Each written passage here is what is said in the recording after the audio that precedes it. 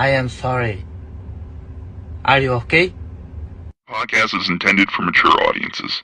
The views and opinions expressed are those of the panelists and do not reflect in any way those of the podcast partners, sponsors, or affiliates. Enjoy. Hi, this is Michael Buffer, and you're listening to the Voice of the People.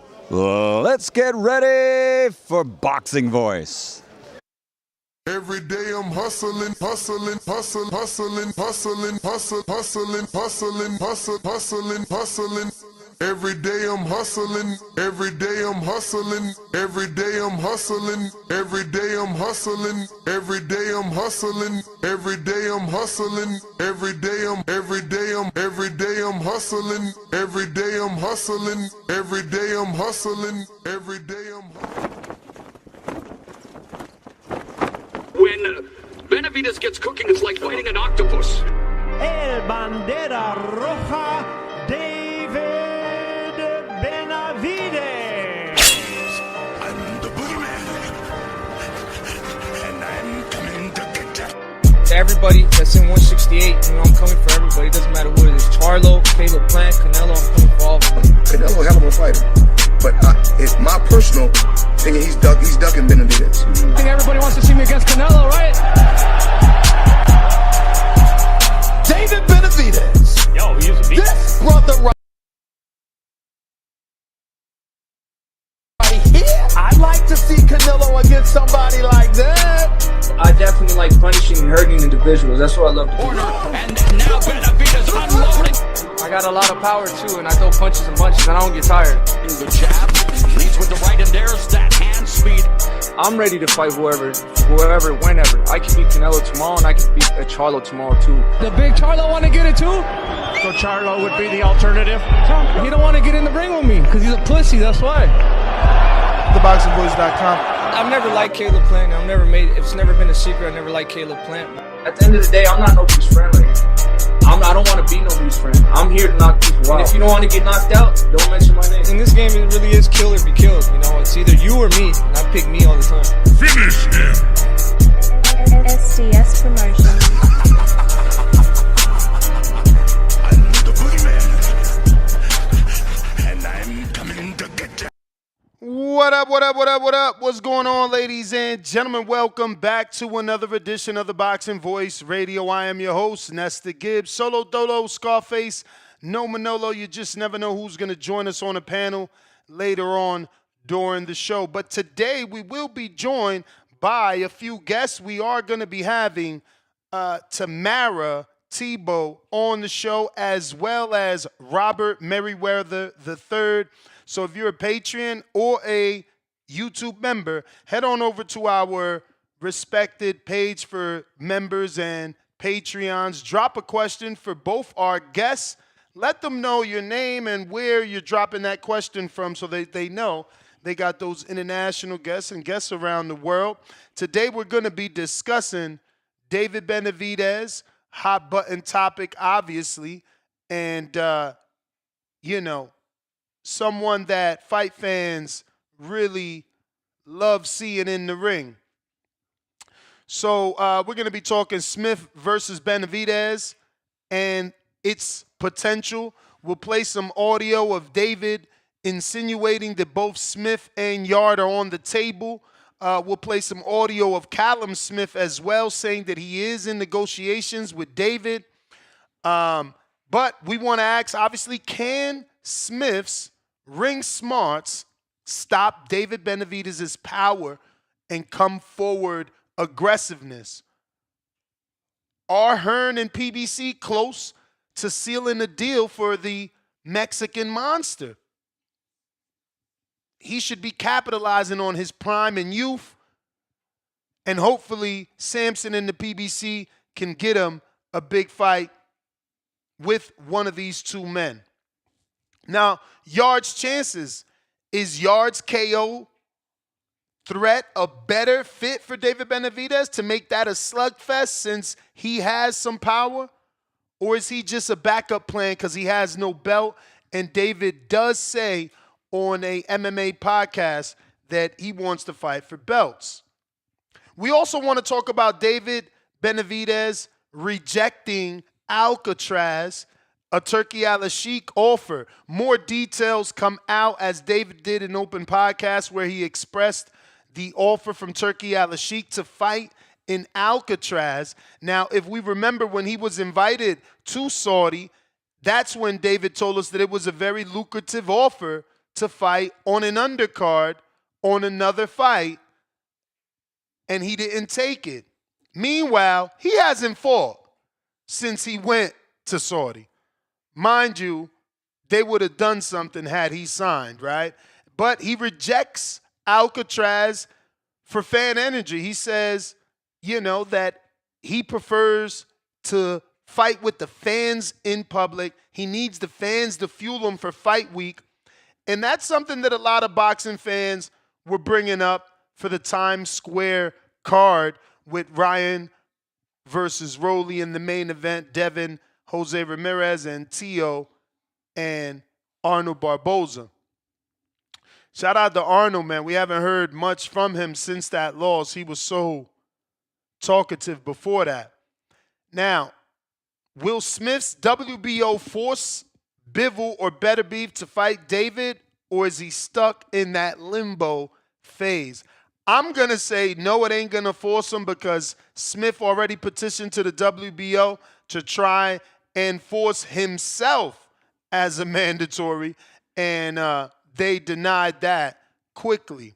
So, yeah, I don't see Smith losing his belt to David and David somehow getting better favor with the WBO when he's never even held the WBO, let alone paid sanction and fees for a WBO. Just doesn't seem realistic. But this is what we're going to be talking about here on the Boxing Voice. And this is our, Memorial Day, Monday morning show. So if you want to partake, you want to give me your opinions on today's topic and what direction you think David Benavidez goes, multitude of ways of doing that. Obviously, you can call in and voice your opinion. We have Discord available and X Spaces if you want to do that. Then you can also voice your opinion by way of poll response on our X or our community page on YouTube. No need to be a member, no need to pay, absolutely free to vote. We would like to see which way you are leaning. Don't forget, we're going to be having Tamm Thibeault in about 6 minutes, newly signed to MVP Promotions, fighting on the big historic card in Times Square. So if you want to drop her a question, remember you can do that by going over to the members page and dropping her a question. Please put your name and where you are not calling from, but where your question is based out of, just so that these fighters know they got fans everywhere, right? So here we have the Boxing Social clip with Callum Smith and him giving an update on the situation pertaining to David Benavidez. Been linked to massive fights off the back of that. David Benavidez has mentioned Anthony Yarde. Now, there were reports that a fight with Anthony was like nearing completion, and Liam's just told us that he's sort of thinking that Benavidez is potentially more likely. Is there any light you can shed on what might be next? Yeah, I've got a meeting with Eddie this week. He's away in Japan the weekend, and then I'm going to speak to him when he gets home. But I think people think the Yarde fight apparently was signed, sealed and done because of Tundi on TalkSport was doing what Tundi likes to do best. But no talks or movement on that fight at all from my side. I haven't heard nothing of it, and like I said, from. So to be clear, because heavy accent, nothing has come from the. Is she early? She sure is.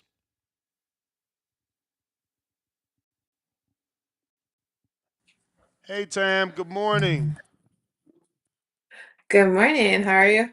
I'm good, and yourself? Thank you for joining us first and foremost. Of course, of course. So do you prefer Tamm, Tamara? What should we be calling you? You can call me Tamm. That's fine. All right. Thank you again for obviously joining the program and giving us an opportunity to introduce you to our audience and just talk to you a bit. First and foremost, congratulations on all your success as a amateur and now as a pro. If you want to talk about, obviously, your Olympic run, I would love to dive into that a little bit. You had 2 attempts, 2 different years. You tried in 2020 and 2024. What was that experience like, going to the Olympics and at least getting as far as you did? I mean, going to the Olympics is a one in a lifetime opportunity. Even though it didn't go my way, I got to live it twice, right? So I'm very grateful for the opportunity and everything that I've done in my amateur career. I've got a really big, amateur background. I've done a lot of great things. I've done a lot of great things for my country, for women's boxing. So I'm very proud of that. I'm very, very proud of everything that I've accomplished. Yeah, I see that you're a big advocate for equality in women's boxing, and you came out the bat with 3-minute rounds. Was that something that was, I guess, on your mind all on its own, or was that the influence of Amanda Serrano and signing with MVP? I mean, I feel like our values align a lot, which with MVP, which is why I made the choice to go with them. You know, um, I'm accustomed to 3 minutes, right? So 2 minutes is something I've done in the past as a youth and at the beginning of my senior career. But for me, 3 minutes was a no brainer because, well, it's what I'm used to. Do you know what I mean? And it is a lot of work, If I and could it's definitely different interrupt, than there. when you Go say ahead. it's what you're used to, just for my audience that may not know, you're speaking specifically sparring. You spar 3-minute rounds versus fighting 2-minute rounds. So you're saying you're used to it because of your training? I'm used to it because of my amateur background. Like women fight 3-3s just like the men do in the Olympics. There's no difference between them, right? In terms of the bouts and the rules and so on and so forth, except for no headgear. That's something that's different between us, which is not something I'm an advocate for in amateur boxing, anyways. I think professionals should be professional, and when you get to the amateurs, it's different. It's a different story. Um, so I'm used to fighting 3 minutes. I've been fighting 3 minutes for since 2016. So it's been 8 years, right? So going back to twos for me, it might be a possibility. I'm not saying it's never going to happen, but I definitely an advocate for the 3 minutes. So obviously, your dad inspired you to become a boxer with his knockout when you were only 10. Now you're knocking out stereotypes as a vegetarian boxer. What's the craziest myth about a plant-based athlete that you've had to shut down in the boxing world specifically? I think it's the fact that you can't get enough protein. I think there's a lot of variety and there's a lot you could do, and there's a lot of ways to get all the nutrients that you need as a high performance athlete. I don't think it's just in boxing. I think it's just as an athlete in general. Like you could do so much, and there's so many possibilities. Even now, in the time, in the day and age that we are now, it's very easy to stay on that. So, in terms of winning the world title, obviously your name is a global name because of your Olympic background, signing to an American-based promoter in Jake Paul. Where would you want that first world title to be? I think it would only be right if it was at home. Like I've traveled the world, I've boxed on all different stages and all different kinds of places, but it would mean the world to, box at home, to be around my people. So many people have supported me, and I want to bring that back.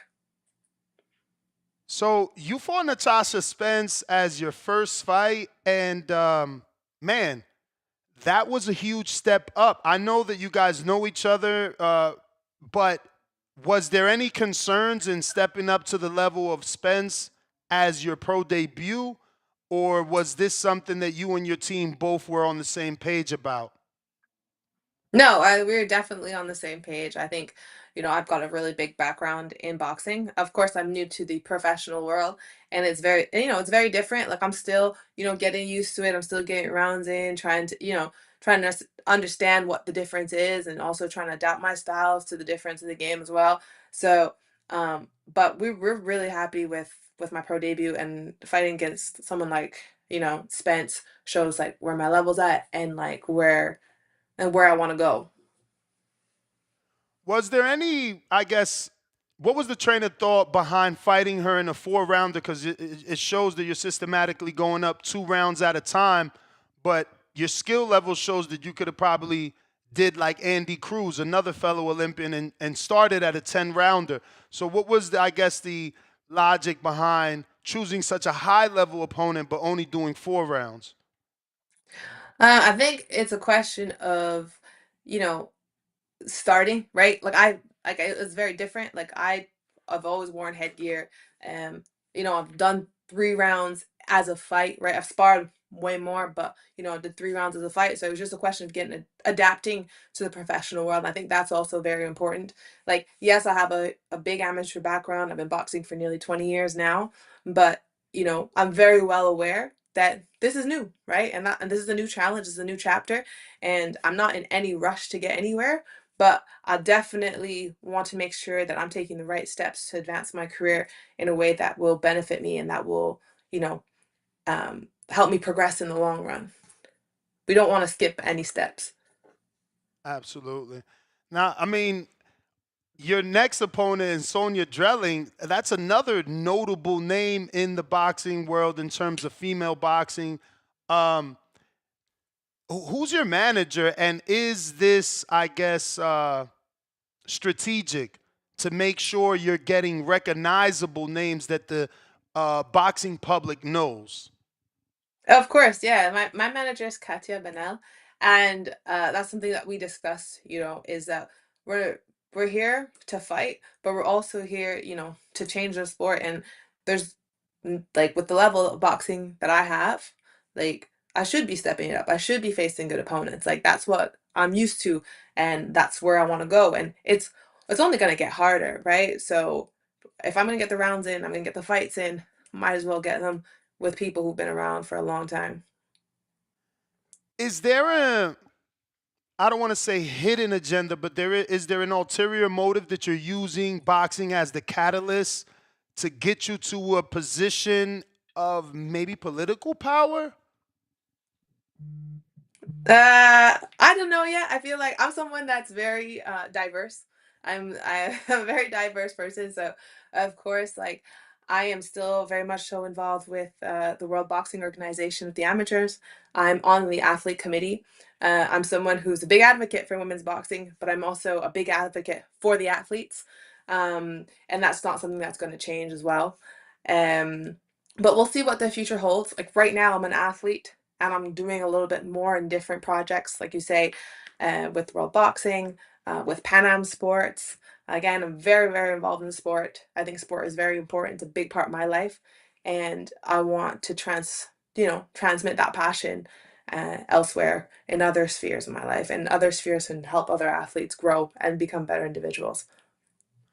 No, absolutely. It just seems like from everything I've read, you're into empowering women, equality, climate change. You're a vegetarian, so I didn't know if maybe this was just a way for you to become famous enough to make the change in the world that you're looking to make. That's a very interesting perspective. That's a really interesting perspective.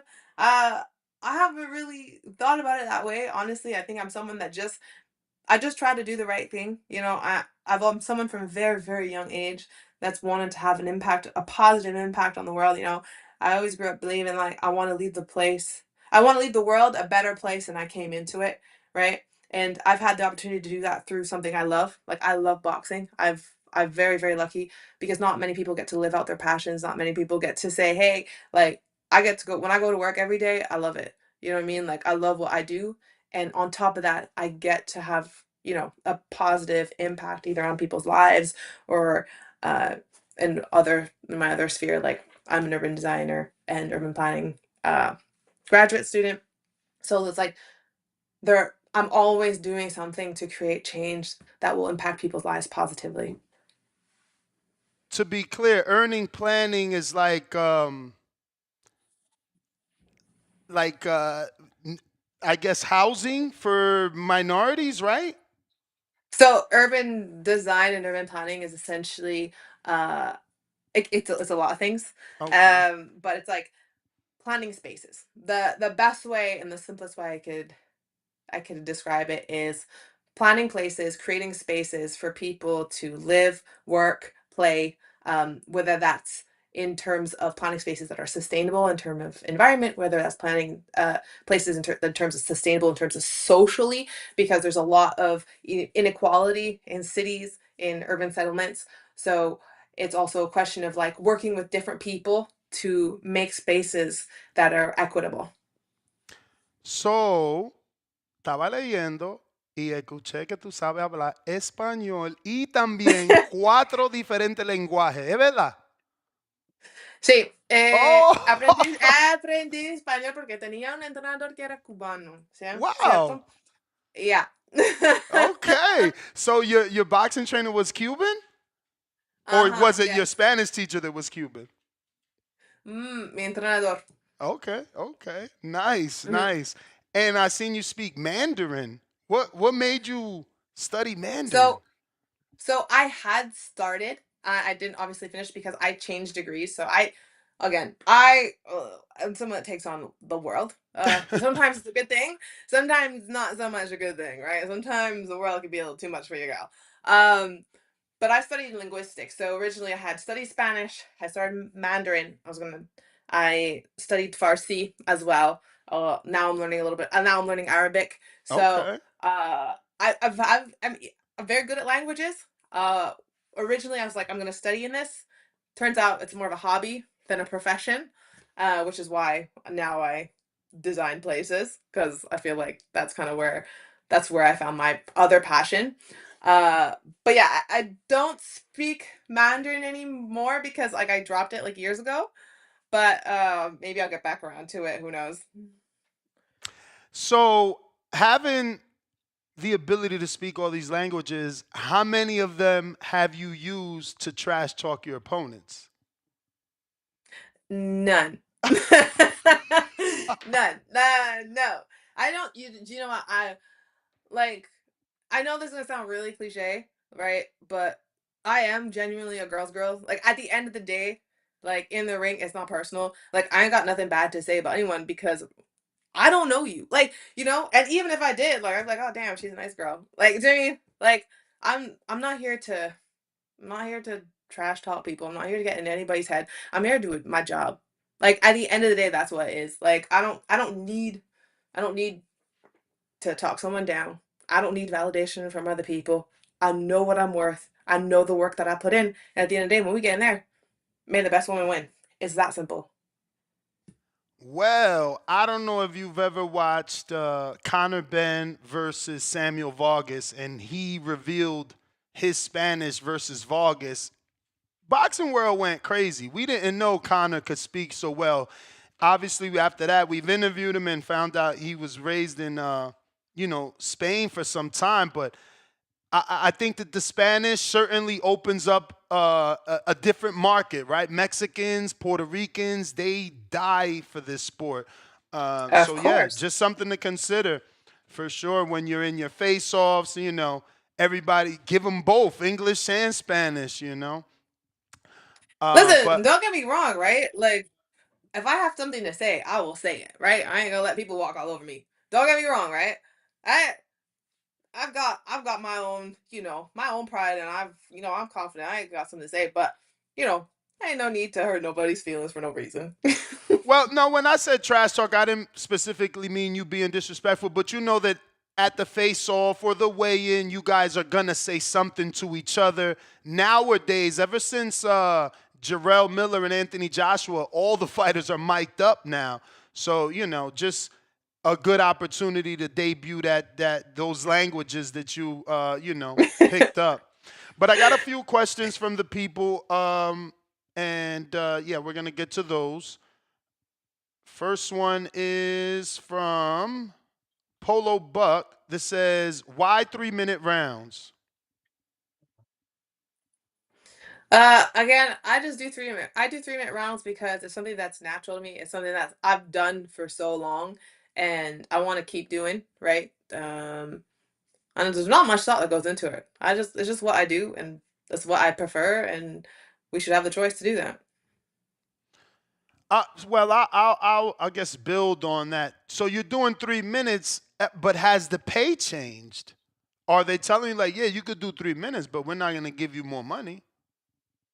No, everything is equivalent, and I get paid what I need to get paid to do that. And I think that's all. That's part of it, right? Because I visited the WBC conventions numerous years, and that's a heavy topic amongst the women. And I truly think that you guys as professional boxers need to first have your own women's summit get on one page, because there's some of you that want 3 minutes, there's some of you that don't. There's some that study the information that's out there on why you shouldn't do 3 minutes. There's others that say, look, we spar every day 3 minutes. So, yeah, I think that the women need to get on the same page. There's a lot. I've been, again, numerous of the conventions, and you guys are never on the same page. Like, maybe more of the popular ones want 3 minutes, but some of the other ones don't want 3 minutes. And it's always a conversation of, well, why am I doing more rounds, or excuse me, more time in the ring if I'm not being paid? So I'm glad to hear that Jake sees it the way that some of these women want it, which is, okay, I'll do more minutes, give me more money. So equality is definitely something that's important, and I'm glad that, Jake is talking like he walks it, man. Donald from Baton Rouge, how long is the deal with Most Valuable Promotions, and how does it feel working with Jake Paul? I'm gonna be with MVP for a little while now. A couple years. We'll see how things go. Right now, everything is going very well. The team is really good. Like, I've enjoyed working with everyone. Jake's great. Nikisa takes good care of us. They're really trying to put women, on the platform that they deserve. So I'm very happy where I'm at. Very, very happy with my team, and I'm glad that we're working together. I have Mr. Benny Hinn that says, what do you feel your opponent does well, and what do you feel you bring to the table that will make you a champion? My opponent coming up, I think she's very active. I think that she can bring that pace, and she's a very athletic girl, which is going to be very interesting. It's going to be very interesting. I'm very excited to see what she has to bring to the table. But yeah, I think she brings a high pace, and she's very athletic. She looks strong, and I think what I bring to the table is my boxing IQ and my work ethic.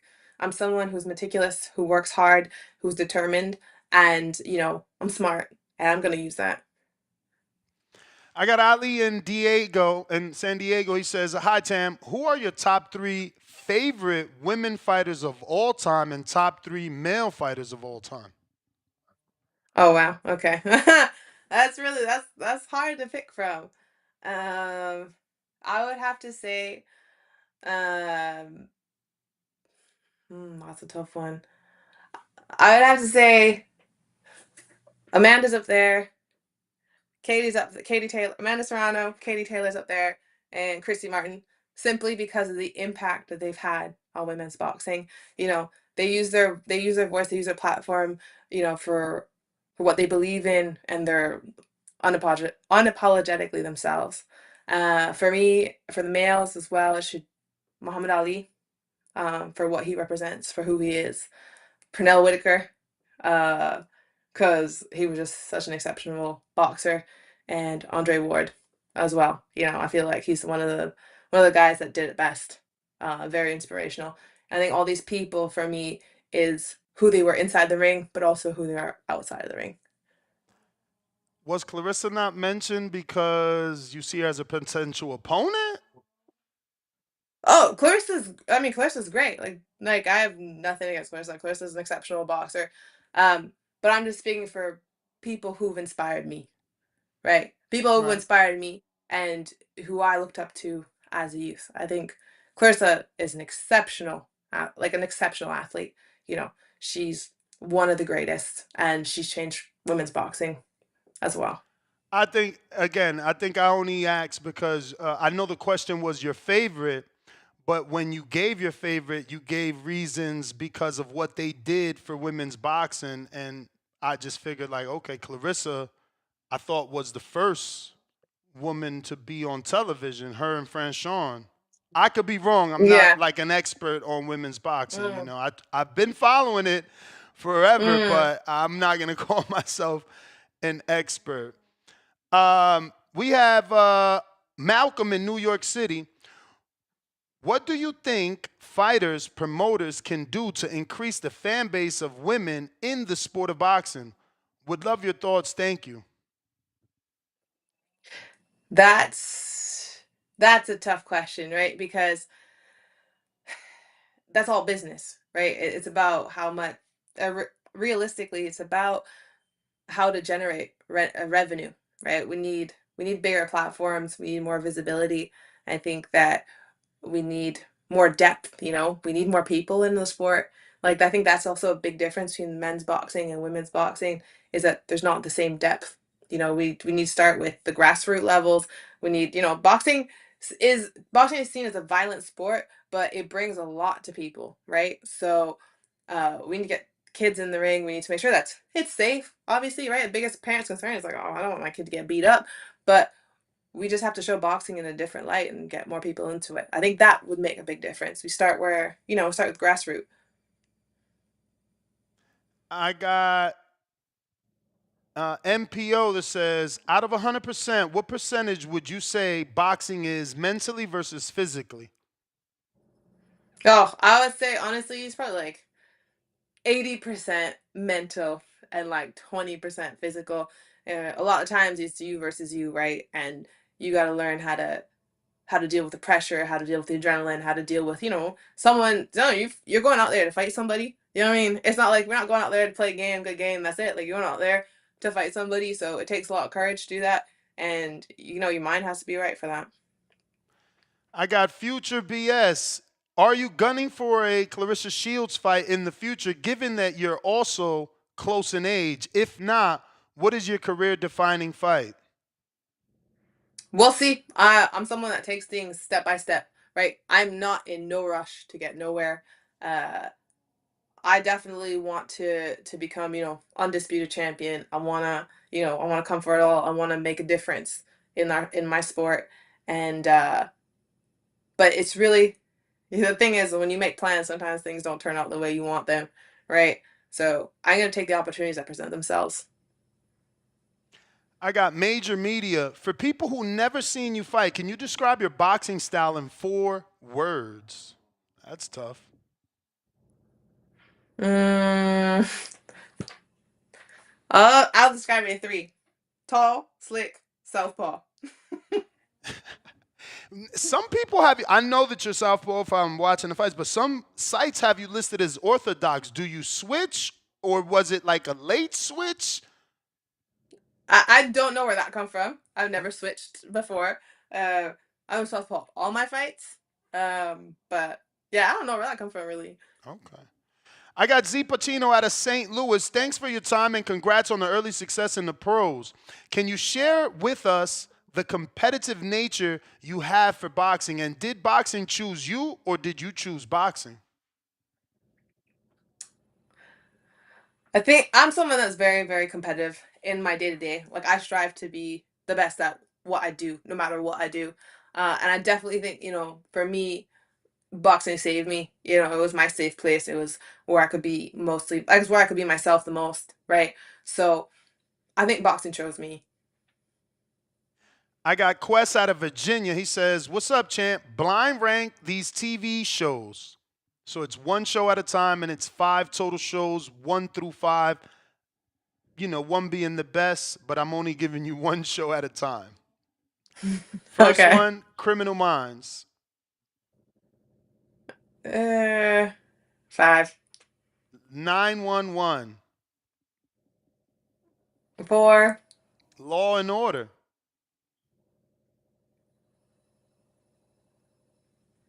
3. Master Chef. 1. American Idol. It has to be 2, I guess. No, but no, we like listening because sometimes they're like, oh, I should have put that number one. All right, shout out to Quest. We got Stock Chasers. Hey Tamm, this is Stock Chasers from New York City. I have one question that rolls into others. How do you feel fighting in New York City, home of the New York Stock Exchange, and are you an active investor? I mean, I'm very, very grateful to box in New York. This is people's dream to fight in MSG, right? And I got to do it my third professional fight, so it's pretty surreal. Am I an active investor? No, but I have active investments, so I don't know if that counts. I think that counts. I got Alex from Palm Beach, South Florida. What are your thoughts on any level of professional fighters being about to compete in the Olympics? Okay. Do you like that? Yeah, of course I like that. Think about tennis, think about soccer, think about water polo, think about volleyball. Do you know what I mean? So many sports do it.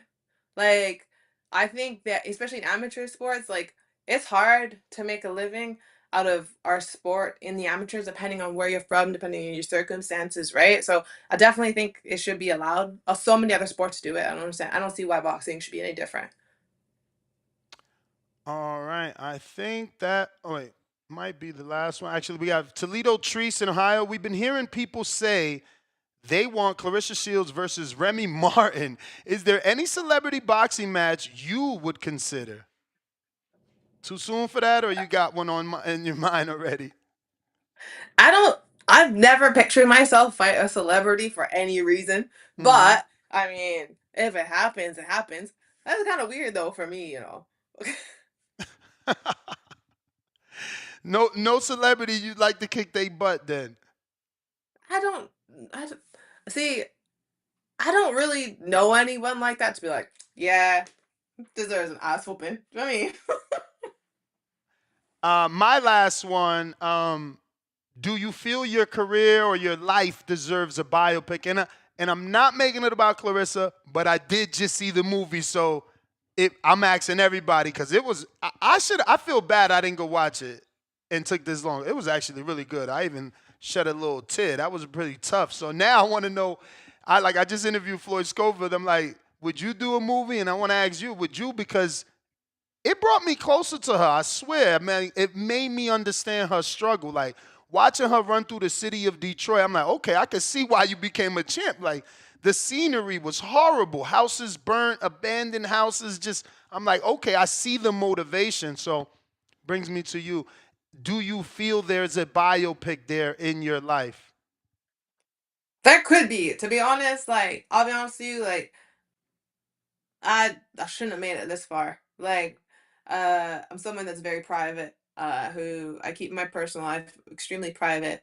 But I've been through my own I don't want to say struggles, but I've been through on my own journey, and there's been a few times where I'm like, didn't think I'd make it this far, and that's why I also am someone that's very grateful, very humble, and very respectful because I know the value of life and I know the value of living it.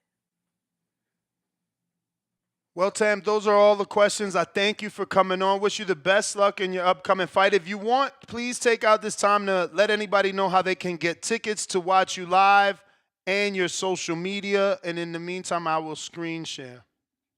Yes, so you guys can watch me live Friday, July 11th on Netflix. You can grab your tickets in the link. I think it's MVP or at Ticketmaster.com. And you gotta follow me on Instagram at Tamm Thibeault. All right, champ. I appreciate you. Look forward to getting you back on for the victory lap. Of course. Thank you so much for having me. Thank you. There you have it, ladies and gentlemen. Tamm Thibeault. Great interview. Love the update, man. 3-minute rounds from the door. Natasha Spence from the door. Sonya Drelling from the door. Hey, she's my type of fighter. My type of fighter. 4 different languages. like 3 different degrees. I forgot to touch on her degrees. I know she gonna be like, oh, this dude played me out, man. I ain't go to school for nothing. My bad, champ. I forgot to touch on all them damn degrees she got. We still got another interview scheduled for a little bit later with Robert Merriwether. Go ahead and take advantage and drop a question for Robert. And we're going to get back to this audio and get back to the regularly scheduled show. This is Callum Smith giving us an update. You've been linked to massive fights off the back of that. David Benavidez has mentioned Anthony Yarde. Now, there were reports that a fight with Anthony was like nearing completion, and Liam's just told us that he's sort of thinking that Benavidez is potentially more likely. Is there any light you can shed on what might be next? Yeah, I've got to meet him with Eddie this week. He's away in Japan the weekend, and then I'm going to speak to him when he gets home. But I think people think the Yarde fight apparently was signed, sealed and done because of Tundi on TalkSport was doing what Tundi likes to do best. But no talks or movement on that fight at all from my side. I haven't heard nothing of it, and like I said, from what I'm hearing, the Benavidez one's probably a little bit further along in terms of talks or negotiations, even though that fight's nowhere near done. But yeah, there's been no minor talks. What I hear from Eddie with PBC over getting the Benavidez fight done, but zero regarding Yarde so far. So no, we wait and see. But I'm in a good position regardless of who I fight next. It should be a good fight, and the goal remains the same. I want to be a 2A world champion, and I believe I'll beat whoever I have to get there. What are your thoughts on David Benavidez as a fighter, especially since moving up to light heavyweight? He's a very good fighter. I've knew of him for a long time. We were both world champion at the same time, down at 168, and I've always rated him a fighter. I like his personality. I think he's good for boxing, and I think stylistically we make a pretty good fight together. So it's definitely a fight that I always feel, like I said in another interview, I feel about to retire tomorrow. The one fight that I feel probably should have happened and never was the Benavidez one. Like I said, we were at 168 together. We were both massive 168, so both had the potential to move to 175. We both have now, so I think it's a fight that will happen at some point. Hopefully, it's next, and let's say he's WBC world champion now, so there's a lot more at stake.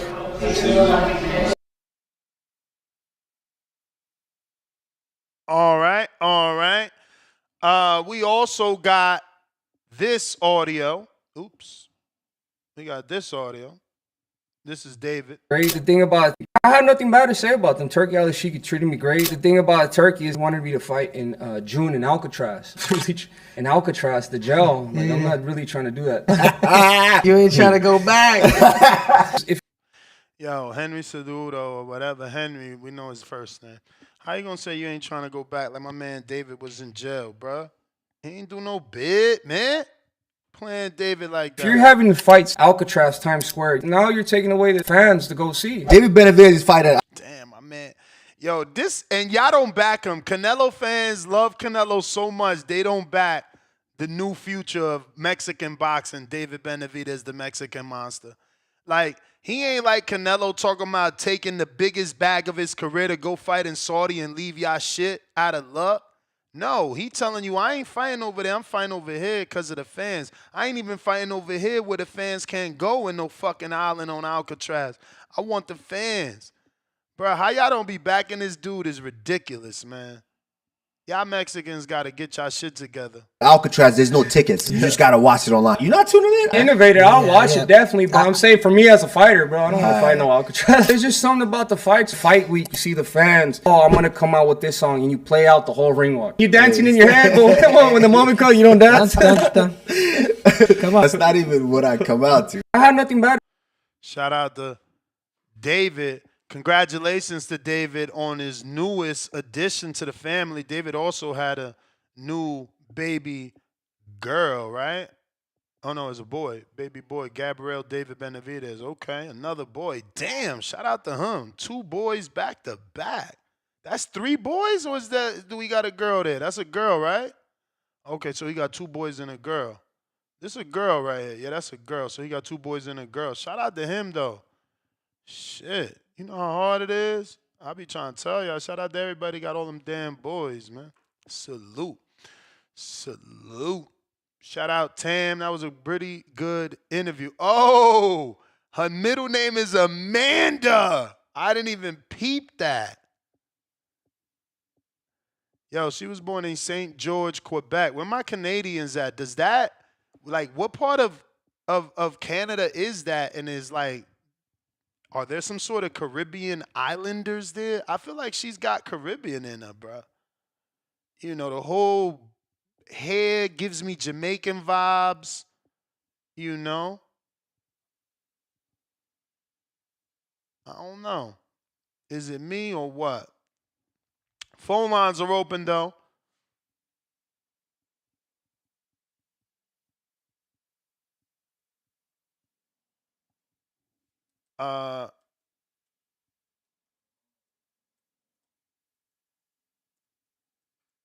My bad. Just giving somebody some technical support there. They having issues with their YouTube.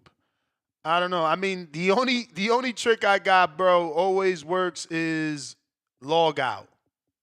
Log out of your YouTube completely and log back in. Usually, for whatever reason, fixes a lot of little issues.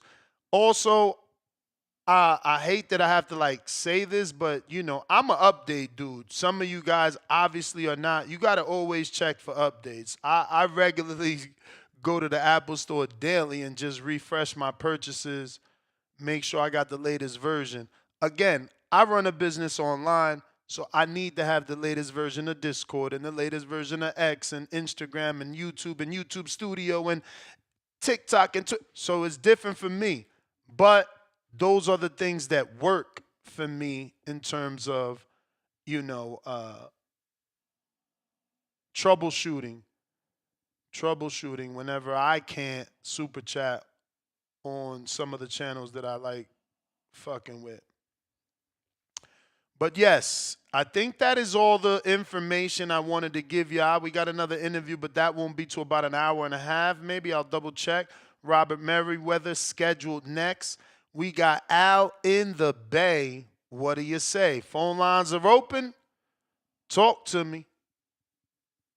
Al in the Bay. Yo, what's up? What's up? Straight from the Bay Area. What up? You know what it is.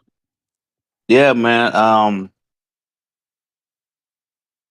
You know, how can you not like David when he turned down the bag to fight with the crowd? You know? I'm the type of person you don't need the crowd, but some people love the crowd. And for him, he want the fans there.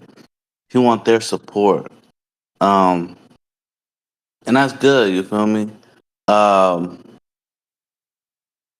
Because now you understand he cares about his fans. You know.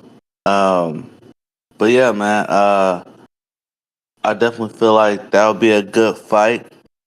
I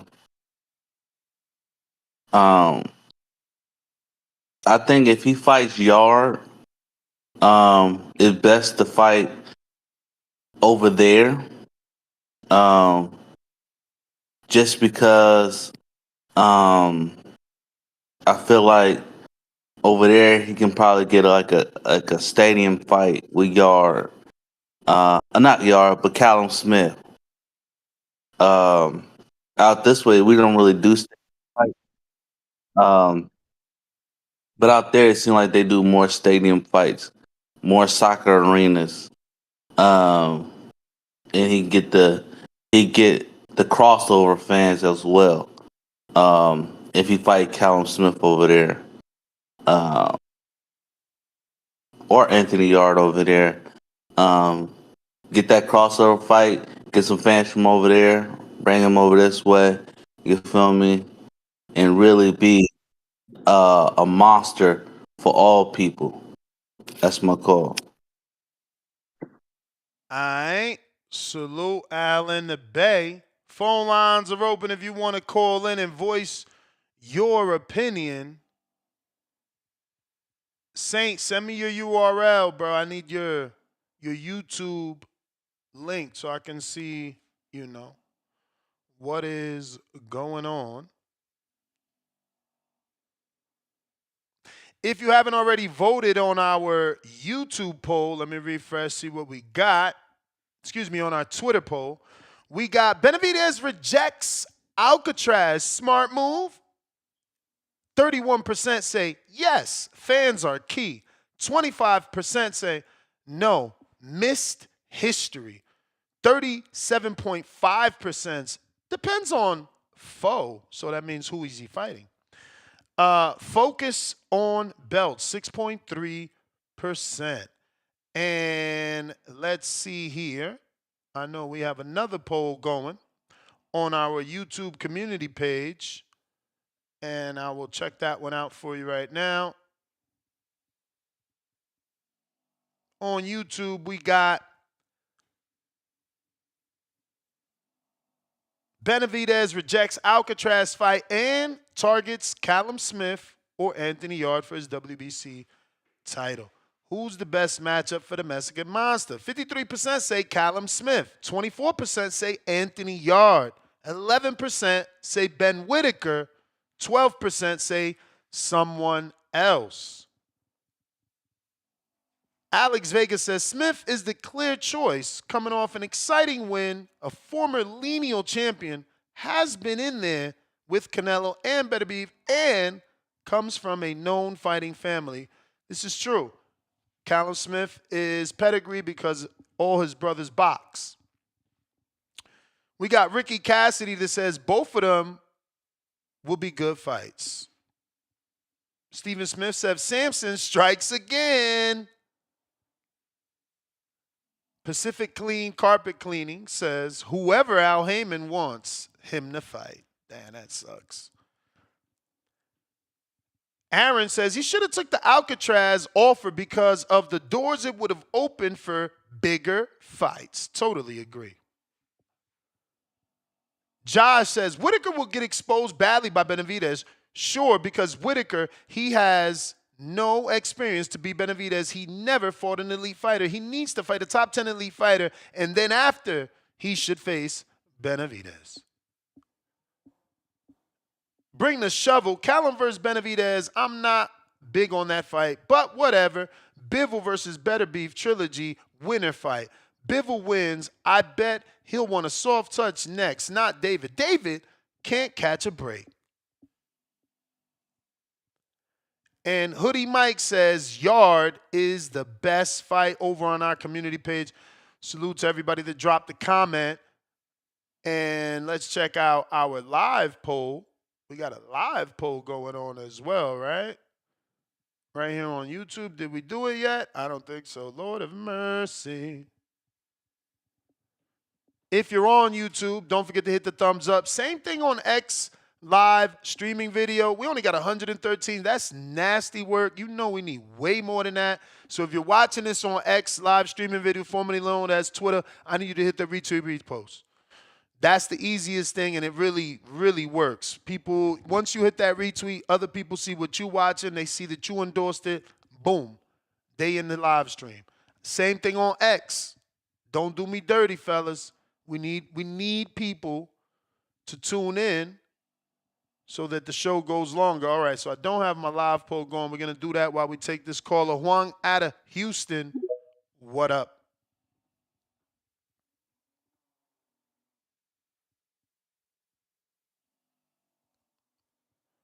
Juan out of Houston.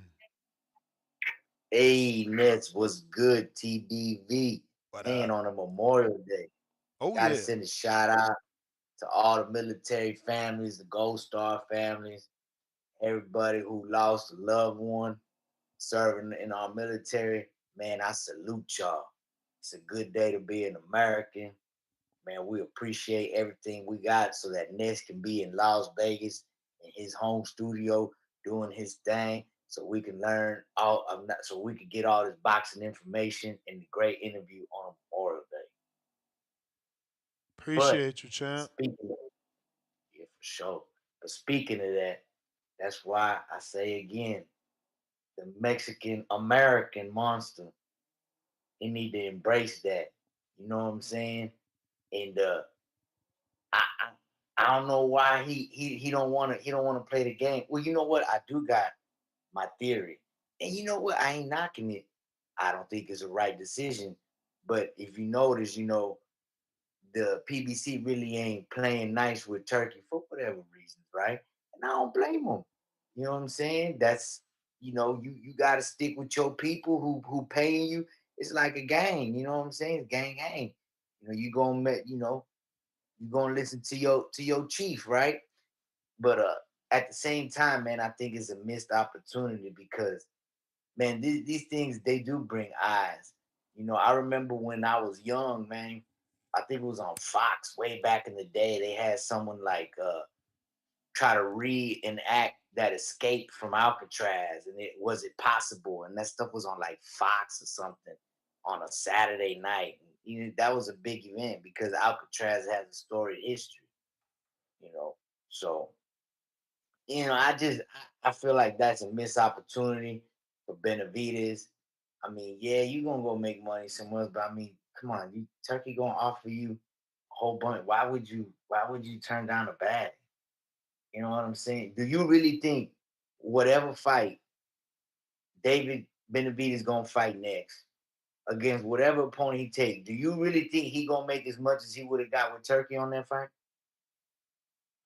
I don't think so. Negative.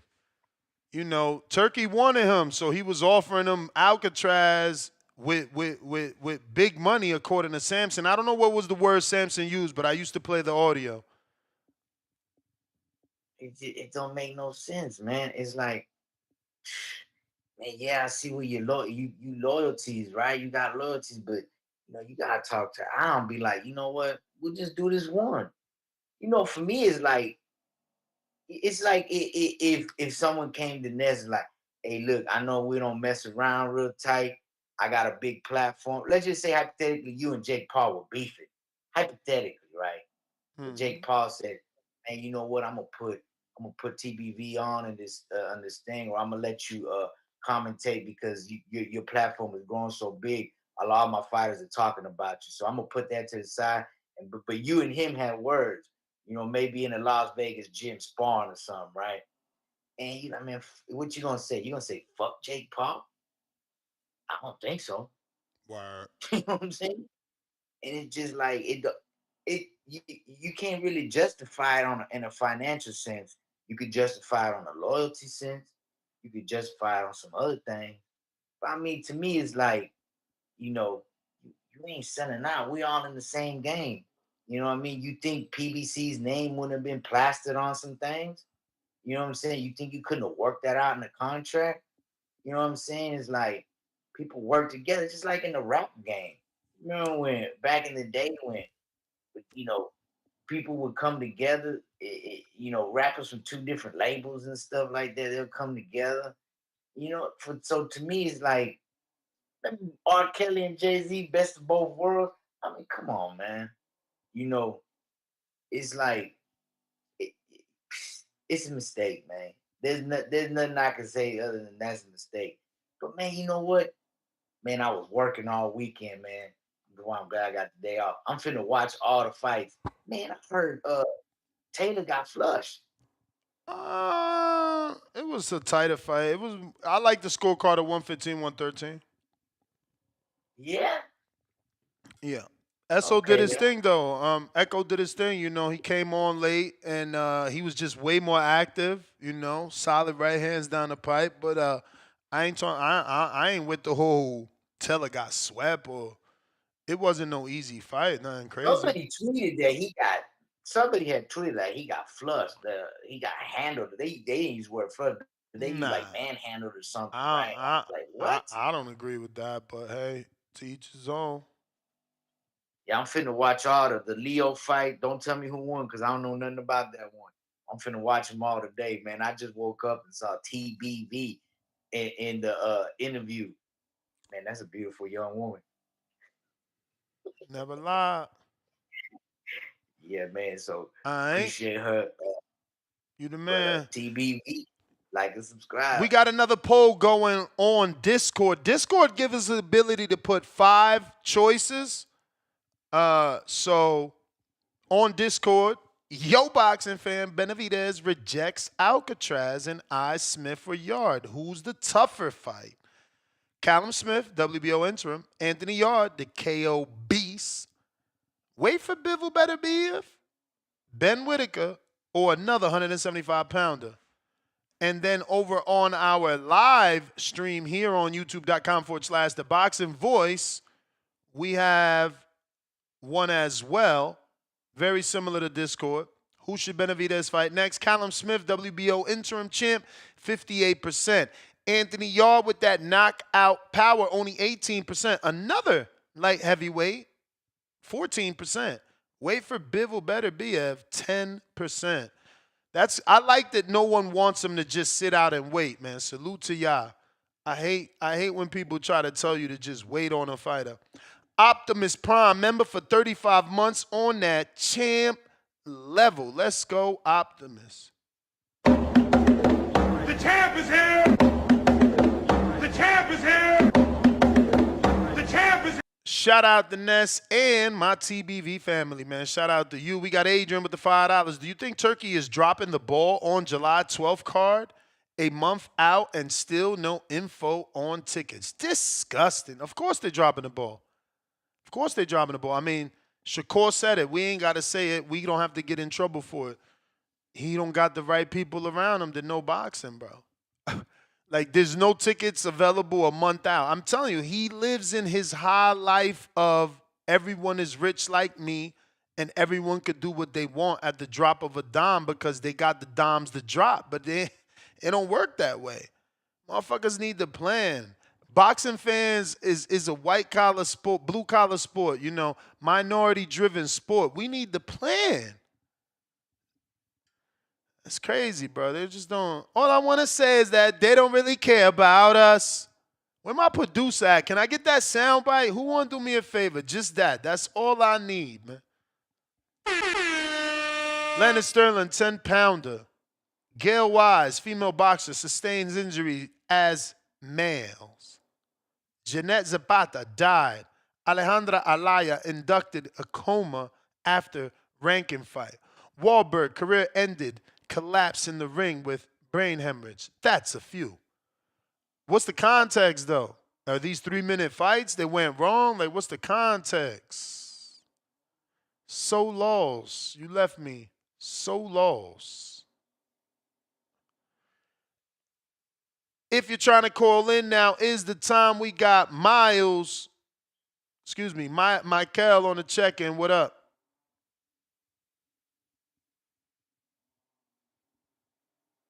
Yo. It's going down. I see the hardest working man in boxing at it, man. Let's get it. But yeah, David Benavidez.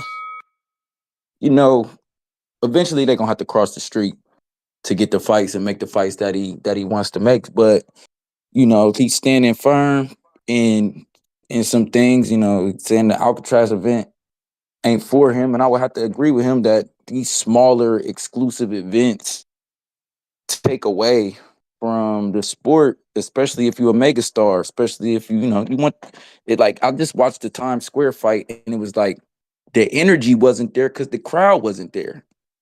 And I fought in front of bigger crowds and I fought in front of smaller crowds. And I ain't gonna lie, it's something about fighting in an arena with a bigger crowd. Like, the biggest crowd I've ever fought in front of was like, I think it was like 1,250 or 1,300. But the energy was crazy. Like, just that many people, all into what you're doing and screaming and yelling and rooting for you or rooting against you, or it turned you up as a fighter. So I can see him saying, man, I don't want to fight in front of 200, 300 rich people. I want to fight in front of thousands and the energy that it brings. But at the same time, because Callum Smith is promoted by Eddie Hearn. Eddie Hearn is with Turkey. You want to make the Callum Smith fight, you're going to have to deal with Eddie Hearn in Turkey. Because Eddie got him financing everything he got going on. The Anthony Yarde fight, I can't remember the name of his promoter, but he's not with Queensberry anymore. He's with another smaller promoter. So, you may be able to get that done. And David's obviously the A side. I think he's the A side in both of those fights. So, they'll be able to get a fight done with Yarde. I can see that probably happening quicker than getting a fight done with Callum Smith, just because of, you know, Al Heyman and his feelings towards Turkey and what's going on and them trying to dictate certain things and Turkey trying to dictate certain things. So I would prefer to see the Callum Smith fight. I think he has the pedigree that would give David the quality of opponent that he deserves and the quality of a win that he deserves. But at the end of the day, the reality is with the politics of boxing, the Anthony Yarde fight is probably the best fight that they can get and the best fight that would probably be able to be made and keep him active without getting caught up in the politics of boxing. So I probably see the Anthony Yarde fight happening before they get a Callum Smith fight, especially with him rejecting the Alcatraz offer. But you know, something got to shake for David. He needs something. He needs something. It's time for him to get the quality of opponent that he deserves and get the paycheck that he deserves and make a big fight. And then Callum Smith is a common opponent with Canelo. So you know, all of those conversations that come up. Champ, let me get to some other callers. Appreciate you as always. Up next, we got Majid. What up?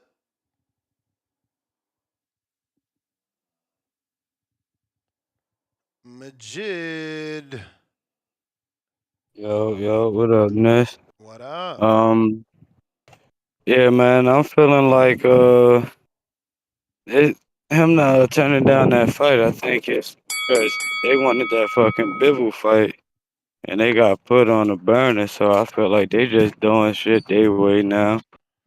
You know, I heard he get paid something decent, but I don't fucking know. But I think they just showing resistance because kind of like, you know, they can Turk and them controlling shit to the point where they just like, nah, bro. You know, is you take one fight away in the Bivol fight, that was a big ass deal for some, you know what I'm saying? And now you're telling this nigga to go fight on Alcatraz, and I just be having mad questions. Like I know a couple Riyadh season fights, you know, they was using Eddie Hearn and them as promoters and doing a little pay-per-view and all that shit on their market. I don't know their business. I don't know their paperwork, how they doing these things. But I think that maybe Turk should just try to do with those fighters on that side like he do with the rest, and maybe have a PBC event on Amazon for Riyadh season and bring some of those niggas over to the American market, you know, to see how that shit turn out. But I think that if he keep trying to hit those PBC fighters, like the bigger the name, the more resistance is gonna be because what PBC got like maybe tanking Benavidez, and then after that, and if they have a bad loss, they don't got shit at the moment, you know. So I feel like, you know, those higher ups trying to keep that shit more in their control before they lose it all. But shit, man, that's all I got. Yo. All right, champ. Well, appreciate you. Up next, hey man, it's Memorial Day, man. I want to see some callers, right? Like, ain't y'all like off work? I mean, I guess people might be barbecuing, but it's like only 10 a.m. You know what I'm saying? Where the boxing heads at, man? What up, AC? Yo, you hear me? Loud and clear. Yeah, first off, man, you might have just answered your own question. You know, the end of a long weekend, man, they recovering, bro. They still knocked out, man. You know, they was partying for Memorial Day, bro. You know, pool parties and shit like that. But as far as the topic, man, if Benavidez turned down Alcatraz specifically, I really ain't got no problem with that, man, because honestly, I feel like that idea was stupid in the first place. I like Turkey kind of reaching outside the box and trying different things, man, but the prison fight was kind of a dumb thing. Personally, I feel like, man, if he gonna try something extra, he need to go try to throw a fight in the Coliseums, man. Now, that'd probably be dope, you know, if you could renovate that in a way that it doesn't like disturb the history or whatever, however you want to say it, man. That'd probably be fine. Have a fight in the gladiator stadiums. As far as Benavidez, if I was him, man, I would be pushing his team to try to make that Callum Smith fight. Because a win in that fight, man, it does more positive than not taking that fight. I mean, you got the WBO title, you know what I mean?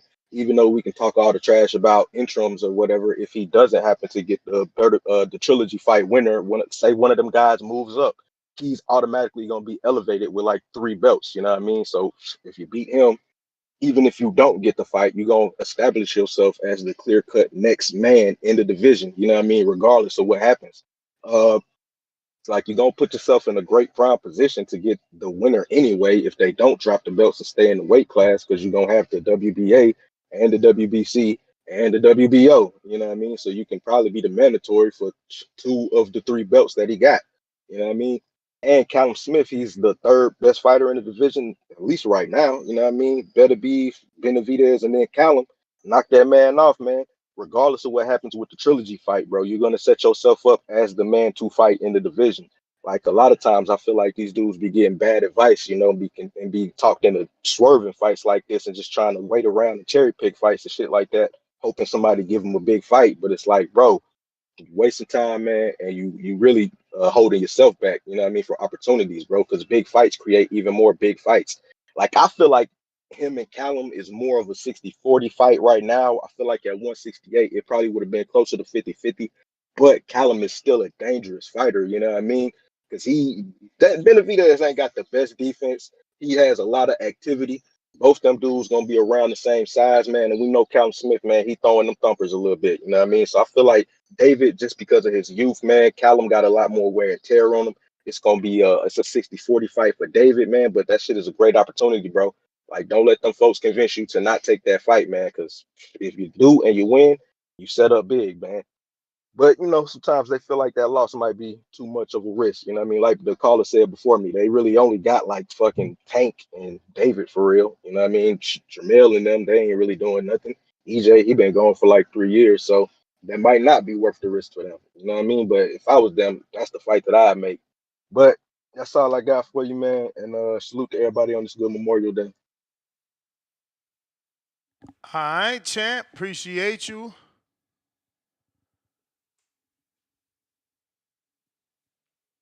We are taking calls on Discord and X Spaces for those that want to call in and voice their opinion. Link in the live chat, pinned to the top. And we're going to go ahead and spam the live chat here on youtube.com/theboxingvoice for all the people in the chat. If you haven't already hit the thumbs up, go ahead and do so. We're trying to get that algorithm activated. This way they can put this episode in the eyes of other boxing fans that are off on a Monday, not hungover, looking for some boxing talk. TBV is here 7 days a week, doing our thing. And we're taking phone calls on Discord and X Spaces. Let me get to these super chats. Look like Leonard Sterling back with another 10-pounder. Time to drop a bomb for the dub. The context is there was a hater in the chat called Gail Wise belittling female boxers, claiming they punches can't do nothing to another female boxer when some have died. Some sustain career-ending injuries. Yeah, man, I mean, you know, we always going to have people in the chat being ignorant. You know how that goes. But, yes, let me get out too. Living on the water. Chicago, what up?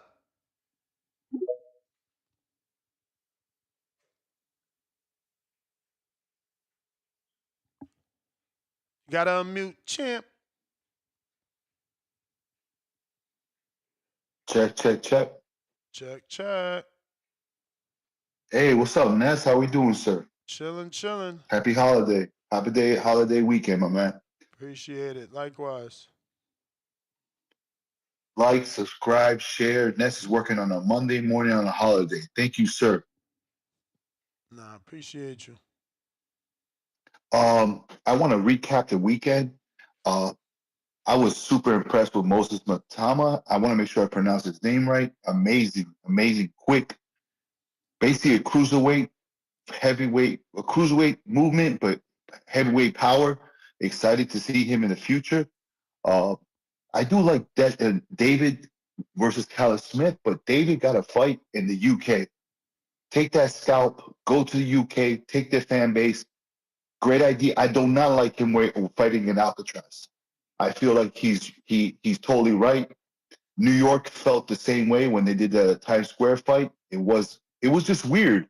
It was, it was great on TV, but the fighters feed off that energy. 30, 40,000 fans makes a big difference, especially in the UK. You think he'll sell out in the UK? Like if Callum Smith and him do a in big Anfield, ticket, you know what I mean? They should be able to sell it out They in should. Anfield Park.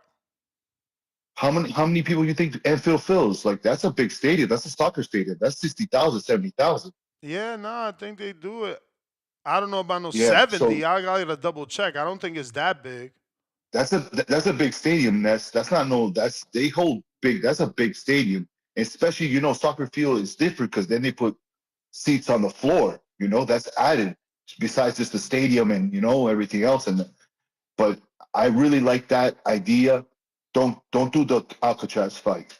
I like the idea of going to the UK, making a big show of it, and taking those fan base, and especially you got David's ear, you talk to his dad and everything. Let him know if Eddie tells him, hey, cross the pond, do that.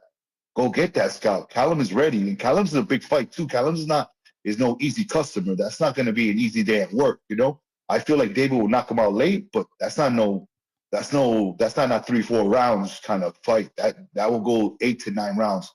I just want to say thank you so much. And also, I was in Milwaukee this weekend. Fellas, Milwaukee's really nice. Great casinos right by the ballpark. So if you guys are going to go and get tickets for Border Wars, there's a great casino in downtown Milwaukee. Yeah, the capacity is 61,000.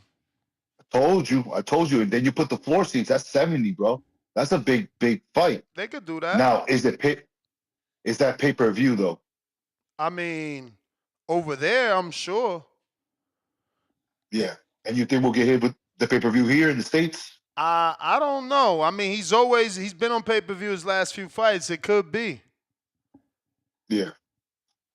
And that's a big fight for David. I don't think David David only has fought in Arizona, Vegas, right? He hasn't left even the West Coast. Someone said it's small in the chat. Man, this shit said it's the 5th largest stadium in England. They wildin'. They don't know shit. They you know what they're used to? Little basketball arenas where they hold 20,000. They don't know about soccer arenas. But definitely, Nes, happy holidays. I'm trying to promote this Border Wars for you. Milwaukee was beautiful this weekend. I came up from Chicago. I had dinner out there. The casino was beautiful. The ballpark was beautiful. Just overall, a great city on the water. So even if you go with your lady, it's a great town to visit. It's not that expensive. Economically, the hotels are great to stay at. And you enjoy yourself. You get to watch some great boxing and be part of this great community. Nes, thank you again, bro. All right. Someone actually sent me a message today and was like, yo, just sending you this so you could tell the people in the community that this is happening in Milwaukee on Friday. They added more people to the concert. I'm going through my DM so I can find it. They added a bunch of artists to the concert that's happening in Milwaukee on that Friday and Saturday that we're having Border Wars August 1st and August 2nd. Haven't found it yet. So once I do, I will report on it. Or the person that sent it, you could just bump it to the top, man. Shit got buried. You know how it be.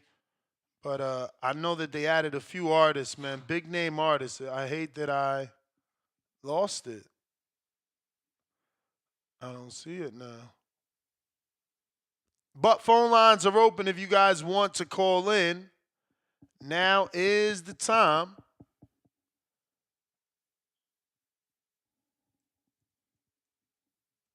Phone lines are open.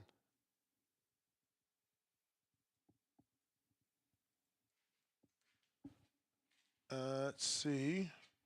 Damn, you're about to kill me. I got a whole hour to go with another show. Another interview. I'm going to have to text Rob like, yo, these bums is taking off, man. Everybody taking off because of the holiday, huh? Well, I'm going to give it a few minutes. I want to see if his father can make him available early so I don't have to cancel.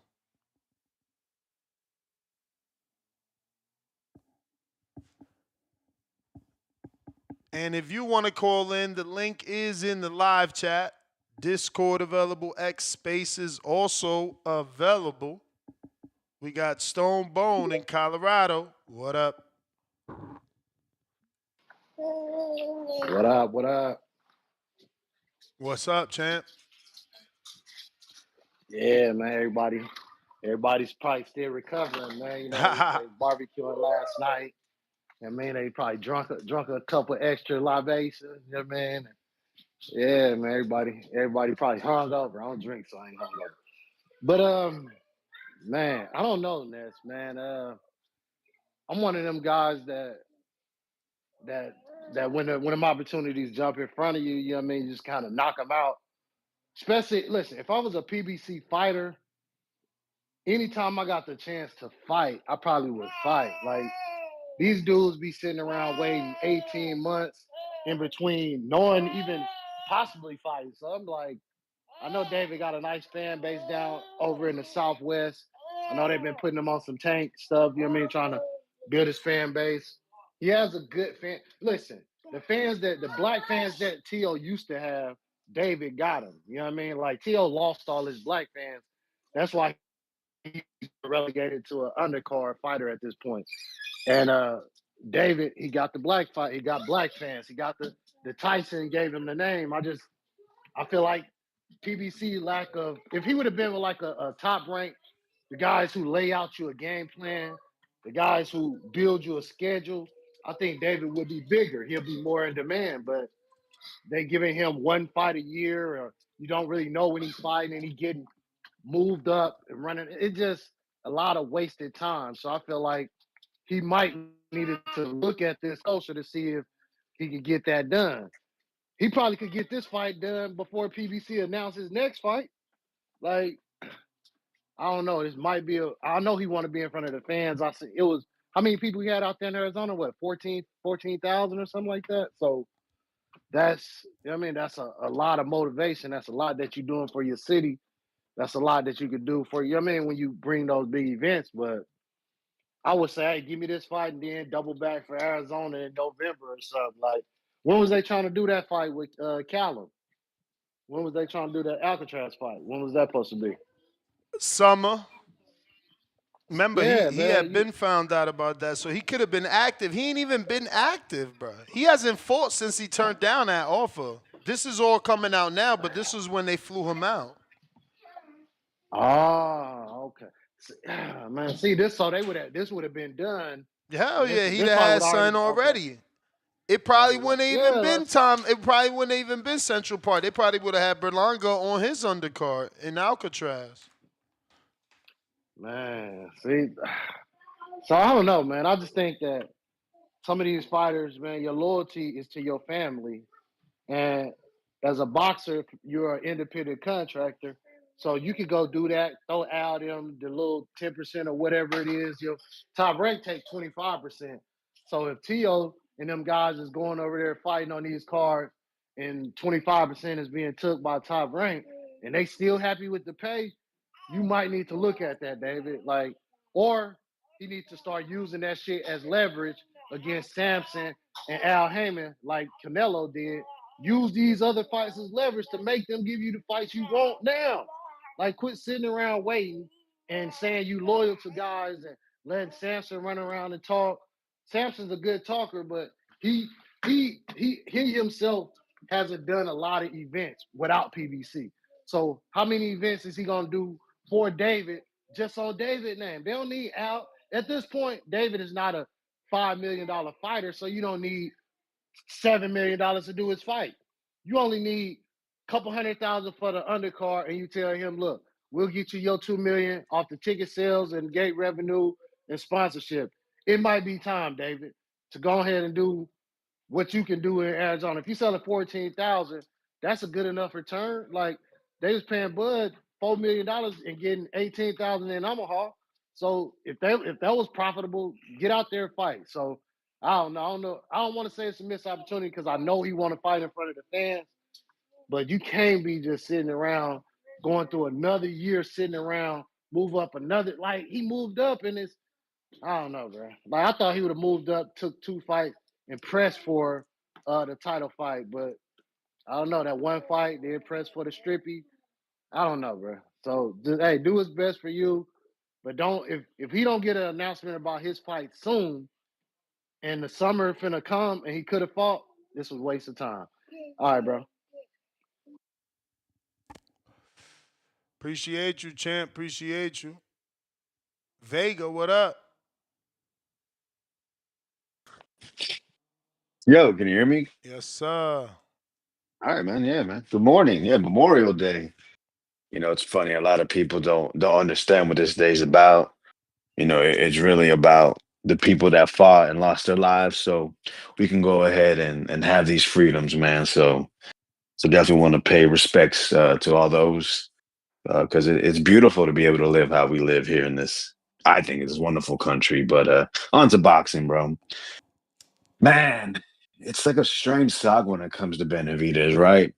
Everybody knows. I mean, no, that's not true because there's a lot of haters, and you know you're doing something well when you have a lot of haters. But my truth, what I see is Benavidez is extremely skilled, very, very good fighter for 175. He was at 168. He was just below Canelo. I was very, invested in the scene. If Canelo, this guy that was pound for pound number one, then one loss at 175. We kind of pushed him down a little bit, but still, him versus Benavidez has been the fight that I wanted to see. It didn't happen for a multitude of reasons. Canelo not wanting it, David not pressing it, him moving up, and now, it seems it's happening again with Bivol, Better Beef. They're gonna fight for a third time. So what's the next best thing?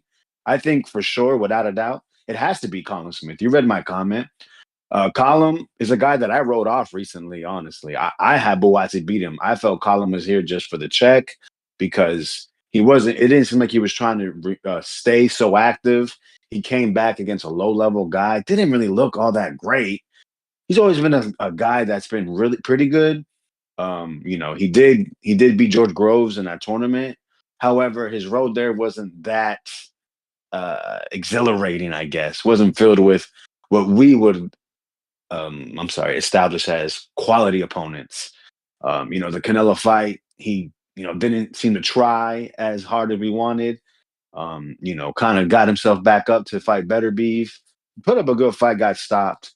But yeah, man, see, I like activity, and that's what Benavidez has been trying to do.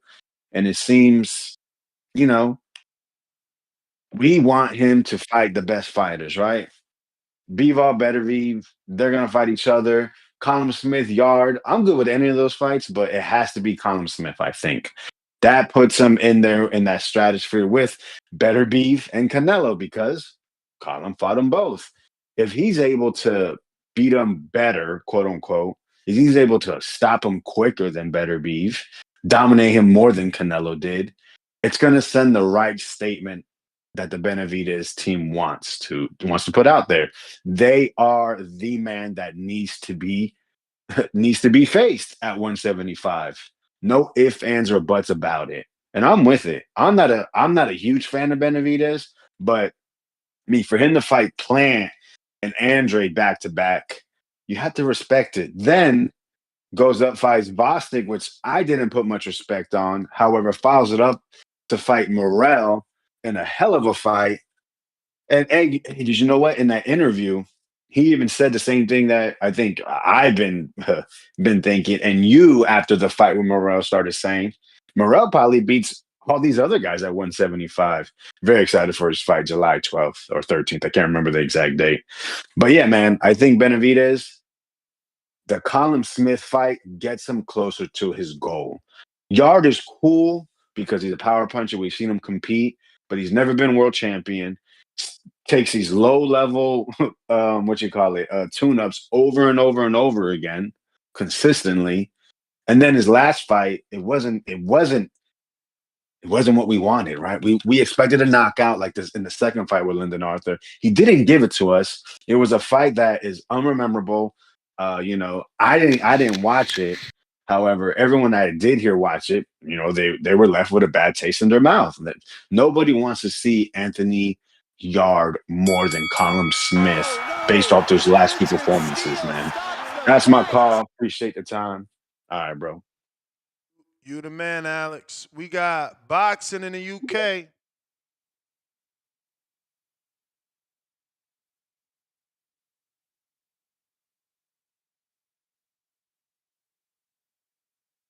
Boxing. Boxing. Bo Rodgers. Bo Rodgers. Yo. What's going on there? That's what's happening. What's happening? Man, shit, chillin', man, chillin'. Uh, Benavidez, I don't blame him. I mean, I really don't want all the gimmick stuff in boxing no more. I want it to be, the perfect time for boxing was when HBO and Showtime was strong.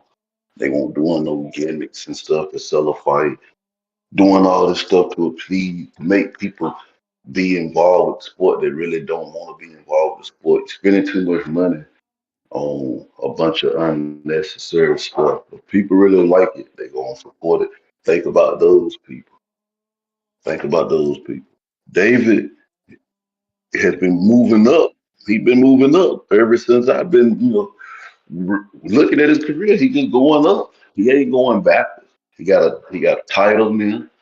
He moved up. He got a title. He then got names that people respect under his belt. He got there. He doing everything the right way. Now, why do we need to take him away from the fan? He just made it to Vegas. He said that was his dream to be in Vegas. He did now. He's a Vegas fighter. Why go to Alcatraz? Why do a fight where there ain't no fans there? The fans can't come. Like that fight they did with Ryan Garcia now in New York with no fans. Really, to me, it just defeated the purpose. It's cool ideas and all that, but that ain't for the top of the line fighters. We don't know. We don't know what their numbers are. We don't know what they can sell. We don't know because you just keep on doing things to hide what their potential really is. And I don't even know what the pay-per-view and stuff is. Just because they fighting in a jail don't mean it's gonna make it a better fight or whatever. Even though, whatever David do, it'll be all right with me. I just want to see him fight. But we don't need all that gimmick shit. Just put him on in Vegas, where in the spots he was in last time or whatever, and let's let it rock out. I have no problem with who he decide to fight. He didn't earn my respect to the point I think he ain't never gonna duck no smoke. He ain't ducking no smoke. He got the guys that people respect dropping the belt to duck his smoke because guys don't want to play fair. So it is what it is. I'm cool with what David did. He don't need that man when he got out of him. Don't need him. And it's always been like this show, man. You ain't let people buy you out. You earning your money. You earn how you get through this world. Because that's the only thing that's gonna be there for you if these motherfuckers decide some scandal shit come along. Now they want to cut your sponsorship. They want to cut you off because they found out you dealing with this person, you dealing with that person. No, they can't do that here. You can't do that to people like us. You can't cut me off. I don't need all that other shit when I got a real deal fan base built in already that really rock with me and love me. I ain't got no reason to be doing all that extra shit. You gonna play hardball and think we sit back and we watch the movies we make whenever we reject you or something. We see what you're doing. So now we just studying, learning how to then come back there. We got what we need over here to do what we gotta do. You doing all this stuff just showing people who you are. Just play fair, get in line, help out if you're gonna help out. Stop trying to take over something because that's obviously ain't gonna happen. David doing the right thing. I agree with the decisions he's making. I'm not gonna knock him. And if Better Beef and Bivol decide that they want to do something, throw some hands, he right there. He ain't going nowhere. They showing the opposite now. They'll go somewhere else and try to do something else, make something else happen. Stay your ground, and eventually those boys, if they really about it, they gonna come and have to holler at you to make a fight. But right now, you done took about 5 or 6 tough fights in a row. Go and get you some. Go on you a bum of the month tour. I'm telling you, we gonna watch you no matter what. We gonna watch you. You done earned it. Unlike all these other boxers, they ain't earned nothing. They got to do the stuff they doing. You on the right path. Do what you gotta do. Don't worry about that shit these motherfuckers talking about. Uh-huh. Alright. Salute Bo Rodgers, man. Salute Bo Rodgers. Morning, champ. Morning. Morning, top of the morning. Salute to the chat. Yeah, man. Turkey tried to send David Benavidez back to prison? That's crazy. This is crazy. So wait, he been in jail? Because I didn't know that. I don't know if he been in jail or not. I'm just saying. You trying to send a nigga back to prison, bro. What's going on? That's disgusting. We don't need to be fighting on no damn prison, man. Nasty. Yeah, come to Phoenix, bring Yarde, bring Smith, whichever one you want, and let's get this new face of boxing shit cracking. Respectfully. New face of boxing. Does everything right. Comes forward in the fight. Comes to squabble. Entertaining fight. Got a hairline. Family man. Just had a baby yesterday. Congratulations. Lambos. Miami conduct. Mexican style. Does everything right. Face of boxing, man. Stop hating. Damn. He chose the fans over the bag, and the Mexicans still don't love him. He literally said no to a fight that would have been the biggest money fight of his career. Let's be real. He would have got paid the most money in his career to fight in Alcatraz, and he said no because fans can't be there. Facts. Chile killers. Didn't sell out the T-Mobile Arena last time he fought David Morrell, but it was damn close. 18,000 people there. Fight of the year candidate. That is a candidate for fight of the year. He does everything right. Everything right, bro. The only piece that we have is what's happened traditionally in the sport of boxing. The crown needs to be passed. Canelo refuses to pass the crown. Let me ask you this, Nes. Would you rather lose to Terrence Bud Crawford and make Terrence Bud Crawford top 3 all time, 3-time undisputed? Or would you rather lose to David Benavidez? I mean, at least if you lose to Crawford, I think that's how you're looking at it. If you lose to Crawford, you lose into a top 3 all-time great, right? Or top 5, top 10 all-time great, whatever. Because that's not my argument to have. I don't want nobody calling in beefing with me about where I put Crawford at in the ATG list. But yeah, I just think it's easier to put Crawford on an all-time great list where David has so much left to accomplish to even be considered. So if you lose to him, some might call that an upset. You see what I'm saying? Whereas Crawford, they not going to call it an upset in the long run. 5 years from now, people always going to be like, well, we always knew Crawford was that skilled. They always avoided Crawford. But the minute that Sean gave him a fight and Earl gave him a fight and Canelo gave him a fight, they all lost. That could be Crawford's story. We don't know. You can't say that about David. Like, David beats Canelo, it's an upset. What's his trajectory? To fight Callum Smith and Anthony Yarde? Move up and fight Zurdo? He needs the Canelo win to be where Crawford is at now.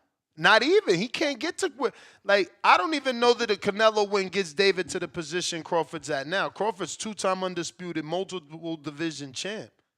He got a belt at 35, undisputed at 40, undisputed at 47, a belt at 54, and if God, Lord Jesus, if he gets undisputed at 68, I mean, how can we compare it? That's why I think the risk is worth the reward there. Canelo never lied, yo. It's no disrespect to David, but he don't bring nothing more than a tough fight because of weight and height. There's no legacy there outside of beating the next young guy that they built up, but they've been doing that they're going to do that to everybody. They did it to Floyd. They did it to Canelo. They're going to do it to David when he gets in position. You know, we did it to Cotto. Whoever's in, we doing it to Tank. He just ignores us. We can't build up the next Tank opponent because he don't really knock him down other than Ryan that we asked for. He ain't really knocking out people that we asked him to knock out. I think you got it switched. I think that if Terrence Bud Crawford beats Canelo, based off how Canelo fans are super confident, how they said but you Bud's going off fans, champ. No, and that's the talk. That's the talk. That's the casual talk, bro. Yeah, but I'm going off books. I don't want you to confuse what I'm saying. I'm saying Canelo loses to Crawford. Crawford is still on the ATG list. Like, who cares what the fans think? If they're going to call it an upset, Crawford is more accomplished than 99% of boxers in boxing right now. But I'm telling you, if Terrence Bud Crawford beats Canelo, they're going to view that as a upset. Now, you just gave Canelo fans a pass, something that they can put in their back pocket. I don't know. You have a fixation with fans, bro. I'm talking history books. That's what I'm saying. Your whole argument is based off fan. We talking Hall of Fame, bro. Kenneth Stoda, Nevada. You know, your peers. None of the boxers that we interview say it's an upset. They say no, Bud is skill. If anybody can do it, Bud can do it. Like, bro, who you been listening to? What? Man, you out here tripping. You woke up. What you had for Memorial Day weekend? No, bro. I listen to mad fight hype interviews where they in ESN news interviews where they interview the boxers. The consensus is Bud is too small. Mm-hmm. That is an upset. Now, we'll see. No. If it was an upset, have you even checked the betting lines as a content creator? No, bro. The reason they want David Benavidez to fight Canelo, he said no, bro. Bro, did you see the betting lines for Earl and Bud? Let me finish, bro. The reason why they want Canelo to fight David Benavidez because they feel David can beat Canelo. That's an anxiety fight. That's a night on fight night where it's mad anxiety. Like me and you know, well, I don't know if you know, but I know Bud Crawford gonna beat the brakes off Canelo because Canelo's washed and he's old. This ain't the same Canelo that fought Caleb Plant. This Canelo's washed. I know what's going to happen, but to the general consensus, they're thinking that Canelo is they're like, oh, Crawford's too small. Weight classes for a reason. Chavez Sr., the legend, said, oh, Crawford's going to get... I don't know, man. Maybe research is your friend because ain't David picking Crawford? Didn't he just say that he wants Crawford next if he beats him? No, he never gave a definitive answer. No, I mean, I'm gonna Google it myself because I know you don't want to tell the truth, but I'm pretty sure that David's exact words are, "If anybody could do it, Crawford could do it." Exactly. Is that him picking him? I literally just said that a sentence ago, and you was like, "No." But your own favorite fighter is telling you. When I said there's fighters out there that we're interviewing telling us Bud has the skill, and if anybody could do this, Bud, you ignore the fact that your favorite fighter who we talking about said it. Not to mention now says he wants to fight Crawford. No, if he wins. And that's a lie too. That's a lie too. That's a lie too. Is David saying that picking Crawford? I mean, I don't know that he's picking him. I got Robert Merriwether. Champ, what it do? What's going on? How are you? I'm good. Are you? I'm good, man. Happy to have you. I guess congratulations are in order, man. You got a new deal, so you back on TV. We're going to get to see your next fight. Yeah, man. Congratulations. What could you tell us about this new venture? I mean, I'm very excited to for my new path on my journey, and I just feel like this is a good it's a good opportunity for me to be on a TV platform like BLK Prime and showcase my talent to more people. So I'm hearing that there's a possibility of a fight coming up that you're training for. I mean, I seen one of your dad's posts, and he said that you guys are already back in camp for your debut. Yeah, we getting ready for something coming up. We're gonna see what's the day, and I'm ready. So what are you expecting from this? I guess partnership with Black Prime. I mean, I'm expected to make BLK Prime better than it ever was. They've had fights like Terrence Crawford and if Nissan, and they about to fight with I think with Wilder too. So it's a good platform for me, but I feel like I can elevate it and become BLK Prime's first champion. Nice, nice. I like the thought of that. Now, I know that you and your dad went back. Is that considered home to St. Louis, or is it Louisville? Louisville. Yeah. Is that something you think you can get Black Prime to do? Because the last time out, I know that you guys sold a bunch of tickets, but obviously that wasn't able to be seen on television. Are you looking forward to bringing Black Prime to Louisville? For sure, we got to talk to him, and Price is with BLK Prime too, and he's out in Louisville too. So I feel Price like we're Sparrow? gonna yeah. Okay, So I didn't know he was from Louisville. That's crazy. well, I interviewed him. he live out there, so I we'll definitely be able to pack it out even more, and man, sky's the limit. We just got to talk to BLK Prime soon. For sure. Do you feel like you need that backing? Not need, but that's what you were lacking, right? Because I know that you've had these fights with, the Crumels, and you feel that you're up there with the Abdullahs of the world, and that, you should be mentioned amongst those names. Do you feel you're lacking the endorsement or sponsorship from that Mayweather that Crumel got, or that top rank that Abdullah has? Yeah, I definitely feel that way, but I just gotta be able to show it next time I get in the ring.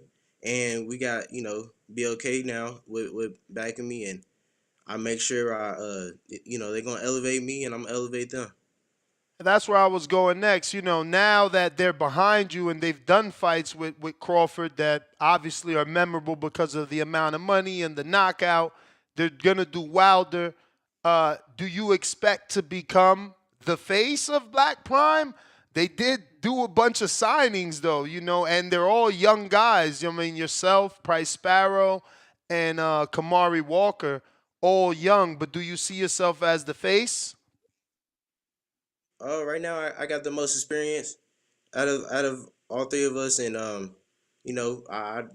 gotta have that mindset of just being the most experienced guy, and showing why I'm like I should be the face and top prospects in boxing right now. So I do feel like I could become the face soon.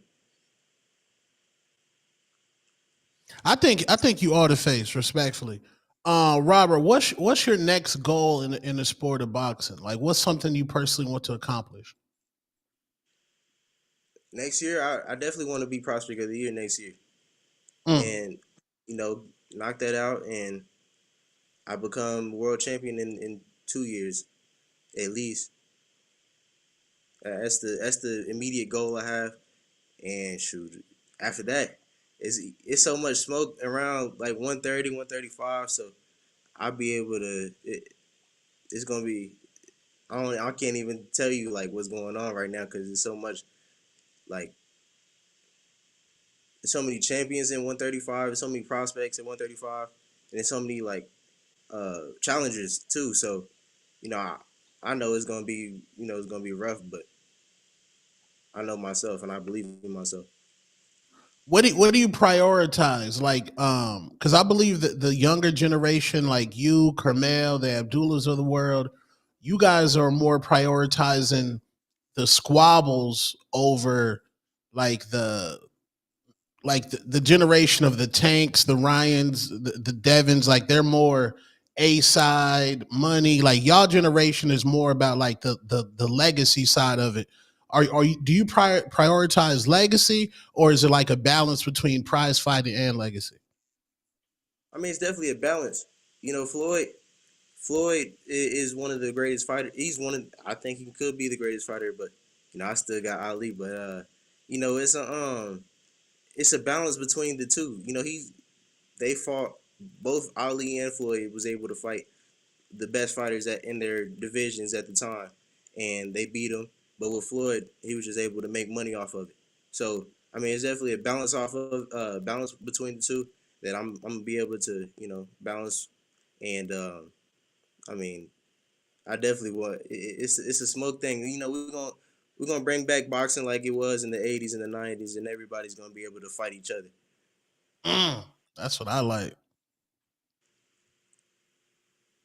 I mean, obviously, I feel like you should get some development before those fights happen. How soon are you seeing those fights happening? I mean, whenever the belt is in the way, it's gonna be there. We already know. You can't. There's no way to dodge a title shot. Yeah, I mean, that's crazy. So, I mean, some do it. You got I know. Isak Cruz didn't take a few Shakur Stevenson title shot opportunities. William Cepeda. I mean, man, remember when Shakur had to fight De Los Santos, he went down 5 names to get to number 6, which was De Los Santos. All those 5 said no, Frank Martin being one of those names. So it certainly happens. I mean, but Frank Martin ended up getting that title, that tank shot he wanted. So he didn't really. He wasn't worried about that one. Yeah. I mean, is that something you would do? Because he wasn't guaranteed. Obviously, we all would assume that he was told, like, all right, look, don't take that. But you were in negotiations with Shakur. According to him, his quote is, we want a little umph. And Shakur was only offering $1 million and a title shot. He wanted whatever little umph was more on top of that. He didn't take that. Now, yes, fast forward, what was it, like a year, Tom, later? Was it a year? The next year. Yeah, the next year, bro. But he sat out too. Yeah. I don't know. I mean, I guess it's still a big fight. The tank fight was going to be bigger. So, I mean, so he it's just worth it. He banked on it, and it worked out for him. Damn, you would be willing to sit out a year for a big fight? I can't do that. I got at least get a 2 number or something. Let's keep it in context. Would you be willing to wait a year for a tank fight? You know you're gonna get it, but you gotta be out 12 months. I have to be out 12 months. I mean, I can't fight. Year. I can't fight another contender. I just gotta be out for 12 months. I mean, that's how Frank did it. I mean, he probably was getting $5 million plus guaranteed. So, I mean, you take the $1 million against Shakur, and we know he wasn't gonna win. I mean, it's just like a wait. How? I mean, you know Shakur personally. You've sparred all those guys. So, what was it about Shakur's style and Frank's style that made you say you knew he wasn't gonna win? Because they still haven't fought. I mean, I don't even know Shakur personally, but I know like Shakur being in the ring and seeing him also, it's like and seeing Frank Martin. Frank Martin is he's kind of he would wanted to box with Shakur, and he's not gonna be able to outbox him. Like with Tank, he tired out because he was trying to outbox Tank and get out the way, but with Shakur, I feel like Shakur is a better boxer than Frank Martin. So he probably would have outsmarted him, and then Frank got his million, and he wouldn't have been able to get the Tank fight. Yeah, respectfully, champ. This weekend, I watched. I don't. You're a young guy. I watched Streamers University, and I seen all these young cats just streaming, get money. I don't know about what your personality is, but is that something that you can probably incorporate to your brand and like be the first boxer streamer? Because there's an audience out there that's willing to pay. And like boxing was super incorporated in this weekend. Anytime somebody brought up Soldier Boy to DDG, so DDG grabbed the boxing gloves and let's run the squabble. So like I think they need the young boxers to incorporate that to get that audience to be like your fans. Is that something that you do? Have you ever streamed anything like that? You know what? I was talking to my dad about it because he doesn't know about stuff like that, and I was telling him it's a different avenue for me right now, and I gotta be able to jump on it, and I was thinking about getting a computer and a camera and all of that, and going Yeah. because I play the game sometimes, so I could I got a cool personality. People I know, they say I'm funny, so I can be able to go online with it and show how my true self is, and get more fans, more support Super. with YouTube and Twitch. Champ, speaking of your dad, obviously he is your trainer and your father. So, he's been there from the beginning, but has there ever been a moment where he's pushed you too hard in training that has, I don't know, made you think about switching up? I'll say when I was younger, probably when I was like 9, 10 years old, because I played football and I played basketball when I was young. So that's what I wanted to do at first, and then I got into boxing, and I was training with other guys. And as soon as we moved out here, I was training with my dad, and he's competitive, and I'm competitive too. So whenever I'm not listening, or I didn't really do my best in sparring or training or even in a amateur fight, he was on me. And with in hindsight, it was good. Like, but at the time, I wasn't really down with it. Being 10 years old, being yelled at, and he's mad at me just because I didn't throw a jab when I was supposed to throw a jab. So sometimes I did think about not boxing anymore, but I still pushed through, and I felt this is God's plan for me. For sure. I got a couple questions here from the people. First one is, let me make sure I'm on. First one is from Malcolm. He says, how often when someone hears your last name, do they somehow think you're related to Mayweather in some kind of way? Every time. Every time. Every time. That's funny. Whenever I go anywhere, it's just like I could go to a regular like grocery store, and then they'll figure out my name somehow, and they'll be like, "Oh, it's like Mayweather." I'm like nah. It was like I was like I boxed though, and it was like, oh, I mean it's in the name. I can see why. I was like, yeah. That's funny. Let me see the next one. I got from El Consejero in Washington State. Robert, appreciate your time. How do you take care of your mental health, especially before a fight? That's tough. I think boxing is 90% mental and 10% physical. My dad's always told me that since I was a kid. It's mostly mental, and you just gotta be able to bottle everything up and use it in the gym. or use it in the fight. So, I mean, I'm able to, push through anything I'm going through in life, in my personal life, and, push that aside and be able to do what I love. So, have you ever been to Shreveport, Louisiana? Yeah, a long time ago. For what? Just family or boxing? Nah, I had a tournament out there a long time ago.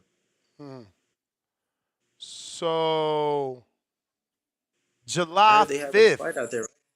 Yeah, it's a Say fight. what? Say what? I said I heard it's a fight out there, isn't it? Yeah. Yeah, there's going to Yeah. be a fight potentially happening on July 5th, Saturday after Independence Day. Is that something you would do? Could you fight the day after Independence Day, or that holiday doesn't matter? Like, I mean, obviously it matters, but it won't get in the way of a training camp. I mean, for me, I don't look at holiday. Well, while I'm boxing, I don't really look at holidays as a as big for me. Like I fought on my mom's birthday was the day before one of my fights out here in Vegas. I think he was there, and then my last fight was in March, and I was in camp for my birthday, so I didn't really do anything. So, I mean, birthdays, holidays, it doesn't really matter. I'm in the gym until my fight's over, and I could celebrate after. Now, that's not close from Louisville, though. You think you could bring him out? It's like a 10-hour drive, man. Sound crazy. And that's I can bring them out whatever, bro. Wherever? Wherever. That's what I like to hear, man. That's what the TV networks want to hear. You know that. Shit. Let me get back to these from the people. We got Teasy from Atlanta. What was the problem with ProBox, and you ever do business with them again? Well, I'm never shooting down an opportunity, but I mean, there's a lot of they didn't like my style, so I mean, that's on them. If they don't like me, they don't like me, and I was able to move past it and still elevate myself. I'm not going to worry about the past. For sure, for sure. I got Treese in Toledo. What sanctioning body do you plan on pursuing? Because I thought you would have been good for that WBC Grand Prix tournament. That would have been a good opportunity. I was talking about that, but they didn't have it in my weight class. They had it at 26, and then they had it at 40. So, that's the sanctioning body I want too. I want WBC. I've always loved WBC's belts, and that's what I really mess with right there. What advice do you give to young fathers that are training their sons? Again, not trying to have you say anything bad about your dad. This is more about teaching that next crop of fathers that in their mind, they're a boxing fan. They want their son to, I'm about to say play boxing and shit. They want their son to be a boxer, but you're still a kid, not deciding, trying to just do your thing. So how does a dad navigate his son? Because obviously, look at you now, right? This is your profession. You're able to make money from it. So your dad's advice worked out in the long run, and hopefully it continues to work out if you level up and be a champion. But, getting to this point, we can see father-son relationships divide because a father's too strict or wants the son to keep a certain discipline. I hope I'm not long-winded, which I know I am. I mean, it's definitely a learning curve. My dad pushed me hard, and I mean, it worked out. But at the time, it's really difficult to think of just, it being easy. Or boxing's never going to be easy. Any sport's not going to be easy, but boxing specifically is going to be is the hardest sport, in my opinion. So just being able to keep your mind right and keep your mind in boxing and in the game is just like, that's going to be a difficult task on its own. So I just say, as a dad, if your son don't want to do it, don't force him to do it. But if he wants to, push him as hard as he wants to, as you can. Don't don't get into his head about not doing something, or just make sure you push him right. That's all I say. Now this one is a bit tough in the sense that Muhammad Ali is considered the GOAT. And then he's from Louisville, right? So it's like you King Robert, the right answer would be you don't want to be the next Muhammad Ali. You want to be the first Robert Merriwether, but you still going to have Muhammad Ali coming from that city. That's still, like it or not, that's who you competing against in terms of legacy for that city. Like Keyshawn, for instance, is competing with what? Pernell Whitaker, right? Comes from his city, no? Yeah. So does that even play in the back of your mind that, your city, they know that Ali comes from there, so it's like, I guess, big shoes to fill? I mean, I feel, yeah, but also like with Ali, he was the people's champ. So it was so many different things that they were going through back in the day with segregation and racism and all types of stuff. And being in the South, it was definitely difficult.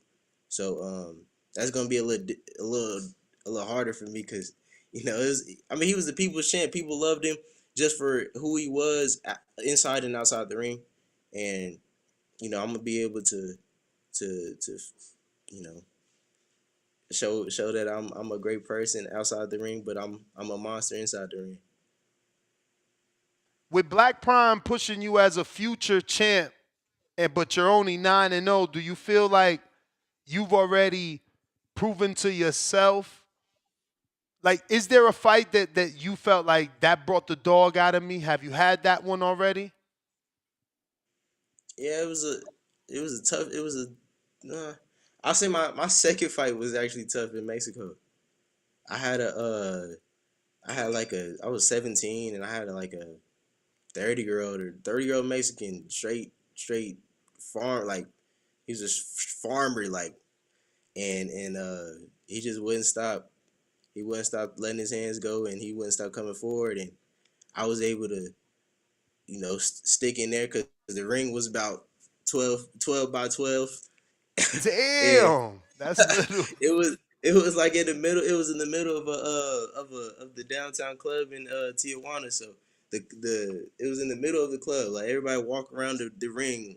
All the fans could walk around the ring. So it was a small club, and the ring is literally, it was so small, and I already knew he was gonna keep coming forward, and he didn't stop.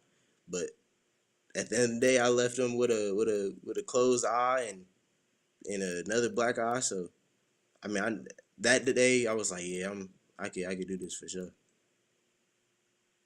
Now,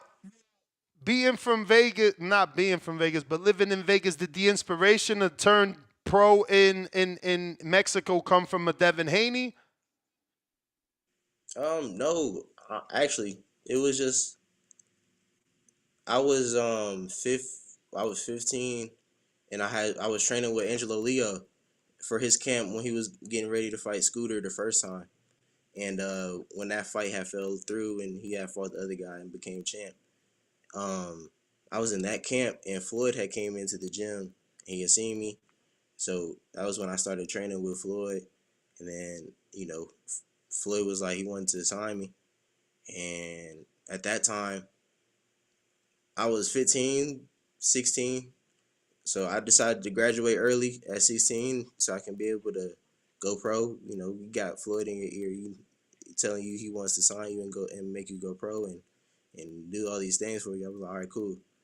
So I decided to do my junior and senior year at the same time, graduate early at 16 years old, and we went to Mexico and me and my dad on our own because Floyd ain't say anything after that. So we got 2 fights in, and after that, that's when Floyd had called back and wanted us to come out. That's when we fought out here in December of 2022. So it wasn't even like I was looking at Devin Haney or, because he got a lot of backlash even then for going out there and fighting. But I mean, I think it was a good path for me. I didn't want to fight amateur anymore, even at 15. That was my last fight at amateur. I was like 15, 14 years old. So I was able to go pro, and now I got a good journey ahead for me. Nah, for sure. And at that age, you just can't go pro here in Nevada unless you get some sort of special permit or something or request. I don't know. I know it took Devin some time to fight here as well. Yeah, I was 17 when I fought out here at in December. It was a lot of my mom had to sign off on something, my dad had to sign off on something, and all types of stuff. Now, how I mean, you spoke about, a little bit, you touched on having a guy like Mayweather in your ear. How did that feel though at 15? I mean, How did it boost your confidence? How did it, I guess intensify your training, if any? At the time, I mean, it was just with that. I was dead set on going pro. So we changed the training regimen. I took about a month or two off just so I could focus on school, so I can get out of school, not worry about school anymore, just so I could focus on boxing. And that after that it was work, and hearing that from a guy like Floyd Mayweather, I mean, it definitely turned me up. It made I mean, it pulled a dog out of me, it pulled a fire out of me, just to show that that Floyd, you're right. But at the end of the day, that 2023 year when I was with Floyd, it was just real hard. It was a lot of fights that didn't go through, so it was a good opportunity at first, but over time it made it a little difficult. For sure. I got Quest out of Virginia. What's up, champ? Blind rank these 5 boxers. So I'm going to give you one boxer at a time, and it is 1 through 5, 1 being the best. Shushu Carrington.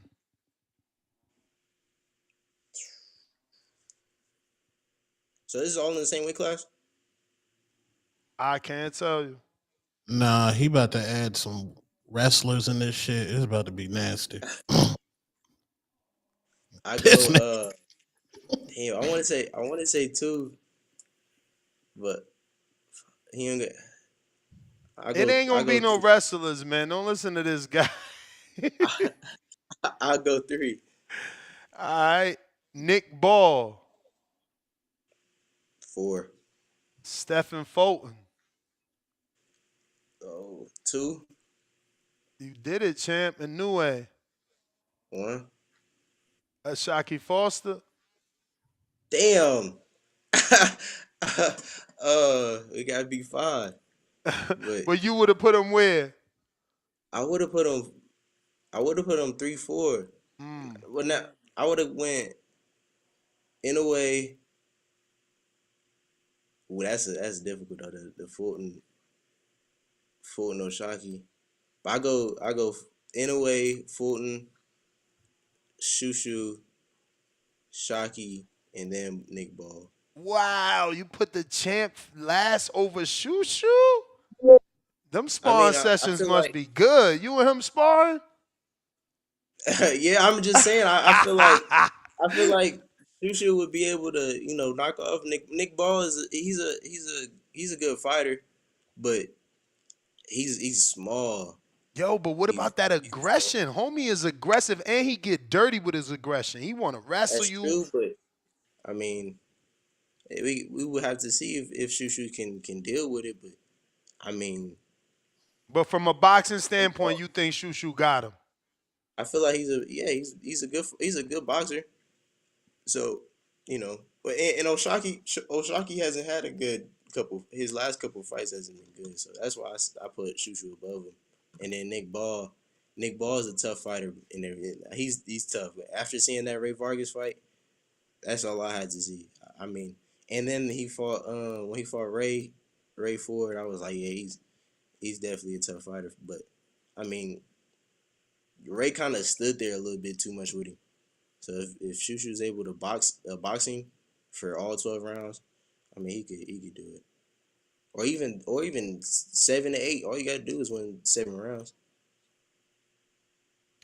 All right, next one is from MiKyle B. He says, "Hey champ, what's your definition of legacy, and what goals do you have set for your boxing career?" Legacy. I mean, it's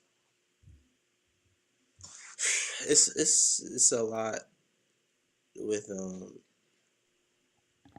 legacy as far as boxing wise. You know, basketball is really pinpoint. You know, become a NBA champion and be the best on your team.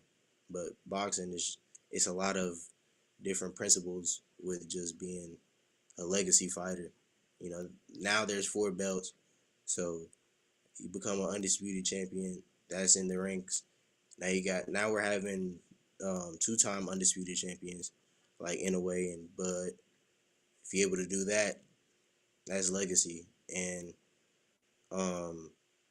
you know, just being a winner and a champion for a long time. I feel like that's another legacy thing for you. Like we have a Michael Jordan. You know, he never lost in the finals, and he was always pulling his team to the championship no matter what. So as a boxer, if you're able to fight adversity and you know, to become a world champion and to become an undisputed world champion, not once but twice, not even twice but 3 times, that's legacy right there, in my opinion. Absolutely. We got the last one here from Jonathan Sims. He says, "What are some mistakes fathers make on a amateur and professional side that needs to be talked about and addressed?" I mean, it's a lot, you know, because it's not just amateurs. You're learning a lot of how boxing really is.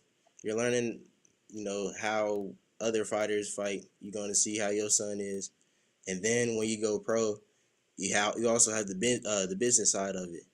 So when you hit the business side of it, there's a lot to learn.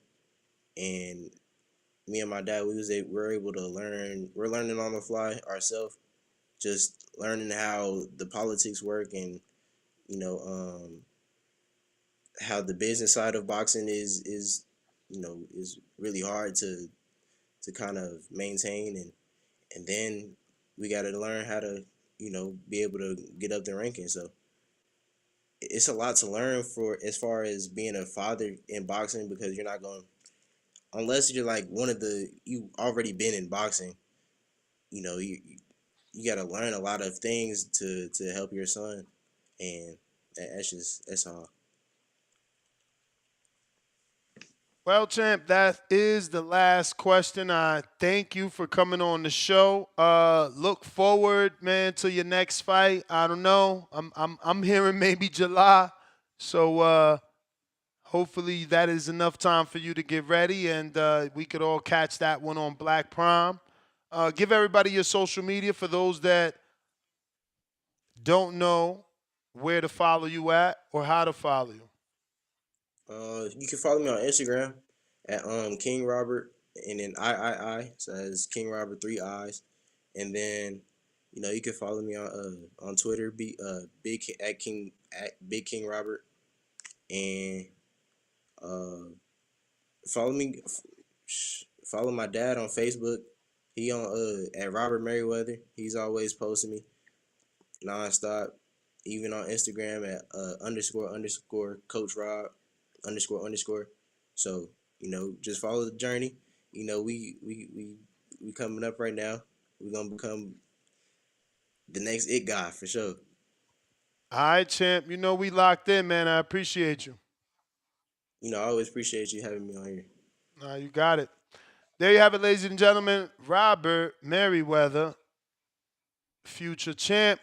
Hopefully everything plays out the way that it should. I'm hearing he should be on Black Prime for July. There's a card that's going to happen in July if all goes well. One of my other guys is going to be headlining it for a little WBC. What's out there, man? Let me see. What's that belt that my man Shamar Canal about to snatch up? WBC Vacant International in 135 pounds. So we're going to be coming, man. We're going to be coming, man. 135 we here. You feel me? I got that division on Smash. All my guys got that division, man. Crumel, Robert, Shamar Canal. We the future of the division, man. Trying to tell you.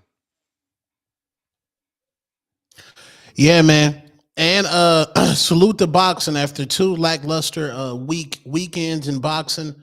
This weekend we're stacked. We got my man Fogel fighting Beck the Bully on Friday. Make sure y'all take off. Tell your girl we relaxing. Then we got my man, I think he's from Jersey, Cole. Yeah. Cole. Damn, he got to go to the fucking the backyard, bro. That's crazy. You lose to the guy, now you got to go to the Lions Den. You believe that? Yeah, that's what you got to do. Yeah, come to my city now, man. Get it back in blood in my city, man. Crazy. He's fighting Gallagher on Saturday. Then we got return of the PBC. You got Kayla Sweethand Plants and Jamal Charlo all on one card, fighting respectable opponents, man. Big weekend in boxing. It is a lot of fights, bro. We got so many fights on Friday alone, the 30th. It's crazy. Yeah, it's lit. There's even a fight on Wednesday. I don't know if you know. There's fights all this week, bro. And it's my birthday on Saturday, I think, is the 31st, right? Saturday 31st, big Nes birthday? Where you at, the DR? Nah, I ain't going nowhere. Not yet, anyway. We ain't had no plans. I don't want to go. I don't want to go anywhere till I get to send my truck over there, bro. So I'm just holding off, because then it's unnecessary. It's like you spending money and you not even doing what you really want to do. That money could have went to what I want to do. Facts. H-Town, what up? What up, Nes? Can you hear me? Yeah. H-Town, baby. Nah, man, I'm just out here listening to little Robert Merriwether. Got his head on straight. That's good. But prior to that, all these so-called Benavidez fans, he got all these fans, but somehow don't sell out, Nes. I don't get it. You got the Benavidez fan club president with you, still saying they don't need Nello, but talking about Nello. Continuing not to have any real, meaningful fights in 2025. Interim champ. What a legacy. The interim legacy. Here we go. I hope the same, since Nes slandered Al Heyman, get done foul without. Hopefully Nes got the same energy for Turkey when Turkey can't deliver us the Canelo fight. Hope he got the same energy. Nes, they want David to take the reins and be the face of boxing. Who the hell is he gonna fight at 175, at 190? Hell, by the time he makes it to heavyweight, there is no goddamn heavyweights. There ain't no heavyweight stars coming up. Who's he gonna fight? He's gonna have the most meaningless career in boxing history. 0 names on his resume. You don't like a super fight down the line, and I already know the chat gonna be like, David gonna get whooped. David versus Moses Atoma down the line. I said down the line. Man, I don't think David be too old though. He'll get knocked out by that time. Too old? Ain't he 27 right now? What the fuck? Yeah, bro.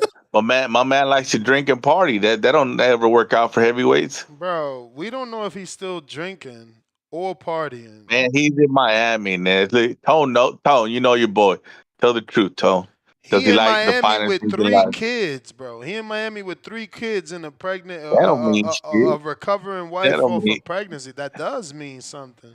He's obviously a family man. All right, Ness. You ain't got no married friends with kids that party.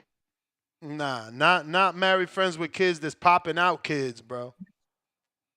Yeah. But we'll see, dog. We'll see. But there ain't nobody in there, man, who most of the time that's it. And let's hope his career goes well enough so he could be a name by the time that if that happens. That's just a wishing on a star. H-Town. The only name that H-Town. hey, it's the If truth. Tone, there is nobody in those divisions. Nobody. If y'all gonna give David credit, y'all gotta give Inouye credit and be like, well, yeah, Inouye face names. H-Town. I don't know what you're talking about, bro. The kid's resume is already good, and with the names that he's gonna add, I don't know. Again, I don't know what you're talking about. Ooh, everybody's aging out, Ness. They're gonna be 38 years old by the time he fights him. Who's aging out, bro? That's just your hatred for David this speaking. Nobody's aging out. Man.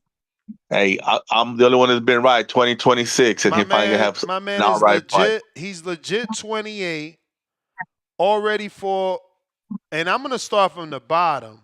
Already for Ronald Graville twice. Ronald Graville went on to be an Intercontinental WBC champ. He's gonna be getting an opportunity. I'm pretty sure they offered him a fight too, and he took it. I gotta Google that. I'm pretty sure Ronald was about to be back on a big stage, and somebody turned him down. He fought heavily touted, Lou DiBella prospect, stolen by Mayweather, J. Leon Love. Now he's a part of the training camp for Badou Jack. You got former WBC champ Anthony Durrell,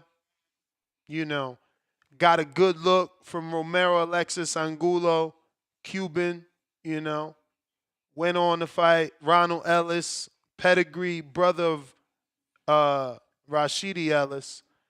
Beat Kyrone Davis. Kyrone did take that fight on short notice. Even though Kyrone was stopped, some say that was one of David's best fights.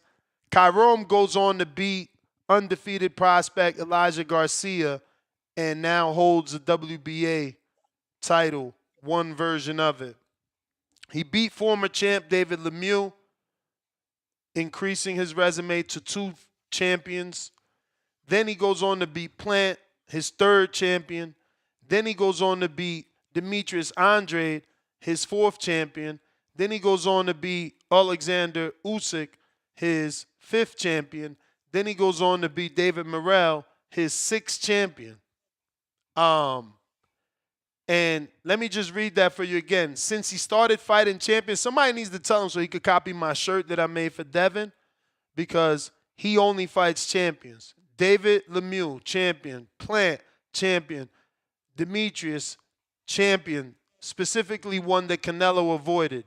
Alexander Usyk, champion. David Morrell, champion. Callum Smith, next, would be champion. But you say that's no legacy. Cool. We'll continue there with Callum Smith being the 6th champion, right? That makes him the 6th or the 7th champion. Then you say what names? I say he's still 28. Why not fight Ben Whitaker after Callum? Cool. Katiev is about to fight Morrell. If he knocks out Morrell, Imam Katiev is a good fight. That's not a big name enough for you? Cool. You fight Callum while you wait for Archer Better Beef, Dimitri Bivol winner. After that, you move up, you fight Zurdo, who you told me 3 years ago you wanted to fight at cruiserweight. You could beat Badou Jack as the WBC champ. He can move straight up and get a shot at Badou Jack, take that title, unify with Zurdo.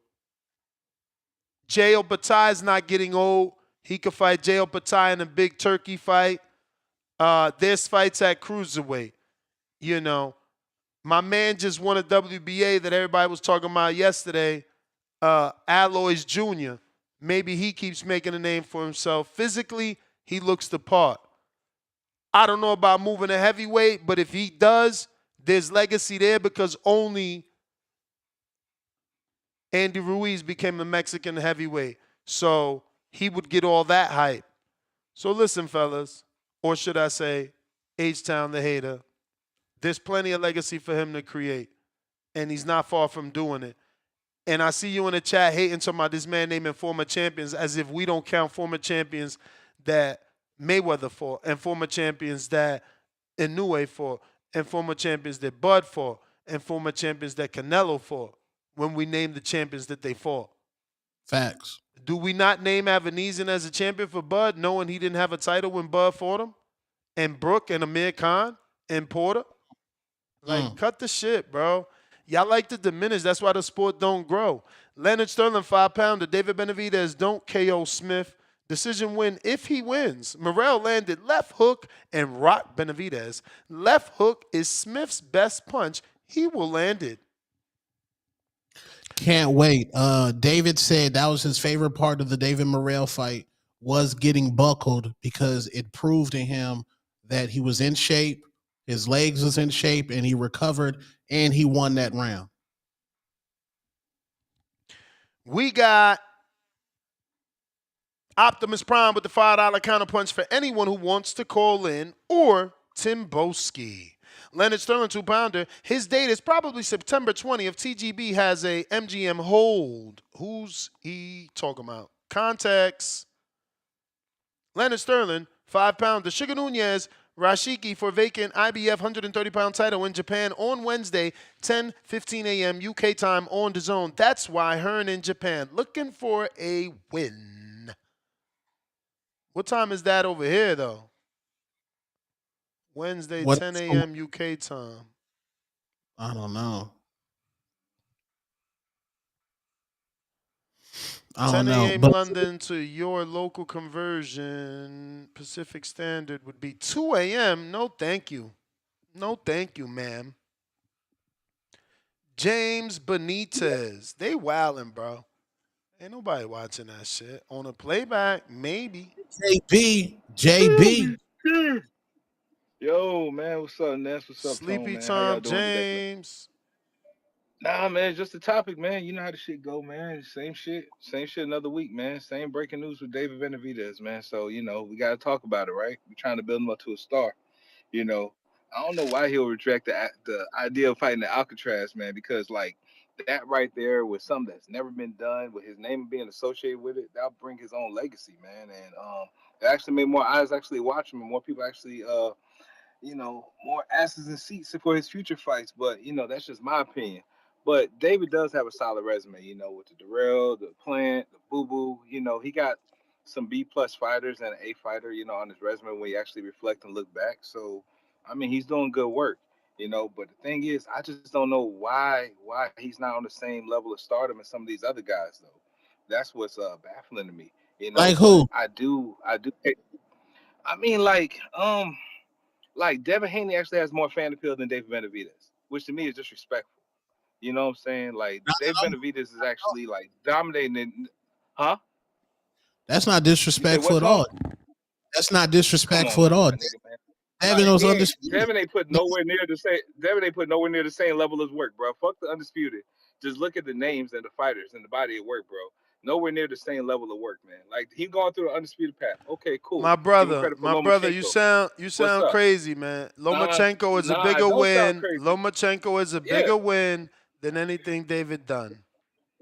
And any fighter, Lomachenko is, but that's all you need is one. All you need is one. I fought a more accomplished fighter than you ever fought.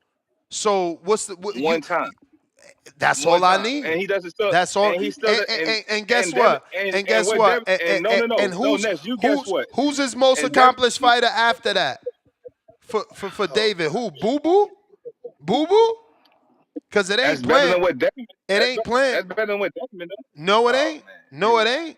No, it ain't. Because Devin's second most accomplished fighter arguably could be Regis, who a two-time champ, or it could be Kambosos, who's former unified. Bro, I just seen a post floating on Twitter and everything talking about the old guard of 140 with Regis, Ramirez, and fucking Taylor. All them niggas washed. Like, that shit's not even looking like good wins for Devin. Bro, wash. The only people that say wash. The only people that Bruh, say wash are why? people that quit during What's their up, Border Wars fight. man? I'm not even talking about boy. You know Yeah, I got no other shit going on in respect, my no life, Ness. I ain't even respect, start. I ain't even no start with respect that, for man. the sport. You got You the know what's nerve funny to though? say You know what's you got the nah. nerve to say somebody wash when you quit and ducked.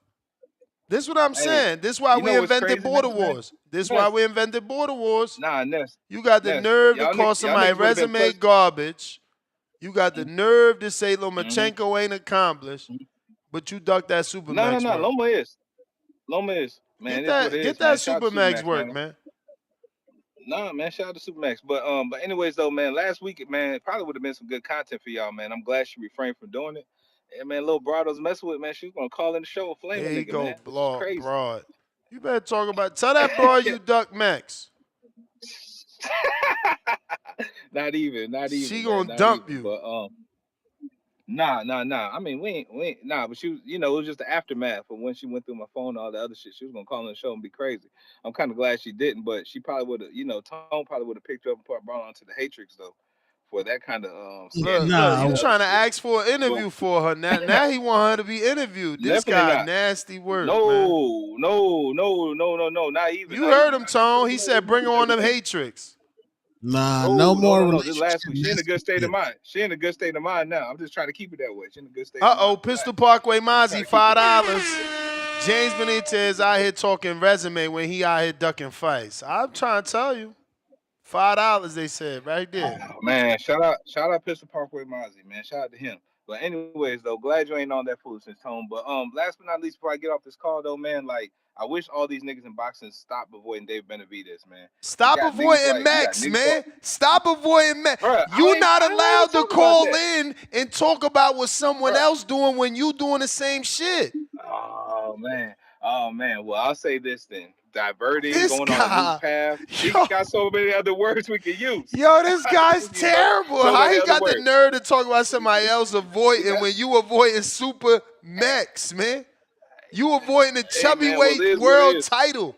This crazy Bruh, my work, nigga, man. I can't make I'm not this a shit chubby up. weight no more. Bruh, I'm not a chubby weight no more, bro. man. So you I'm under not a chubby weight 200. no You more. under 200. Nah, I ain't under 200, but I'm under 240 though. I'm dead ass. I'm under 240 though. Believe it or not, I'm under 240. Hey, Zoro de la Vega, I bet you Mex won't pull out for that fight. He want to flip it on Mex now. Y'all back Call of Duty booty fruity buddies, I ain't man. do Y'all shit. better stop that Here shit. we go with this. No, this dude going I ain't type even talking keeping about, track. oh, it's forgotten that Super Mex had to pull out anyways. Please, bro. I bet you he'll take that fight. I bet you. And first off, Man, let's be clear. Mech's what's up? name's still on the app, and his brother's name is not. So Mech's staying there, hoping that Benitez changes his mind, hoping that the back For what? call fucking have Benitez grow a pair. Nah, man, my pair is heavy, man. But shout out to you, shout out to the community, dog. Shout out to you, Ness, man. You're a funny nigga. And Toe, man, shout out to you as always, man, for the good content, man. And Ness, hey, just find another event, man. Find another event for next, man, because end of the day, Yeah, y'all you niggas did ducked have to try try to beg me to get me into that shit. You ducked And him. end of the day, Look, that nigga I'm did turn screen down like share. 8 His opponents name's still beforehand. there. And at the Screen end share. His name's oh, still there. Look, I literally just searched it. Let me go. How do I do this? Right here. Bam. Look, I put Joseph. What came up? Joseph. All Josephs available. Max sitting there waiting for you. Lied about your age. This nasty work, bro. this nigga here. Man, it's Monday, man. Hey, I knew it. And this just shows I how much tried we to give a tell fuck about y'all. David Benavidez. I tried to tell Nah, y'all, man. this That's just shows how much that's we who give a fuck Mex about David, is. man. That's who Mex is. Say he ain't Mexican and say he don't let his hands go like David. That's why you ain't want that fight. Everybody in the Lord, back man. call. Shout out to you, Ness, man. Look. Hey, Both the twins probably gave you advice because they both know Mex very well. One was in the corner. One trained them. I think one even was a judge at one of Mex fights. Everybody must have told you stay away, and you stood away. It's all hey, man. Shout out good. to you. Shout out to the community, man. I'm not even gonna entertain this shit, man. You know, I'm not even gonna entertain this. But shout out to you, Ness, man. You got You it. be cool, man. I'm about to go. Definitely. This is funny. Hey man, you block you ducked him in living color. We all seen it. Can't And avoid it. and the HD. Man, Ness. Word. And then he gave hella excuses. Yo, Mex out here got fear, putting fear in their heart. First, he lied about the age. Then he took the fight, pulled out, talking about he couldn't get up for the fight. Lord have mercy. Leonard Sterling with another 5-pounder. TGB has August 16th at the T-Mobile and September 20th at the MGM Grand. On hold, August 16th, Tank Roach. I'm guessing TGB has a September 20th for Benavidez around Mexican Independence Day. Huh. Sounds good, man. I like it. I like it. Ness. Yo. The shit I saw this weekend, bro, I was like, damn, Ness had it, man, with the Border Wars, man. The shit that Kai pulled off with that streaming university shit. Netflix, Amazon, they all offered him bags and he turned them down. Damn, really? Yeah, because that shit, bro. It's too raw? Because it's too raw? No, he said, I want all the money. He said, I want to keep he said, I'm just as big as those platforms. So why do I need to sell my idea? But that shit was it was like at least 40 people there. They all streaming at the same time.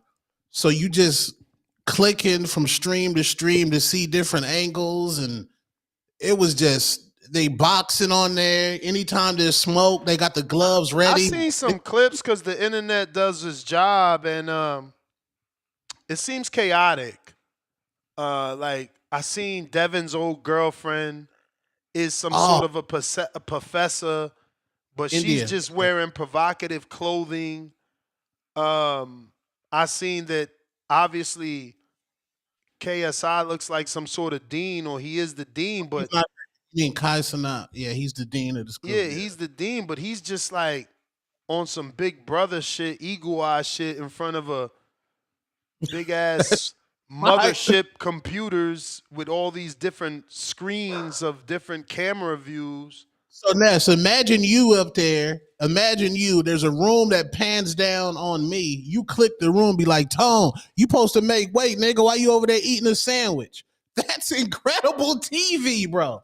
Ness in front of mad screens. You got Super Mex in one room. You got Vega over there. Then you got Beef. Nah, for sure. That was always the goal. You know, you just need the finances to be able to pay those people to take off work. Because imagine you telling Superman you got to take off work for taping for 8 weeks. Yes. Kai did this in 3 days. Yeah, but that's the thing. He not doing a fight. You could do it. His shit is random. Yeah, my whole show is about weight loss and training for a fight being the best way to lose that weight, because the fear of someone punching you in the face, the anaerobic training aspect that is boxing, jump rope, shadow boxing, hitting the bag, hitting the pads, you know, all that. Stimulating a fight, it just allows you to lose weight, bro. I was telling my girl the other day, I need to find time to go to the boxing gym. I'm gaining weight because I'm not in the boxing gym.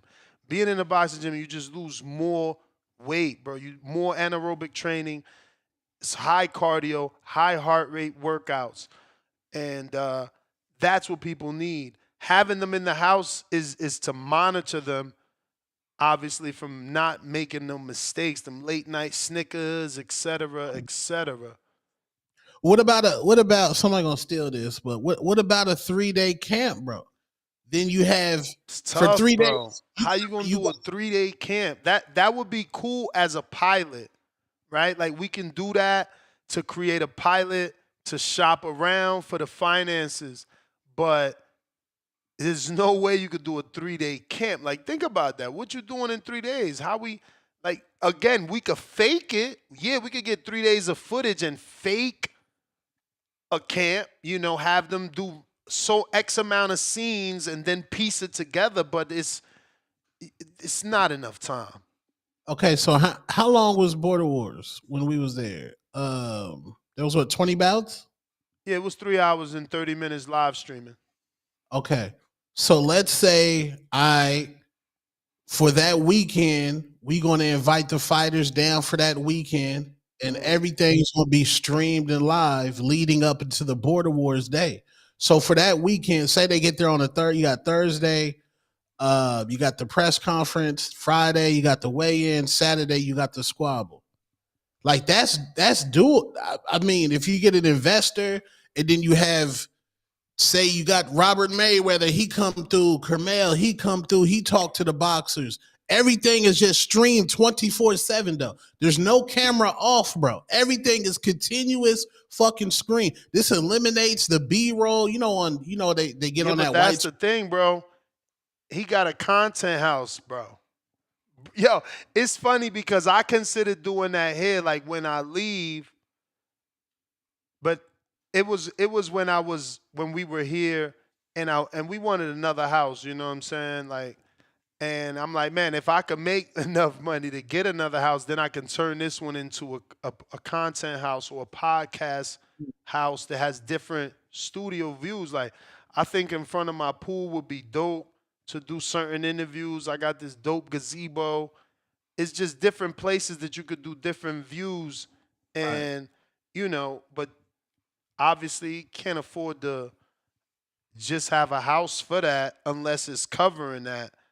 But it's just difficult, bro. You got to be able to get some funding at least for that first one so you could pay these fighters, right? Because they got to take off work.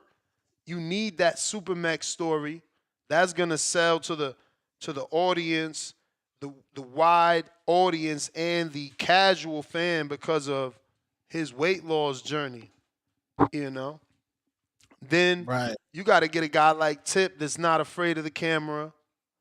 A talker like CYP. And obviously you can't get a CYP. He's got a business to run. So, it's just difficult. You need certain finances. Get back to some of these calls. Quest, what up?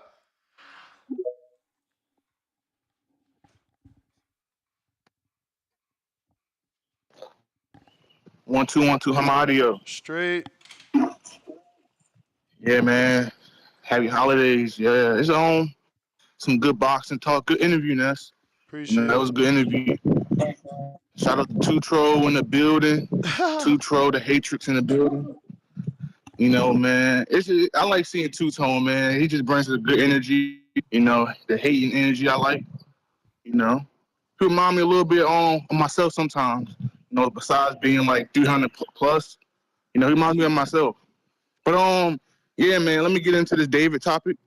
It's who wants to fight in the jail? Like come on now, like who pictures themselves fighting in the jail?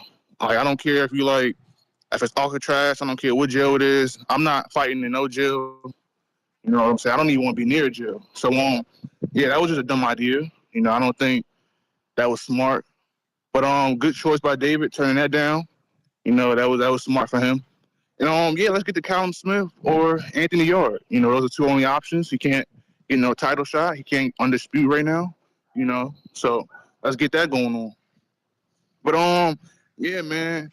It's a good show. Good interviews. And Tone, you see, it wasn't no wrestlers in there, right?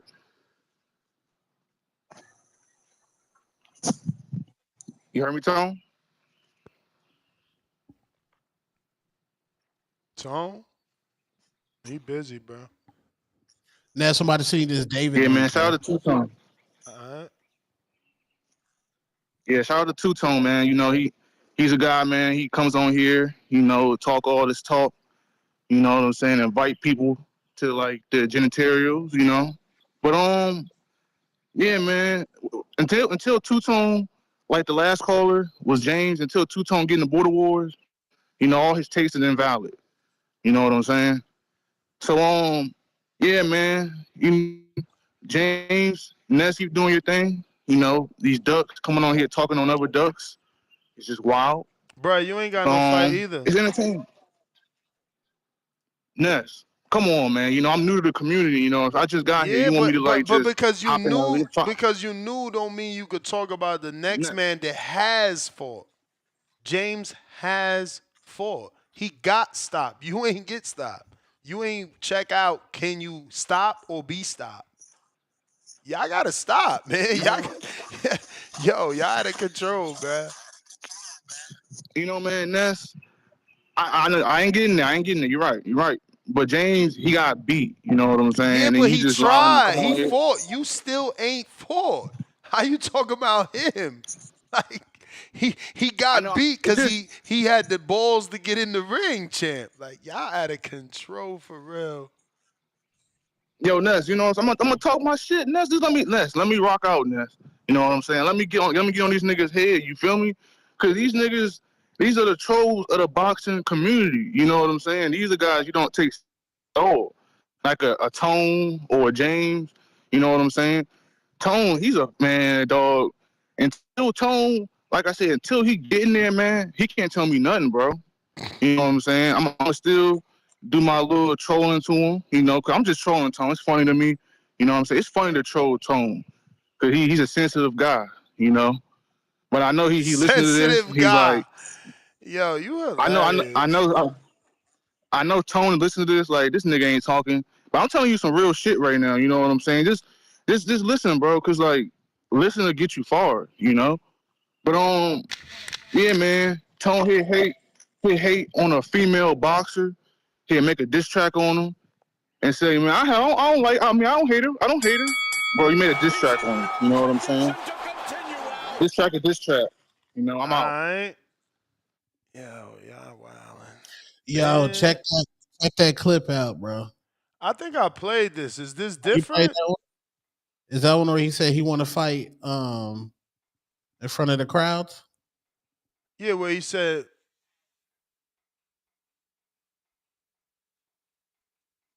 You want trying to fight in prison? yeah, the Alcatraz one, that's what the whole show based off. Let me double check though if this is different.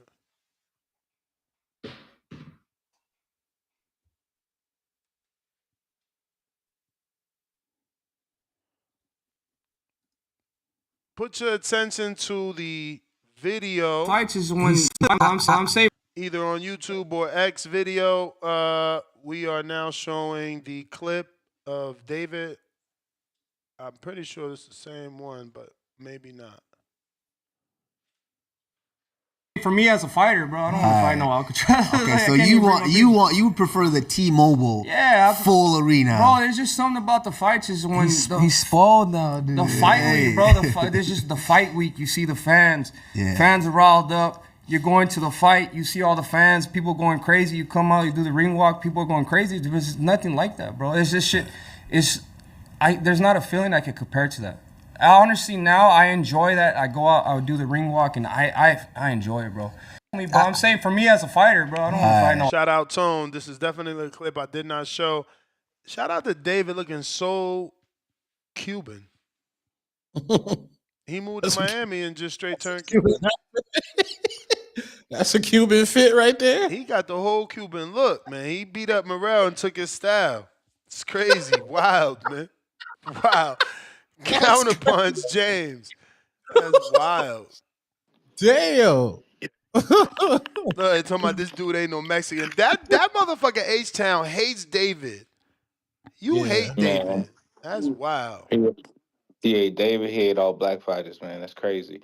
But yo, Ness, man, you know, like you said the other day, man, like some people just can't come on the show and just not say my name. It's crazy, man. So with that being said, I kind of understand why you're so heartbroken with me actually taking, I guess, your imaginary super fight or whatever, man. So if everybody in the community really want to see me get in the ring, man, just pay a nigga. Here he Just go pay again me. with the Just really pay me. want to see. The community already asked you to get in the ring with Mex, and that's why you took it. And then you looked in the mirror and Just was pay like, me. what am I doing? And ducked out. I mean, shit. I'm really not motivated or interested, to be honest, man. But just pay a nigga though. Everybody want to see me lose so bad, or win, or whatever, because that's what it sound like. So just pay a nigga. But nah, man, I'm just disinterested in the fight though right now. Got too much other shit, real emotion I need to focus on right now. But yeah, and that's yeah. But your boy Quest though, man. Shout out to him though, man. Thanks for the acknowledgement. Thanks for your fandom. keep listening to me. I appear on this show about 6 days a week normally, but yo, man, like. Gotta go ahead and find a new lane instead of just trying to come at me all the time. Talk about real boxing, be more creative with your questions. I don't know, just try to be more innovative. But Ness, that Fighter House, You hating. Wicked. His questions is hitting. Whoa, Yo, you hating. I like his questions. I like his questions. And he's switching them up. Sometimes it's fighters, sometimes it's TV shows, sometimes it's movies. He get the fighters to laugh with his questions. Y'all hating. You and Tip. Y'all are the haters. Y'all invented the award, and that's why y'all fucking hating, because his calls or his questions is dope. I'm just giving my opinion, man, but that's just my opinion. What I feel is he's showing slight growth and everything, and I hope he keeps on growing, Like every day you should strive to do a little bit better. So keep on, man. Next time, man, just keep using ChatGPT because I know this ain't your original ideas. So use ChatGPT and you'll be all right, man. You'll go far. You'll go far in the community. But yeah, and that's that Fighter House, man. You got to make that happen, man. You got to go ahead and pitch the idea. You got to have like when you at the house, you got to You have gonna somebody be in like the Vega run the house? house. You gonna be in the house training for the next I'm at, fight? I'm losing too much weight, and next thing wouldn't even get to 250. I'm losing too much weight, bro. So stop playing with me. I ain't scared of it. Nigga, Scared, please. man. Nigga, please. It's What you crazy, stop, bro. man? Hold on, Yo, hey Ness, man. listen, Since you it's like short better fighters, to no, lose the Max than to get destroyed by CYP, man. Fuck out of here. You crazy as Yeah, shit. because that's the other lie you keep telling us. Oh, I'm losing weight so I can fight CYP. Nah, actually, I'm losing weight for my own health, man, because I ain't like how I looked how I looked in the mirror. But get smoked or demolished by CYP, you out your fucking mind. Like, stop playing with me. Bruh, you would get Ness, destroyed by CYP, man. hey, You Ness, too hold small. on, Ness. How much money you want to put on it, man? Me and you, we could talk in the background, like for real. What you want to put on it, man? Here you Like, go we could with really. bet, bruh. You ain't Like, even pay me for the loss. You was gonna take the Max. Huh? How much I owe you for that then? What I'll you send it to you. mean? What You I owe ain't you let for? the fight Hold happen. on. I was taking all bets. He was stopping you. Fuck out of here. And look, hey Ness, man. Look, Ness, I'll take care of you, man. But you full of shit. No way he was gonna stop me. But again, shout out to you, shout out to the community as always, man. I'll catch you later, bro. Lord child. Yeah, man. Big fight week, man. Big fight week. Which one? This week. What's the biggest fight this week? What's your TV pick of the weekend? My TV pick. I'm gonna go with Beck the Bully and Fulgram. I'm going with that one. And you know what? There's a good undercard on that, bro. I ain't even peeped that till this morning. Slid up on me. I'm like, ooh. Fire undercard? Well, one of the fights is a little sleeper. They gonna sleep on this one. Eric Priest about to get stopped. Damn, the new Ryan Garcia? Louis Cubas Aries about to put fucking, as Treese would say, hands in hooves. Let's go, Cuba. Well, fuck that. We riding with the old guard on this one, man. We don't know Eric like that. Ooh. We don't know Eric like that. Not on these TBV streets. We riding with old school Luis de Cubas Aries. What? Eric Priest ain't never been on that level. Like, not on this level. I mean, y'all call everybody wash. So this fight ain't for y'all. Because y'all call everybody wash. So maybe this dude is wash to you, but is Eric Priest Erickson Lubin? I think not. No. Now, is Eric Priest Vaughn Alexander? That might be a little bit of a debate there. That might be, I mean, look, Vaughn is durable. He durable. Luke Killer, damn. Why you had to lose to Luke Killer? That dude end up losing to fucking Andre. He had to draw with Big Gabe Rosado. And he got that unanimous decision loss to Daniel Jacobs. That's his biggest losses right there, man. I don't know, man. He 34. He active. He just fought in March in Ireland and got a win. Who card was that? Damn, that was India. Holy shit. Did you show the PBC card? What PBC card? Let me send it to you. Let me send it to you, black man. Let me send For it. this week? Plus my man Federico Pacheco, Mr. I don't do interviews and shit. This fucking guy. What's up with these kids, bro? It'd be so hard to get this kid on an interview. He don't fuck with you? Who, Diego Pacheco? Federico. Who's that? Federico don't do no Perico Pacheco Jr. I don't know. Oh, you don't know him? Nah. How you don't know Diego's brother? Casual. He's mad bro, he's a heavyweight. He's like your body type. You need to be rocking with him. Is he good? Hell yeah. It's my man's in him, bro. I've been trying to like stay on top of him and interview him, but he's not an interview guy, bro. This dude be fucking bull crapping with the interviews, bro. Always leaving me on red. Then he say yeah. Then it's like, yo, shit never happened for some reason, bro. It's wild. I'm going to be persistent. I'm about to send his ass another fucking message. You sending him another message? Look. I said, champ, can I get a 15-minute Zoom? He said, whenever, champ. I say any day of the week at 9 a.m. Pacific Standard Time. I opened it up for him. I'm going to be live 3 hours before I jump on. I'm letting you sleep because I know you're a West Coaster. Still ain't getting no answer on that shit. Still ain't getting no answer. You talk to Emily about this kid, she tell you it's super difficult. You talk to Jose, same thing. Well, both Pacheco. I don't understand why they like that. Yeah, no, the other one like that too. He don't like interviews either. Yeah, I mean, certain people, like, they want to control their own narrative. Nasty work, man. Nasty work. NBA I know who getting stopped. Getting stopped. They saying that man V Dash from Atlanta getting stopped because he's still wearing them trainers, man. Oh, my man was in the Roches? Yeah. He's still in the Roches? Nah, this is his opponent. Oh. Oh, shit. Yeah. It's over. Yeah, V-Dash, you got to relax, bro. Yeah, V-Dash. Yeah, bro, you got to relax, V-Dash. V-Dash, This tyrant, this big tyrant right here. That's what I'm saying. Oh! Oh, shit. Lord child. Yeah, V-Dash, you might get stopped, my nigga. Oh! Damn. That left got that mustard on it.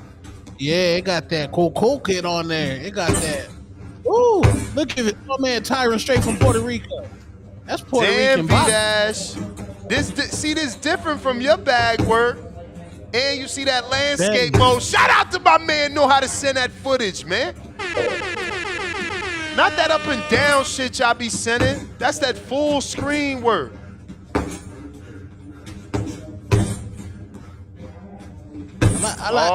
Man, that uppercut gonna do some damage. Oh, Vincent Cobra said it's over with the laugh out loud emoji. And he can say that because he got a stoppage in his first fight. He stopped Old Wizard.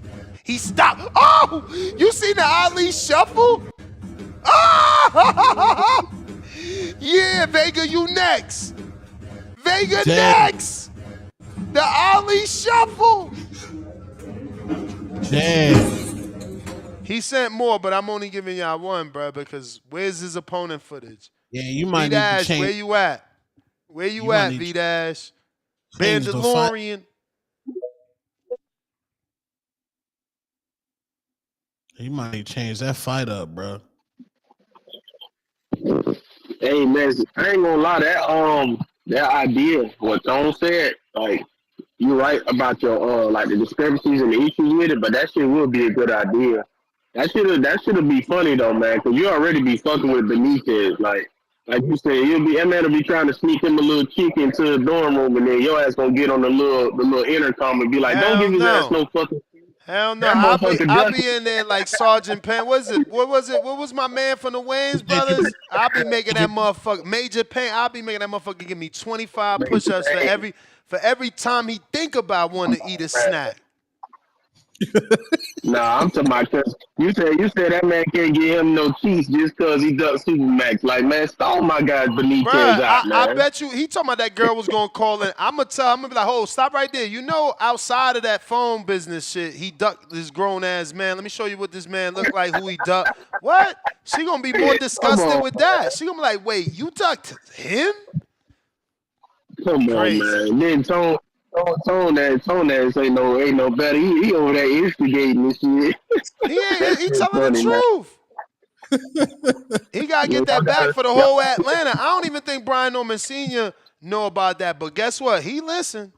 He about to find out. Man, y'all gotta let that man. Y'all gotta let that man live. Hey, that's cause I had what you call it. I had listened to the show yesterday. It was already over with. Yeah. But hey, so with that, I had tweeted that after the fight Saturday. Echo Estimate, what you think about them? If they bring him over to Atlanta, and then Brian Majid, that could be his Atlanta homecoming fight. Nah, I mean, that's very possible because remember, he won like a WBO Intercontinental, so he's certainly moving up them rankings. Yeah, he gonna move up to number 2 because remember, Jen Sasaki, he number 2 right now. Alexis Rocha number 1. Estimate he was number 3. So yeah, he for sure gonna move up at least one more spot. He might end up moving up one because Alexis Rocha ain't fought since December with that jaw wrong Purell. Hey, Wizard, man, you were saying that shit last fight and your shoulder fell out like Andre Berto, man. Nah, I'm hoping they can make that though.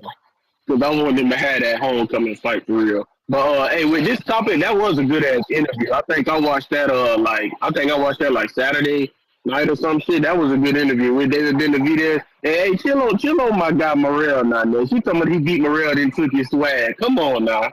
I mean, out, man. Did you not see the way he was looking in that interview? Hey, I ain't gonna lie, he did look like fucking Poppy who run the corner store or some shit like that.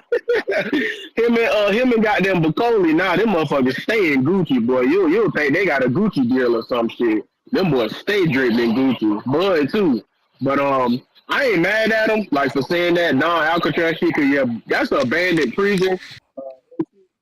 I don't know. I ain't bad at that, but I hope he fight Callum Smith so that way Gustavo can order David Morrell and Yarde for that WBO. That's all I had, though. I'll holler at y'all, man. Appreciate you, champ. We got. Hey, respectfully, Wiz had an injury. He didn't get stopped. He got injured. Hey, man, that's TKO RTD, man. They had to stop it for him. No, but you acted like Vince was putting hands and hooves on him. I mean, what the fuck? Do you need me to pull up the fight? That man got hit with some shit he could not block because his arm was broke. James with the counter. Pistol Parkway Mozzie, $2. Isn't unguarded today? Yes, sir. I've been promoting it all over Border War, all over Discord and Instagram and everywhere. We got El Lobo. His unguarded episode is today at 12 o'clock Pacific Standard Time, 3 o'clock Eastern. We got H-Town with the counter. Hey, Lobo, that dude is terrifying. That guy, the text messages between him and James Benitez that I got, that nigga was standing on business. That nigga, like, that nigga Lobo, Tip, don't call in, bro. Everything need to be in the gym. Full gym. That nigga crazy. Hey, tell my bad. I didn't even acknowledge you earlier, dog. Hey, Grand Rising, my brother. Grand Rising. Hey, why y'all keep trying to force this guy down Mexican fans' throat? The kid's not Mexican. Y'all want him to take over the Mexican Independence Day and Cinco de Mayo. Dog, let Pacheco do that. Stop this. This kid's, man, CYP is more Mexican than this kid. CYP is at least a quarter Mexican. You know? Get up out of here with this dude, man. Who's not Mexican now? Pacheco? What's Jose? No, man, David. Oh my God. David's like a fifth. Bro, how much Mexican? money does this man waste on hating on David, bro? This is nasty. Dude, his name, You know who David is? Bro, you know David the is the God is Carlos. watching? No. Hey, David is the Carlos Mencia of boxing. He couldn't make no money. He was the bandera roja, the red flag, and he like, man, this ain't working out. How do I make this money? And they told him, you know what, dog? You Mexican. The Mexican fans, they'll waste money on you. Same thing Carlos Mencia did in comedy. He wasn't selling out. All of a sudden, he's Mexican. All of a sudden, he got love from the Mexican community. It's just some ploy, to advertise him. But the boy's not Mexican. The boy's American. He's mixed. It's all right. He's an okay fighter. So But stop trying to disrespectful. force him down Mexican throats, man. He don't need to be on Mexican Independence Day. What's he Bro, independent from? The motherfucker's American. He need to be on the 4th of July. he from the Mexican Atlanta, bro. He from Phoenix, Bro, Arizona. there The ain't no Mexican. Mexican, bro. Oh, so then you Mexican too, Tone? You eat chilaquiles? Fuck Man, it. all my homeboys is Mexican, man. Dos tonos, mi hermano, ¿cómo estás? Bro, hey, You know? you been to Phoenix? You been to Phoenix? Man, I live in Houston, bro. I Right know here, that's Mexicanville. lit. That's lit. But I'm saying, have you Mexicanville, been to bro. Phoenix? Have you been to Phoenix? Mhm. Nigga, I mean, I drove by the motherfucker. they love to come out here. We are the Mexican Atlanta, bro. I'm telling you, it's I don't know. if you I might have a bunch of Hondurans and Salvadorans out there, cuz. nah, you wild. I be getting this mixed up, People be like, nah, they're Mexican. I said, no, man, that's a Cuban, bro. You seen David, dog? Man, that's Cuban David, dog. He need to be on Cuban Independence Day, dog. Send him down there. Send him down there, Tone. Bro, that's how the He Mexicans didn't- dress he out. didn't- Man, that's like if he just said he's Dominican one day, man. Tell him, man. Ness would be like, he ain't no Dominican. He ain't no mofongo. I ain't saying It is that. what I it ain't is, saying bro. that. If he embraces Dominican side, he embraces Dominican Hey, side. You extra Hey, Ness, weird but for that, man. let me holler you real quick. Hey, you proud of Anthony Towns? He's acknowledging his Dominican side on TV, bro. I seen that. I didn't even know who he was. Shout out to him because I promise you, I never knew we had a Dominican playing basketball, and I only know we have a Dominican playing basketball because he said shout out to his mom on Dominican Independence Day and went viral from it. Yeah. If it wasn't for That's that, I crazy. would have never I didn't know known. either. Yeah, shout out to him. Yeah, man. Shout out to him, man. Shout out to your people, man. Just stop trying to force this man on my people. I'm out. All right. Shout out to R. Hayes in that Phantom Zone for a hot couple minutes, you know what I'm saying? For talking about my Border Wars fighters, you feel me? If you ain't get in the ring and swing, I don't think you should be saying a goddamn thing about my Border Wars fighters, you feel me? So, you watch what you say, because if I see you, you outie, man. You outie. You know what I'm saying? Everybody got something to say about Supermax, but they ain't signed up to fight him. The man's still on there. We're looking for a fight. Y'all always got something to say, but ain't nobody fighting him. That pressure gonna turn y'all into nothing. Pistol Parkway Mozzie, $2. Border Wars Anthem on the way. Where you at? Scary Jerry. Clock is ticking with the tick emoji, chump. Where you at, Jerry? Where you at? I thought you wanted a beef on wax. I told y'all Jerry gonna take 10 hours to call in. I mean to make that audio. Marcus Walker, member for 1 month on the prospect level. What up, Ness? The King Cam boxing family. Crown. Salute to Marcus Walker. We're gonna be having his son on the show. Let me pull up my schedule here. See, I'm getting better, y'all. I got a schedule for y'all now. When do we got Mr. Walker? Why I don't see this here? I'm picking Tank early with the stoppage, man. For what? For Roach? Absolutely, man. Y'all got Tank messed up. You think this man Tank gonna take that draw? Everybody been slandering this man. Man, y'all done motivated. Finally, y'all done motivated a giant. We got Kamari Walker on Friday, 11 a.m. Eastern time, he'll be on the show. So if you want to ask him a question you already know, head on over to our Patreon or our YouTube page. I'm sorry, Tom. Go ahead. No, I'm just saying I'm going Gervonta Tank Davis, early stoppage. I think you're tripping on that one. This kid, he didn't fight like that for no reason. He got his number. And Tank respects him. That's the other thing. You know, it's like why you didn't walk him down, you know, and now we see why. The dude respects him. Yeah, man, y'all was out there slaying. Y'all making songs, T-shirts. Y'all was wilding out there, man. Me and the Tank fans, we know what's up, man. We know what's up.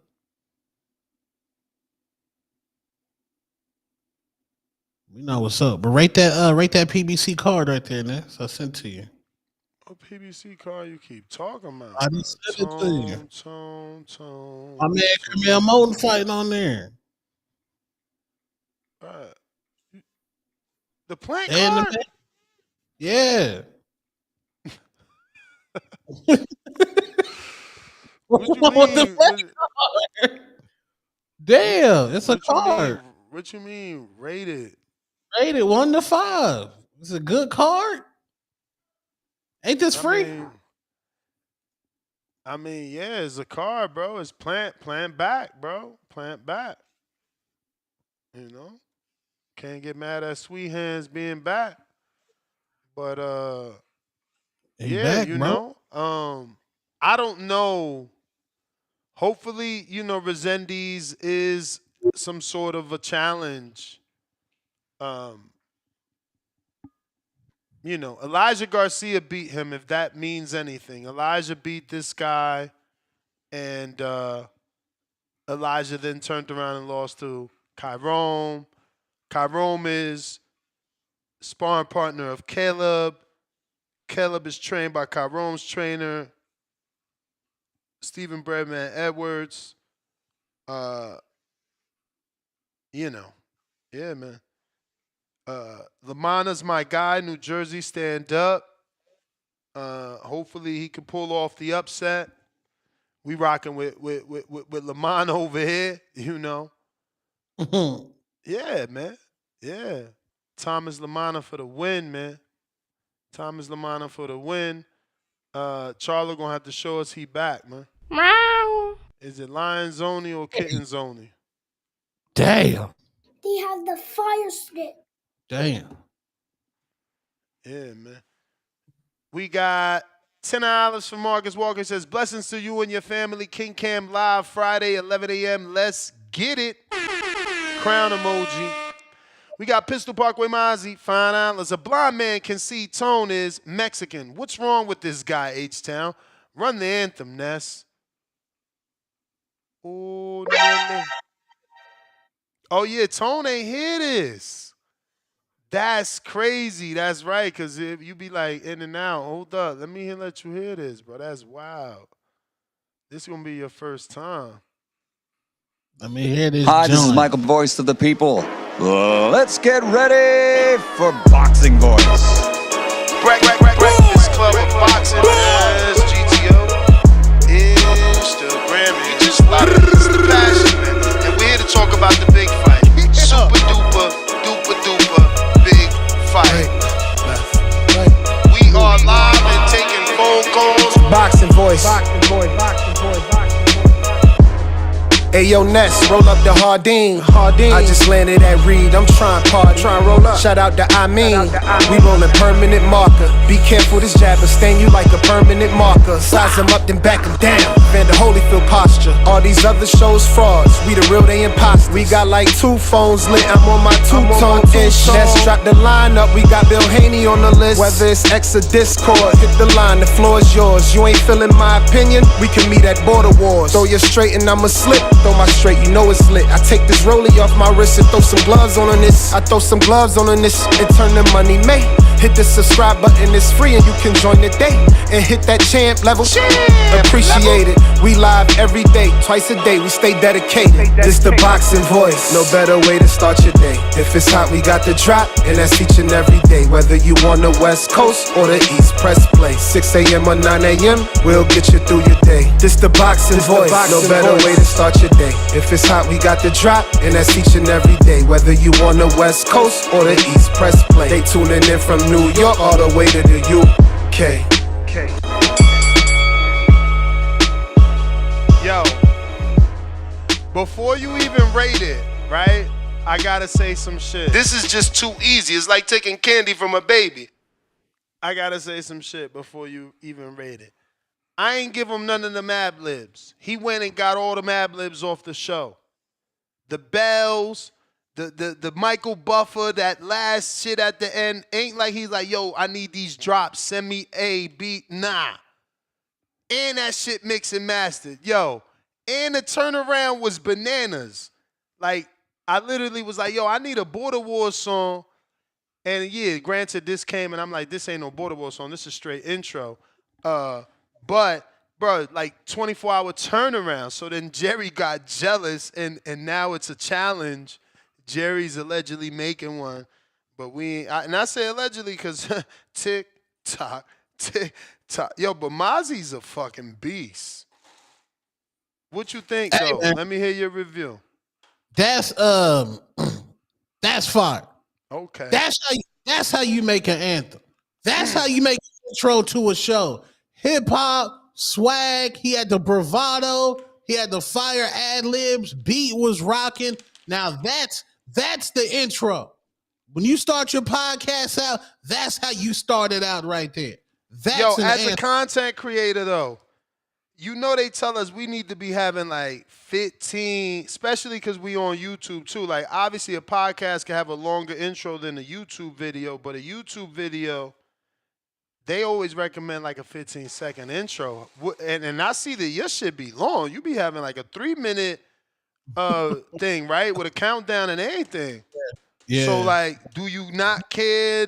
Like how, because I obviously don't care for years. I've been having long intros.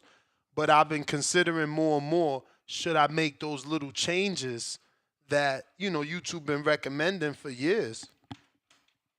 Yeah. I've been thinking about that too, as far as like shortening it up. But yeah. I think it gives people time. I think on this to get ready for the show, like, oh, okay, he about to be live in this amount. Yeah, gives them ready. I'm with you too. And I be needing that time too, I ain't gonna front. Bro, I swear to God, I don't know how. I mean, outside of my thumbnail guy who's catching strays today because he stay making me late. I promise you it's him more than it's me. But I'm not gonna lie. I could be up 2 hours before a whole show, done scheduled that motherfucker, done prepared it, everything is ready, and still won't start at the actual time. Something always happens and I don't start at that actual 4 o'clock Pacific or 6 a.m. Pacific. Yo, even if it's off by 5 minutes, it be off though. I'll be mad in the motherfucker, bro. Today I was up so early, ready, and I'm just here waiting on this fucking thumbnail. Like, dude, this guy did it again. I'm like, yo, where you at? I'm like, damn. Because, to me, holidays don't matter. Every day is Friday, man. So I'm like, the fuck? And then I'm like, okay, it's Memorial Day. Maybe this dude was out barbecuing or some shit. And partying. Yeah. I don't know. But you be late for your own show or what? Or is that just a me thing? No, yeah, I'll be late. I'll be late. I'll be late. I need a schedule, dude. I need to find. Well, it's summertime now. Summertime. One Tone. He not in school, so it's lit now. Which means you're gonna be streaming more, or it's gonna be harder to schedule. No, easier. I'm gonna be streaming more too. So now I ain't gotta. My days ain't gotta take One Tone to school. Now we just in the crib. Can just now I you can got full custody. Nah, I got Oh. 50-50. I got 50-50. But you take him to school every day. Yeah, I take him to school. Yeah. That's dope. So now we lit. Let me see what I got. Any callers in the building? The Jack Artist. What it do? Yo, can you hear me? Yes. Yeah. Man, y'all been out here chit chatting. I'm just trying to get my call in on Memorial Day, Oh man. shit. Oh, we slowed you up. Hey, Yo, is so listen. What you got a barbecue to go to? Yeah, I'm finna do some shit today. What kind of barbecue you going to? Bro, see, like, so my house is the spot. So I have all my partners come and bring their girl. We all throw some shit on the grill, have some drinks. If they want to Who put their feet in the grilling? jacuzzi, Who grilling they do it though? like that. I cook. One of my partners, he don't eat no beef. So I make sure I got some chicken for him all the time because he don't eat beef. You feel me? So I be cooking it up. And where you from? I'm from Oakland. Okay, so this is gonna be an Oakland barbecue. Bro, you know who I am, bro. This Tim. Oh shit, nah, Tim. I mean, bro, Oh, it ain't click. Motherfuckers was asking where you was at, bro. That shit ain't click. That what shit ain't happened? Yeah. click. Hey, damn, what I was gonna ask though before you reminded me you was Tim. Oh, what's gonna be in the playlist? Oakland barbecue, what that sound like? So for me, I like a lot of 90s shit. So you might hear some Okay. like some of the shit with Cisco. What was their group name? I got a bunch of shit with Drew Cisco. I got Hill. some 112. Let's You feel go. me? I got some of the Mary J. Blige. I'm Okay. an old head. I'm only 29, but you feel me? I like it's because my mom, she had me singing Donnell Jones and shit as a Yeah. youngin. So Yeah. Okay. There's about to be a lit party. Let's go. yeah, we finna be on our grown man tonight. Word. But Okay. my call was, bro, have y'all ever seen Alcatraz or been to Alcatraz? You know you can't walk on Alcatraz. You got a boat to Alcatraz. Yeah. I mean, it's not for fans. It was gonna be for the rich and famous. We knew that. And I seen obviously You the think? movies only. I ain't been there. Yeah. David ain't trying to do that, bro. You know David fuck with the fans, bro. He want the ring walk, like he said, and I just can't imagine, bro. The fighter, having to take a boat. What a dressing room gonna be on Alcatraz? I mean, like if you seen the movies, is they do tours on Alcatraz. That's what they do. It shouldn't Yeah. be nobody fighting. Alcatraz is a museum at this point. Yeah, nah, but I mean, you gotta think about it, man. From the Google pics, you could see that they could easily do a rooftop ring and seating, and then depending on how big that rooftop is or that second landing, I had screen shared it. There's a second flat area. You could just set up pop-up tents, man. You know what I'm saying? And within them tents, curtained off rooms. Like, believe me, I've seen less for locker rooms. There's plenty of fighters that have fought with curtained off locker rooms, not walls. But at this level, though, Listen, you done it, right? So you getting paid to do it again. But look, I mean, don't nobody if want to Turkey fight paying, there. if he I paying, mean, you know he paying. Why else would you fight there if he not paying you to fight there? He paying. man, But I David, don't want no, David getting but on I no think boat you, the day of the fight. but I think you misunderstanding. David said no already. This is just old. Remember when David got flown out? Yeah, to Saudi for a Riyadh card. Yeah. This is that information coming out now. Remember that all we knew was that Turkey offered him a fight for the most money ever made. Now we know it could have been on Alcatraz, or it was going to be on Alcatraz. He didn't say no potential opponents. I'm kind of late to the show. He didn't say like who he could have fought there. Nah, but in terms of who he's gonna fight, it's either Callum or Yarde, and he's in negotiations right now with Yarde. I mean with Callum. Okay, I just want to say this real quick. I'd rather have Yarde, one of my favorite fighters. That Better Be fight was one of the most fire fights I've seen at that division. Crazy fireworks. But I'm gonna get up out of here. Everybody have a good morning. Shout out to my back call homies, the Call of Duty buddies. Y'all know who y'all is. Holla at me. Let's get it. Tim. Duties. He Tim, gone? you did? Damn. You wanted an update, huh? Yeah, I needed that update. Well, he said him and his boys, they bringing their girls. He ain't about to be the only dude there with no girl. Shit. What?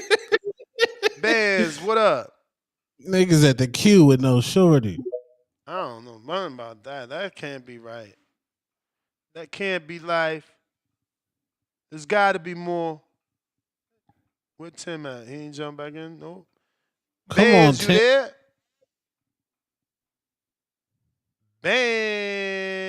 Bands. Yo, Bands. You might need to jump out, jump back in, homie. If you're trying to call in, now is the time.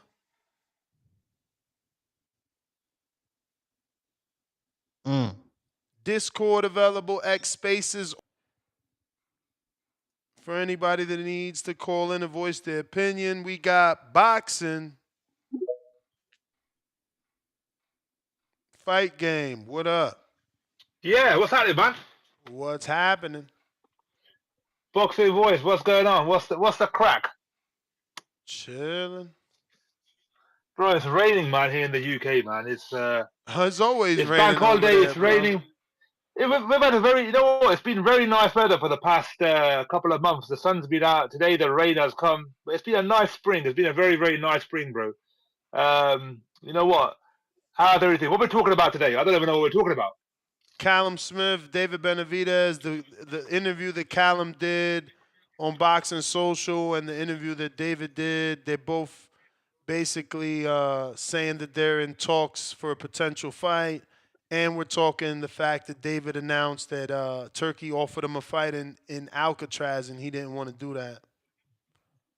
Yeah, I'm glad he didn't want to do that after the shenanigans in what's it called, New York. That wasn't great, is it? So I'm glad he's not doing that. I mean, it's not going to work anyway. No, we just want to see boxing fights. We don't really care about Alcatraz or Mount Everest or on the moon. We just want to see, you know, if I can get a boxing ring in my back garden, and we can get Tyson Fury, Anthony Joshua in my back garden, would it bother you, boxing voice, if you could see it clearly?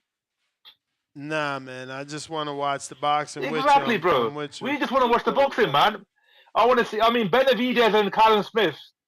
It makes sense because obviously Smith beat Joshua Buatsi, and the big fight in the UK they were lining up was Joshua Buatsi versus Yarde, and they thought Smith was done, and Smith was outstanding that night in Saudi Arabia when he beat Buatsi. So he messed them plans up. So he should fight Benavidez. If not, fight against Anthony Yarde. But Benavidez will beat Yarde and Benavidez will beat Smith because these boys, these UK boys, sometimes when they step up to that level, they get smashed. You've seen it yourself. Kolarov beat Beterbiev, beat who else beat Smith? Canelo has beaten Smith. Benavidez is a lot better than these guys. He could probably beat Yarde, Buatsi, Smith in the same night. Honestly. I hear you, man. And I want to see Benavidez versus Canelo. I don't think that fight will get made. I think Canelo will fight Crawford, and I think Canelo will probably get the decision over Crawford. I hope Crawford wins. Benavidez should just focus on his own thing, man. Try and get these fights against Bivol and Bivol. If it happens, are they going to fight for a third time? Any news on that? Is there going to be a trilogy? Yeah, November. In Saudi Arabia? That's what I'm hearing. Riyadh season.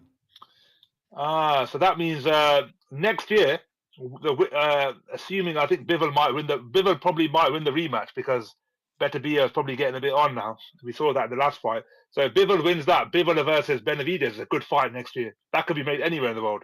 Until then, obviously Benavidez needs to fight. He's hungry. So who do you think he should fight? If not Callum Smith or any of these boys, UK boys, who do you think he should fight? Well, I'll take a Jesse Hart. Jesse Hart, was he American fighter? Yeah, he American. Same stable, PBC. Yeah, ooh, why not? Why not? It'll be a nice little promo there as well. They'll go at it. He fought Morel, didn't he? He's beaten Morel already, hasn't he? Oh yeah, we put hands and feet on that guy. You know what I'm saying? We packed him up. Yeah, exactly. I think. Well, I mean, if Smith and Yarde don't get made, then I think Smith could fight Benavidez. I think Eddie Hearn will put Smith in there because Smith at this stage of his career is looking for as much money as possible.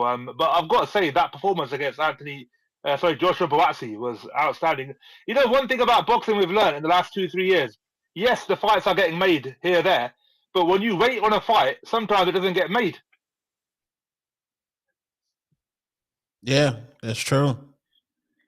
And what else is going on? I mean, what's the next big fight in boxing? It's a bit quiet now here in the UK. I don't know what's next. I think June the 7th, Fabio Wardley against Justin Hooney. Your man Tyson Fury is with 50 Cent. Say he's not retiring. Yeah, man, they're going at it, bro. They're going at it, man. I saw that. 50 Cent sounded a bit old as well when he was singing his song. Derek Chisora was there. That's crazy. That club looked whack, man. That club looked absolutely dead. Appreciate you. Love you. Band's trying you again. Yo. What up?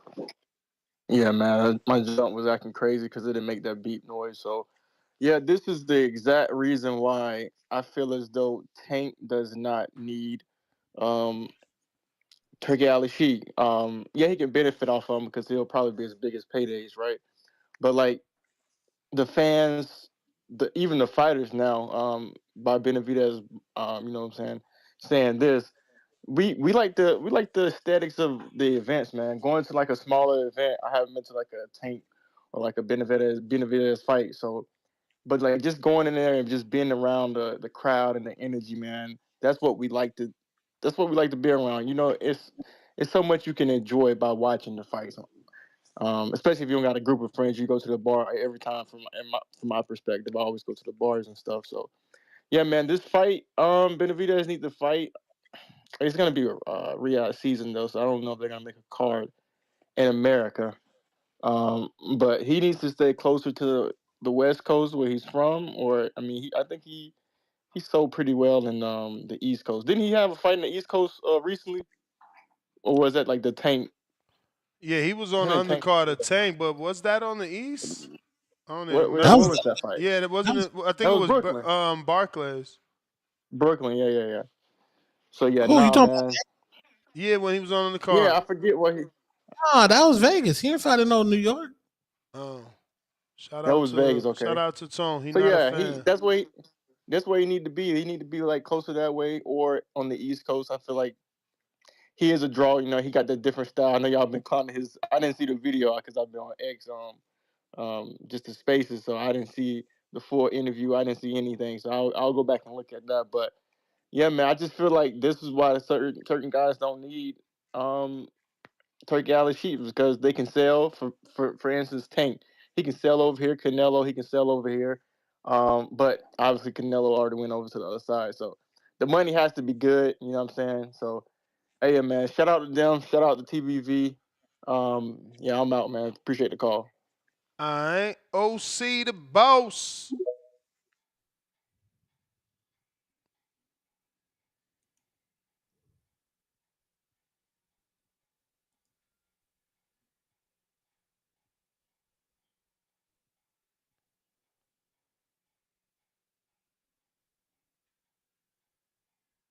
OC, you there?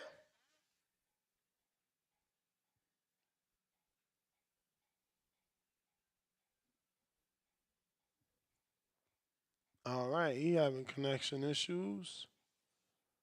Big Gucci. But jump out and hop back in. All right.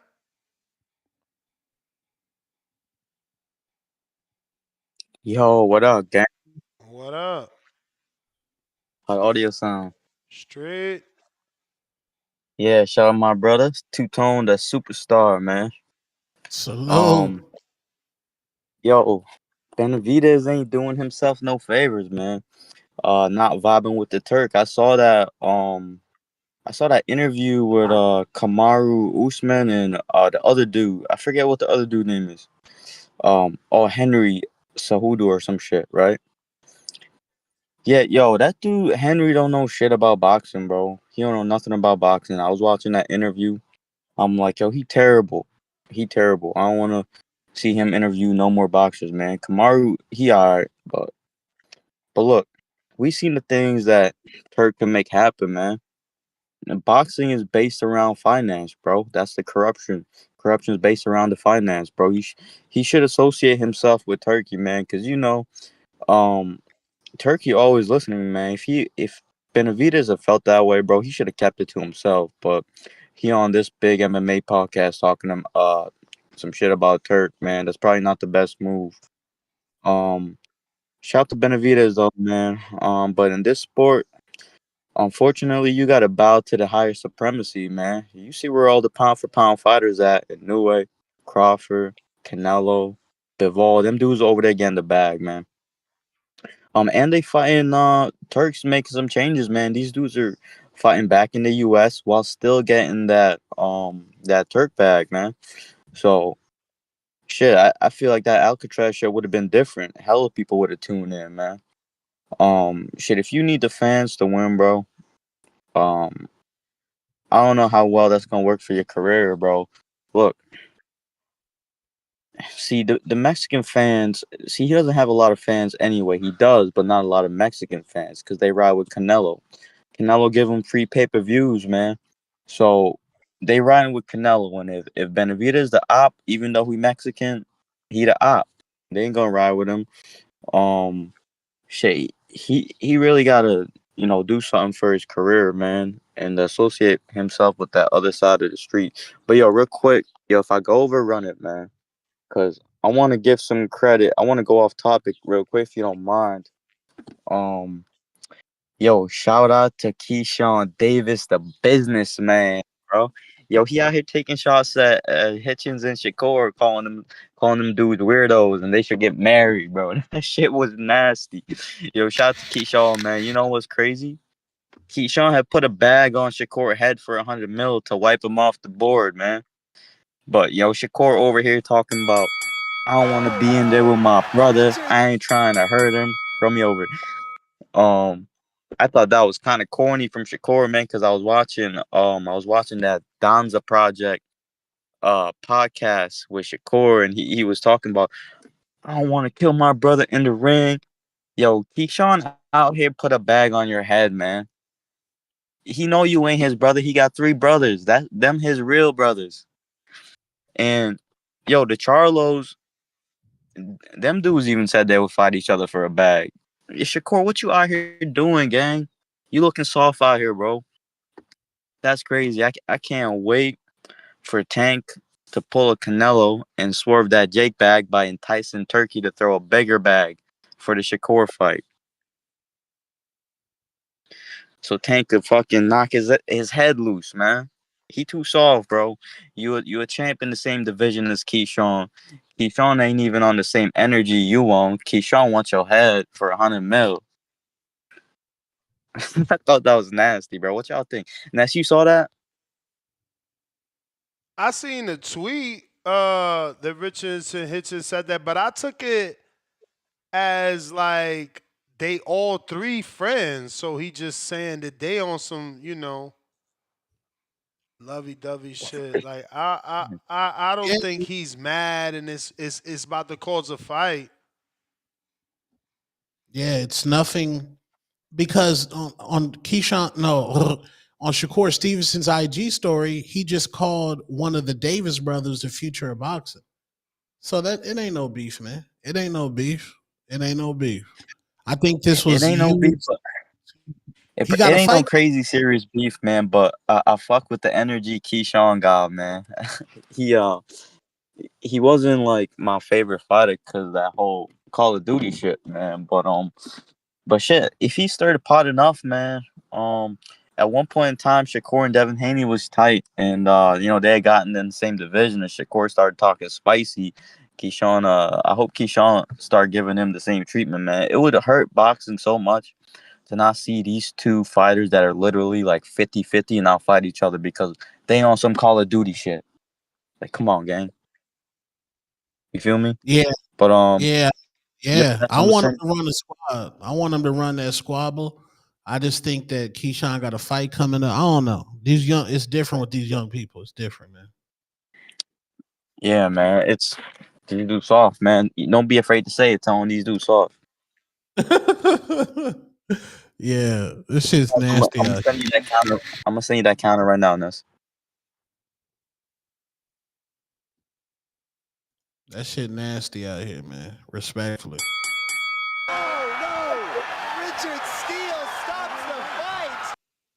I mean, I know y'all. I know we say, "Well, you supposed to feel that way," but I mean, Keyshawn Davis in the Sean Zattel interview said, "I'm the best at 135." And I know people gonna say, "Well, you supposed to feel that way," but hey, like Shakur is at 135.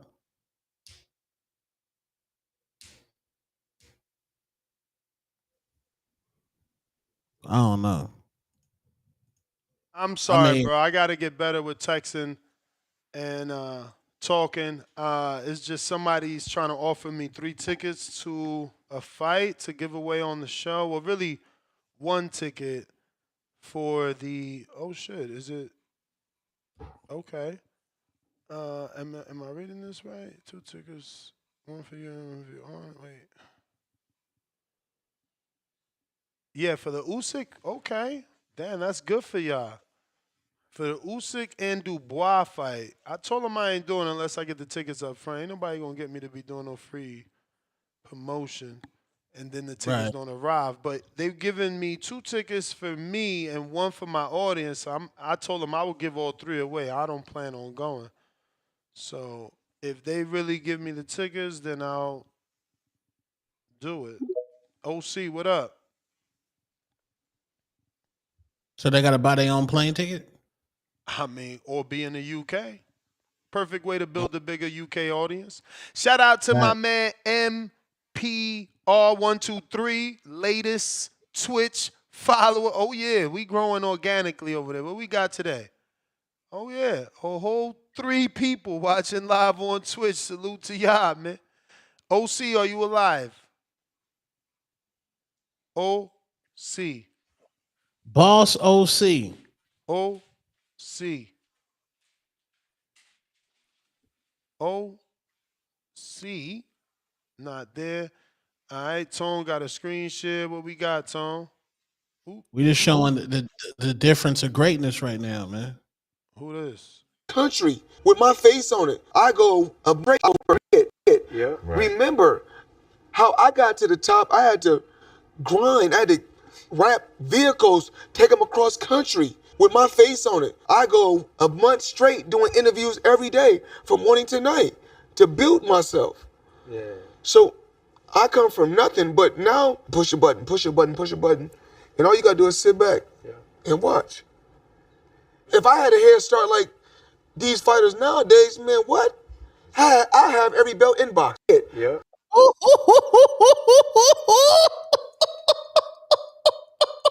I mean, you allowed to talk like that when you like that. I like when I like when Floyd talk like that, man. He said if I had a head start. That's real though. Nes, how much one of them big tour buses cost? I mean, Dave had a Sprinter van. That shit was expensive. His father's Sprinter van was expensive. But compared to one of them jewelry, them chains? I mean, yeah, but who's gonna drive it across country? These motherfuckers taking private planes. Who gonna drive that van across country? That's they need what a Floyd street team. Exactly. Yo, Niggas what's up, man? I hear you. You on like popcorn. Man, what? All right, Tom. What's happening, man? Ness, what's going on? What up with you? All right, though. So listen, I just tapped. Well, I ain't just tap in, but I tapped in when James bum ass called, and I caught the ass end of what the fuck he was saying. But I know he was saying some bum shit because he over in the chat now talking some bum ass shit. Listen, James, you my guy and all, but respectfully, nigga, everybody better than you. And I definitely now think Max will stop you. And you gotta stay at the chat though, talk about Rocky gonna stop Chino. Yo, we ain't going for that bullshit, man. Shut the fuck up because you duck Max. Until you fight some motherfucker James, you a ducker. I mean, he I ain't gonna allowed to say all pick. He that. allowed to pick Chino. Rocky because Rocky I stopped don't do him. that shit. Now, But of course, you gotta understand. If Rocky stops Chino, then it don't look bad on James no more. It's Rocky's and that's like the problem. that. It's not Rocky ain't gonna stop Chino. And But that's listen, fine, but that's in his mind. listen. He like, yo, if he stops Chino, then Rocky's like that. And it makes me Suck look me out. better. I don't look as much as a bum because that just makes me look out my league. Hey, look, it's funny that we call it James a bum because he a bum though, right? I mean, we don't Listen, know. Rocky could just be that good. What if Rocky stops? What if he nah, one bang your man? nah, man, come on, bro. Come Hey, on, this Ness. Now you boxing, know, I homie. get it, I get it, I get it, Ness. You in Listen. promoter mode. I ain't no I get it, promoter. Ness. You in I ain't promoter no. mode. Listen. You got it. Oh, What? Wizard. Oh, you was Yeah, at the fights, wasn't you? Or you ain't go? You wasn't I there? was, I was. All right, I so you was. met No, old no, no. Wizard. I was watching it. I was watching it though when old Wizard arm, when he threw his All little arm right, out of you socket or met some him. shit. You met him though, right? Or you seen him? You seen how No, physically? no. That because the fight with old Wizard that was in Vegas, right? Yeah. Well, you seen him. My point is, you see how he physically Yeah, looked. Everybody had him as yeah, the yeah, yeah, favorite, yeah, yeah, and shit yeah, yeah, yeah, happens. yeah, yeah, yeah. Shit But I'm happens. saying, What if your man's man, listen, twist an ankle walking in the ring? Now what? Now shut up. Rocky just punching on him like a Man, punching shut the bag. fuck up with that dumb ass shit. You I keep mean, coming with these you don't cartoon want. ass. Oh, No, now it's you gotta stop. cartoon. Now it's cartoon. No, this real life. Man, come on, man. Come on with that old. You playing Sims in your head, bro? Oh, All what's right. up? Hey, man, listen, I hear you. You don't want to see your man take an L, but you got to think of all possibilities. I get it, but Rocky not stopping, bro. Come on, man. Come on, man. We know Chino a Bruh, lot, dog, man. We ain't going for that shit. James, listen, I don't care. Let me see what the fuck bruh, James just said. James just said some lame ass shit. James just said some lame ass shit again. I'm cutting you like cake, James. Until you get in here and fight somebody, I don't care about none of that shit you talking about. Mex stopping you. Everybody stopping James. Even if I go up to his weight hey, class, man, I'm gonna stop I James. don't know, man. That's I'll not a stop good James with look. one arm behind my back. Huh? It's not a good look what you doing. You making Chino opponent It's look not good like a luck. bum. You making Chino opponent look like he a I'm not bum saying, beater. listen, no, he ain't.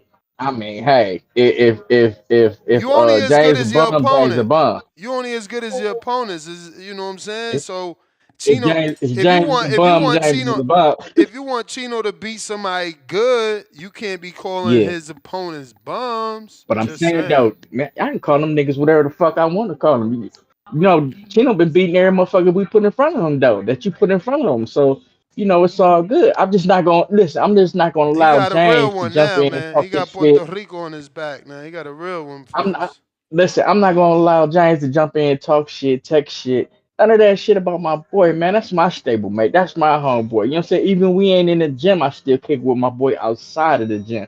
Listen here. I ain't allowing that shit. So I gotta jump in there cause Chino don't call in. I be trying to get him to call in, but my boy be busy, you know. So, hey, and he in the gym right now with Adrian. So I gotta call in until I don't start camp till next week. So, I do all the calling in right now. Once I start camp, I won't be doing all the calling in either. I'm gone. All right, champ. Stock Yeah. chasers. And then Yo, Nes, what's good? You hear me? Yes, sir. Yo, Two Tone, what up? What up? What up? Big New Hey, yo, York in the listen, man. Listen, man. I got some smoke for Two Tone. You heard? Because you asked them, right? You said, "Oh, you be showing up late to your shows." Nah, man. He's worse. He does no call, no shows. He says he's doing a show, and then he don't do it.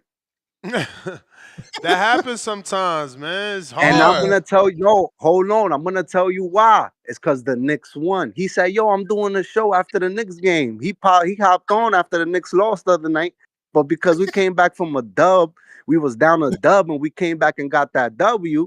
Two Tone said, you know what, man? Forget it. I ain't hopping on." That's what it was, Two Tone, right? Damn. Nah, man. Yeah. Oh, nah, man. Nah.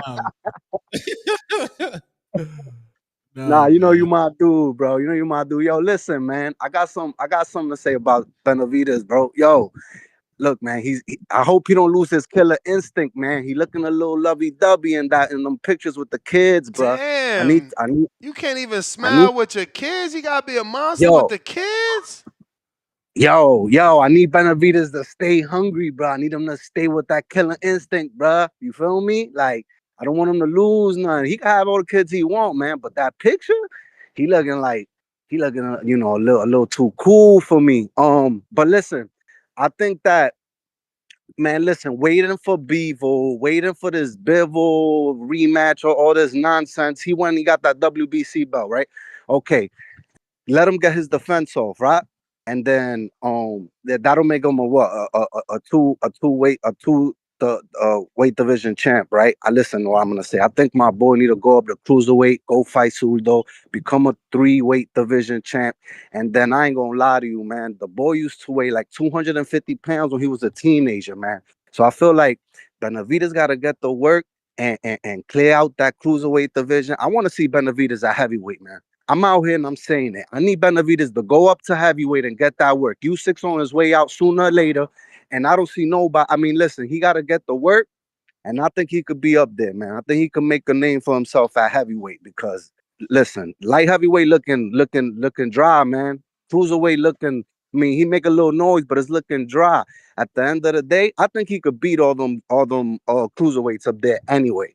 But I want Benavidez to go up to heavyweight. But yeah, that's my take. Yo, y'all be easy. Yo, thanks for asking my question, man. I saw you ask Tammy my question, man. I appreciate that, bro. Y'all be easy, you heard? All right. Hello, King. Yeah, man. Appreciate you dropping one. First come, first serve, obviously. It always is good. Oh, no! Richard Steele stops the fight! For the fighters to know they got, people asking questions from all over the world. Listen, tomorrow's schedule. Don't forget, we got that Lobo Unguarded interview at 12 o'clock. That is a Border Wars show at 12 o'clock Pacific Standard Time, 3 o'clock Eastern. This afternoon, second show, we're going to have Fernando Vargas Jr. on the show, Big Fernando on the show, calling out Xander, Fundora, and all those guys. So get your questions in for Big Fernando. And we got Tuesday, tomorrow, May 27th, Sarah Bailey, champion out of Canada.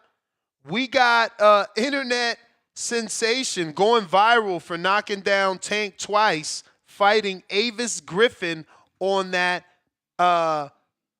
Jake Paul, Julio Cesar Chavez card. I was not buying that pay-per-view. I am now because of these two fights. This one and another one. So shout out to Julian Rodriguez, a.k.a. Hammerhands. He's going to be fighting Avis Griffin. Griffin obviously trained with that Bo McIntyre team, Red Spikes, Isu Dieguez coming out of that Terrence Crawford camp. That's going to be a bomb burner. Both men punchers. Somebody's going to get knocked out. Huh? When's that interview? Tomorrow. 10:30 a.m. Eastern, 8:30 a.m. Pacific Standard Time. Tomorrow we're also going to be having Troy Isley. So it's going to be a jam-packed day of interviews all day. Troy Isley also on the show. He's on that Keyshawn undercard in VA, the De Los Santos Keyshawn undercard. He's going to be at 12:30 Eastern, 9:30 a.m. Pacific Standard Time because he's still here in Vegas. We got Vincent Colbert. He's going to be doing his unguarded interview tomorrow. Vince is the guy that's fighting O Wizard. He's the one that got the knockout on O Wizard. So you could drop your questions to Vince as well. His post has been out. His interview is at 12 p.m. and that is Pacific Standard Time, 3 p.m. Eastern. We also got Jalil Major Hackett. You know it's going down.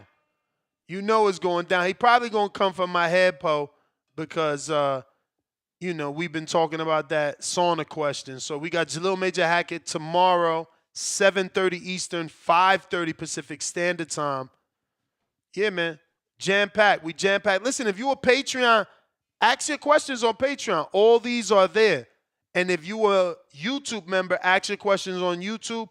All these are there. Take advantage of, being a member and sign up if you're not a member and take advantage of asking everybody I interview a question. Plus, you're simultaneously supporting the show, keeping the lights on, and helping us grow. Looks like we got Mr. PBC. What up?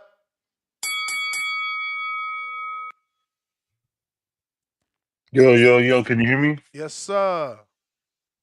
Yo, Ness, I heard all the interviews you're doing.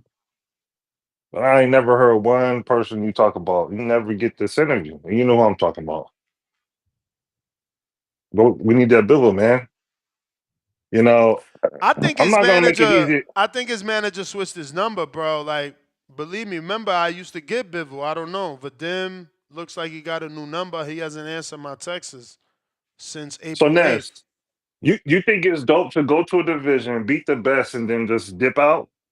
Because that's what this nigga Bud trying to do. No, wait for Bivol. People don't want to talk about it. The nigga say he gonna do something great.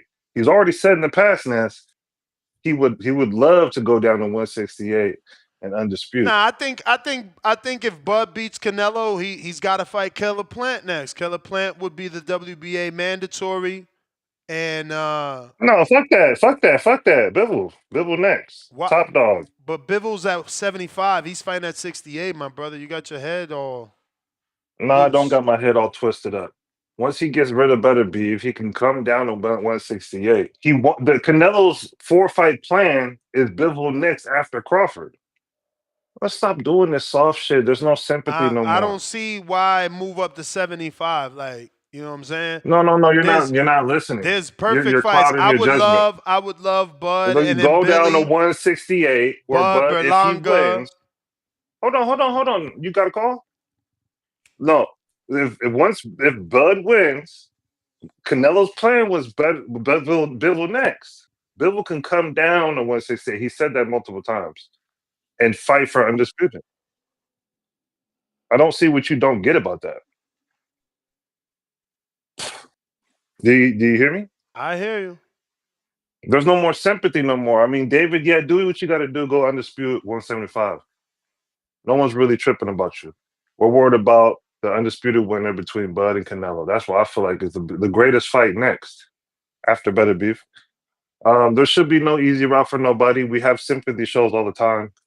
If Bud's gonna beat Canelo, be ready for the gauntlet. That's my call. All right. Let's see. That is everybody. And on the super chatties, looking like I got Pistol Parkway Mozzie $5. A blind man can see tone is. Oh, we read that. Jerry Soriano counter. Don't see you, Jerry. Where are ya? Where are ya?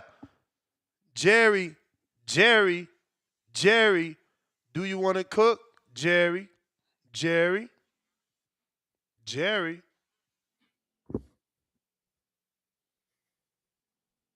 Jerry, where are you at? Pillow. You got me, Nes? I got you. That spot there? Nah, man, he ain't trying to get what's no good? sparring. He hit me up. Good. He hit me up late and looked at my message late. Hey, nah, Nes was bullshitting. I'm blowing Nes up. I thought he was like I was taking his wife out to dinner or blowing me up. He was doing something else. Cut the shits. And it's still going down today. At like in an hour, I'm finna go meet up with Big Bey. So out here, I don't know what you're doing if you want to come watch. Yeah, I'm in there. Where at? Real boxing? Yeah. I'm in there like swimming. Yeah, we doing Damn, it in an hour? Yeah, in an hour. So at 11. Let's see. He said 11:30, 12. Oh. So I guess an hour and a half. I got that interview at 12 with Lobo. Oh, with Lobo? Could you do it from the gym? I can't. I won't be able to do it from the gym. All I could do is push it back. If y'all serious, you gotta text me when you're there. Yeah, I'm serious. It's gonna be some work. He ain't getting the best version of me. He getting a couple Casamigos, Hennessy, pool party. When I first got here, I was fresh, but I'm gonna still give him, we gonna still do the damn thing. I ain't come out here for no reason. I wanted to fight. So yeah, Nes, pull up. I mean, if you can, with the Lobo shit, you should pull up. Yep. But yeah. Yeah, I'm just about to go get breakfast and shit right now. I just want to tap in, say what's good to the community, two-tone Nes, and let you know it was good. So yeah, I'm out. All right. Yo, Pillow, tell Bey to text me when he's on his way. I'm about to hit him up, actually. All right, for sure. Hey, man, I already texted this dude at 7 in the morning. He didn't even text me. Y'all terrible, bro. I still don't see Jerry. On that note, I'm out. Catch me on the next one, 12 o'clock Pacific Standard Time. Oh, there you go, Jerry. He was about to get left in the dirt. In the past.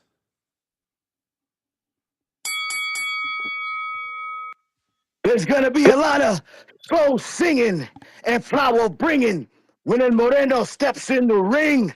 Ding, ding, feliz lunes, TBV. What up? My boy Two-Tone. Yeah. You know, I want to address this real quick. First of all, 2 bits of pieces of breaking news. Number one, Brother Cliff hit me up this morning. We're going to have a long talk tonight. And I think he's going to be ready. It looks like he's going to be ready. Okay. So the second part is, you know, I'm going to let my boy Mozzie live. What? Yo, we make 2 different types of music. We make 2 different types of music. But what I will tell y'all is this. Hey, yo, DMX, who influenced you? DMX, who influenced you, is from the East, bro. Cut that different types of music. Warzone 2, yeah, but there's a generational gap between me and Mozzie. You know, but that was cute. His music is cute. It's cute. Listen. You can't call it cute and not accept a challenge for a battle. He literally counterpunched and said... You really need to let me finish. Ness, you need to let me finish. Man. I know you all hyped up and your boy... Listen, man, you the one was instigating. You the one said you was going to body my favorite rapper. Now you ducking out. Listen. You sound like you've been talking to James Benitez, man. When Warzone dropped when Warzone first dropped, you were jumping through the gut. You were jumping off your seat. When you saw it was me and CYP, every time the shit dropped, you act like you just had a shot of crushed glass. Haterade written all over your face. But I got you. Warzone 2 is already finished and packed up. You have to realize that my studio is in Medellin, Colombia. Oh. All right? So this shit's going to take a little bit of time. But it's already set and done. I'm boxing your boy up, getting the fuck out of boxing. But guess what? It's dropping on the Hatrix. It's dropping on the Hatrix. Yeah.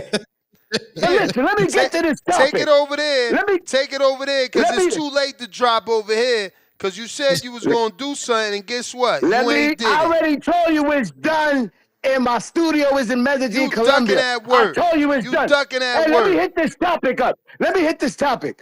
You know, Two-Tone, you said something that no one's ever really said and touched on. You said that Canelo was scared to fight David Benavidez because if he lost to him, he would lose his fan base. People don't understand how deep it is. Do you remember when Oscar De La Hoya actually became Oscar De La Hoya? That was after he beat Julio Cesar Chavez twice. Facts. So the reason why you don't see David Benavidez being as popular as should be is because the Mexicanos are still riding with Canelo. And they don't even know why they hate David Benavidez. The only thing they can say is that he ain't fully Mexican. That's the only thing they got on David Benavidez, because everything else, he is all Mexican style, taking on all the smoke. But his day is coming. Just like your boy Mozzie. Now say good night to the bad guy. This is Jerry Soriano, your lender for life. Let him cook. Yeah. Jerry don't know what he want to do. First he say he bowing out and he ain't battling Mozzie because Mozzie in a different generation and all this other cowardly excuses. Then gets forced into saying he is about to box him up, pack him up, and all this other shit. And here go the other fake rapper who started all this. Say, oh, I got 16. We still ain't heard 16. Meanwhile, motherfuckers done dropped 64 done fucking verses already. Man, shout out to Jerry out here copping please, man. Jerry out here Word. copping please. Nasty work, man. Big That time. nigga bowed out. That nigga Jerry pulled a J. Cole, man. Jerry pulled a J. Cole. That shit crazy. Yeah, man. But shout out to David Benavidez. He did the right thing. You know what I'm saying? Rejected that Alcatraz offer. Cause Turkey out here making circus fights. You know what I'm saying? He don't want to make boxing fights. He want to make circus fights. He don't want to make great events. He want to make circus fights. Like everything outside of boxing, you know what I'm saying? That's what Turkey wants to do. Like, why would you drag a boxing fight to Alcatraz when people not even gonna be able to view it? Like I told y'all this before. Like the dude don't be thinking. Yeah, niggas fighting in the middle of Times Square. They baited y'all into thinking y'all was gonna be able to watch that. This is nasty out here, man. This dude gotta stop. He has to be stopped, man. This Turki Alalshikh dude gotta be stopped, man. And what we got today? That's what is it? Vincent Colbert at 3:00 for Border Vince, Wars. Yeah, yeah. no, Lobo at Monday today, 12:00. Yeah, ain't nobody watching that. 3:00 Hey, Eastern, you gotta crash it, Tip. 12 You gotta o'clock crash his PT. interview. Nah, man. I let him carry his show, man. I can't crash the party, man. He not the star. I mean, what purpose? I may tune in, man. You know what I'm saying? I may be watching. Shout out to my man Anthony Sims too, man. He said he watching the work, man. You know what I'm saying? Shout out to Anthony Sims. You know, we just grinding over here, man. We just grinding. Doing what we do. Doing what we do, man. We gonna be ready come Border Wars. August 2nd, man. It's gonna be the big show. It's gonna be the big show, Mr. Still the show. You know what I'm saying? Mr. I'm taking another belt home. And there's nothing that that you can do about it, Adrian. You know what I'm saying? Nothing you can do about it. Cause I will be taking another belt home. Mr. Still the show, Mr. Take the belt home. We gonna double up. You know what I'm saying? Double or nothing. That's how we coming, man. That's how we coming. Yo, Tone, you got to get a Lobo interview, man. See if they'll let you in the gym and get an interview. I know. Where they in Castle Grant? I ain't going way out there, man. That's far as fuck, nigga. Hell no, nigga. Yeah, man. The least he could do is allow you to How get an far? interview, man. Nigga, that shit. I'm in Phoenix, nigga, where it's lit, respectfully. And they ain't Castle. I ain't got nothing against Castle Grande niggas, man. I don't know what's going on out there. I just know it's far, man. I just know it's far. Yeah, how far in hours? About an hour and a half.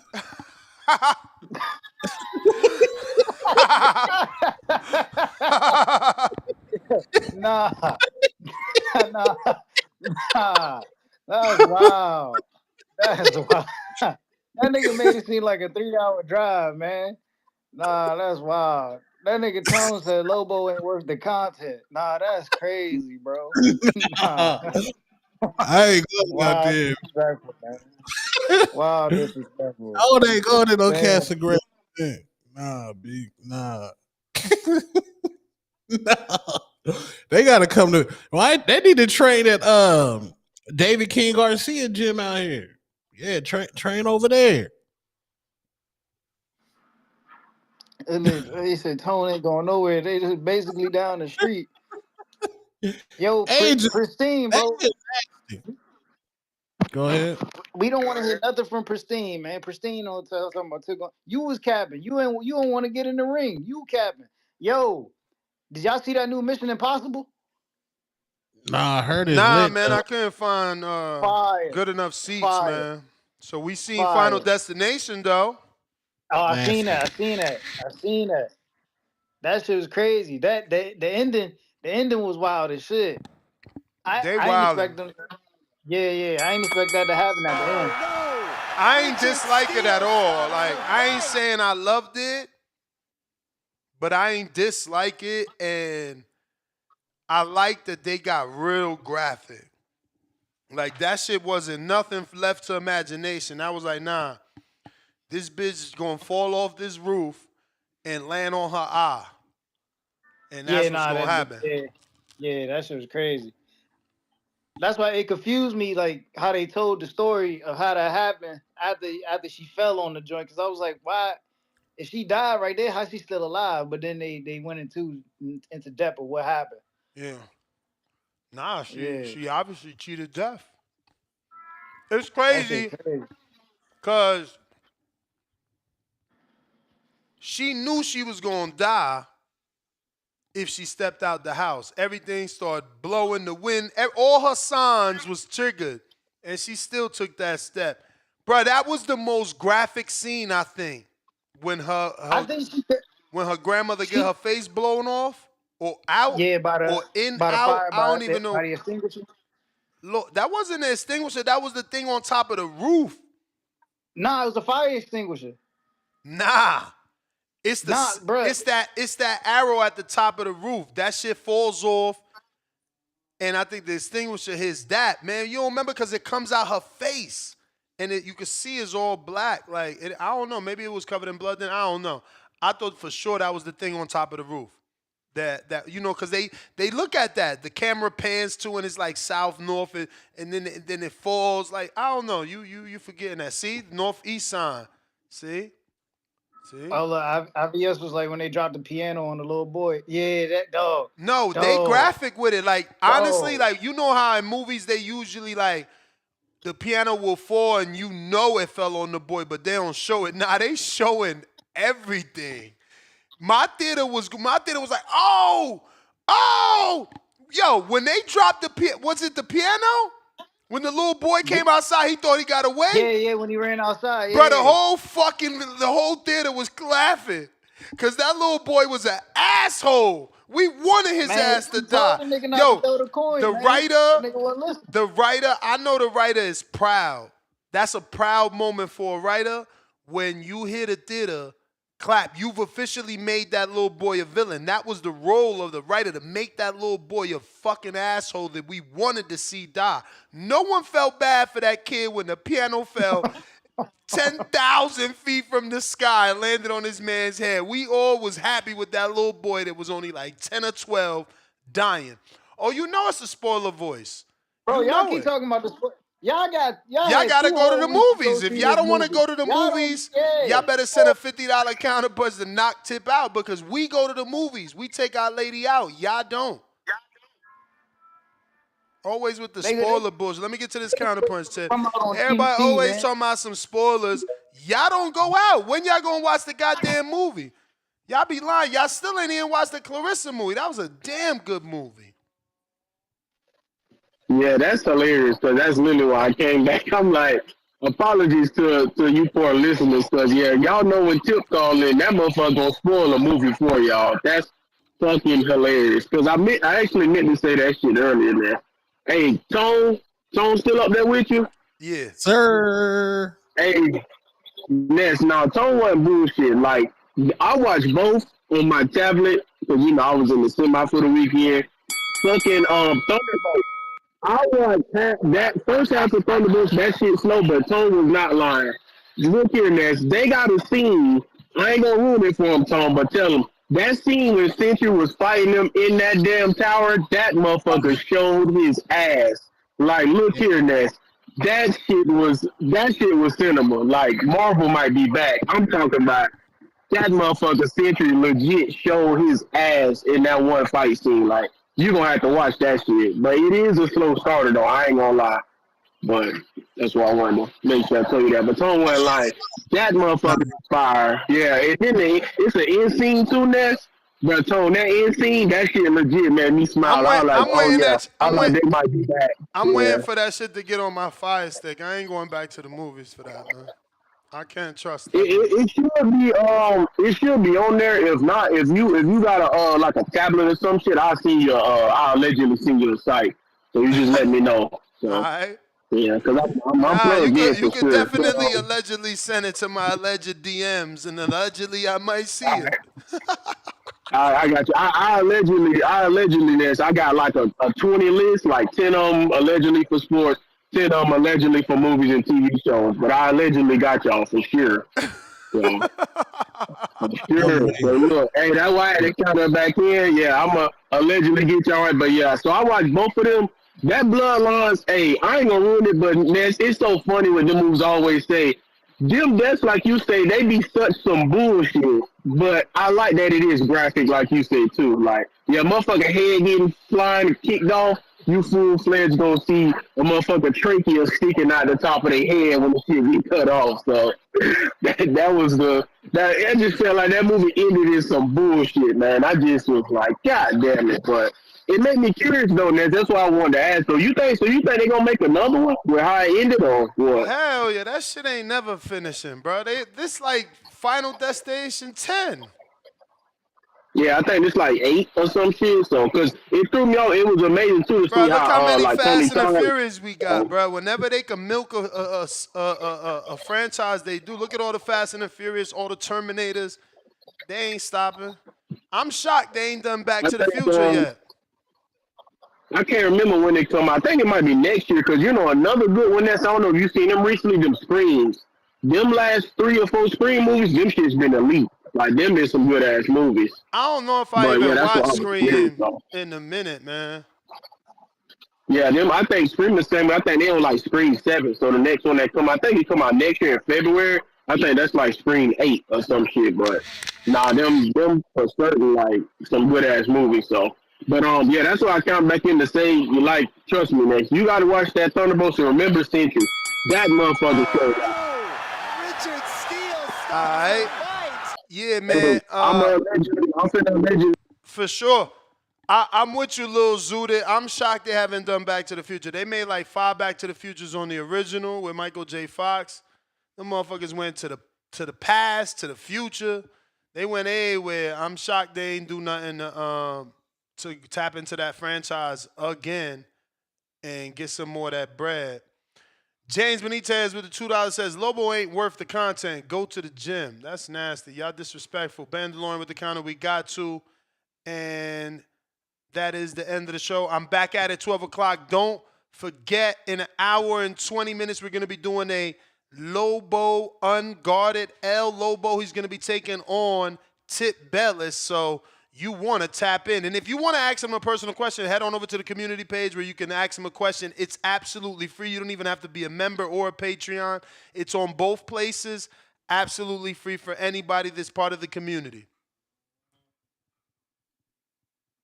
Nah, IVS, I need a new Back to the Future. Sorry, buddy. Peace. Shout out to everybody on Twitch, Twitter, YouTube, Discord, X, all that great shit. Peace.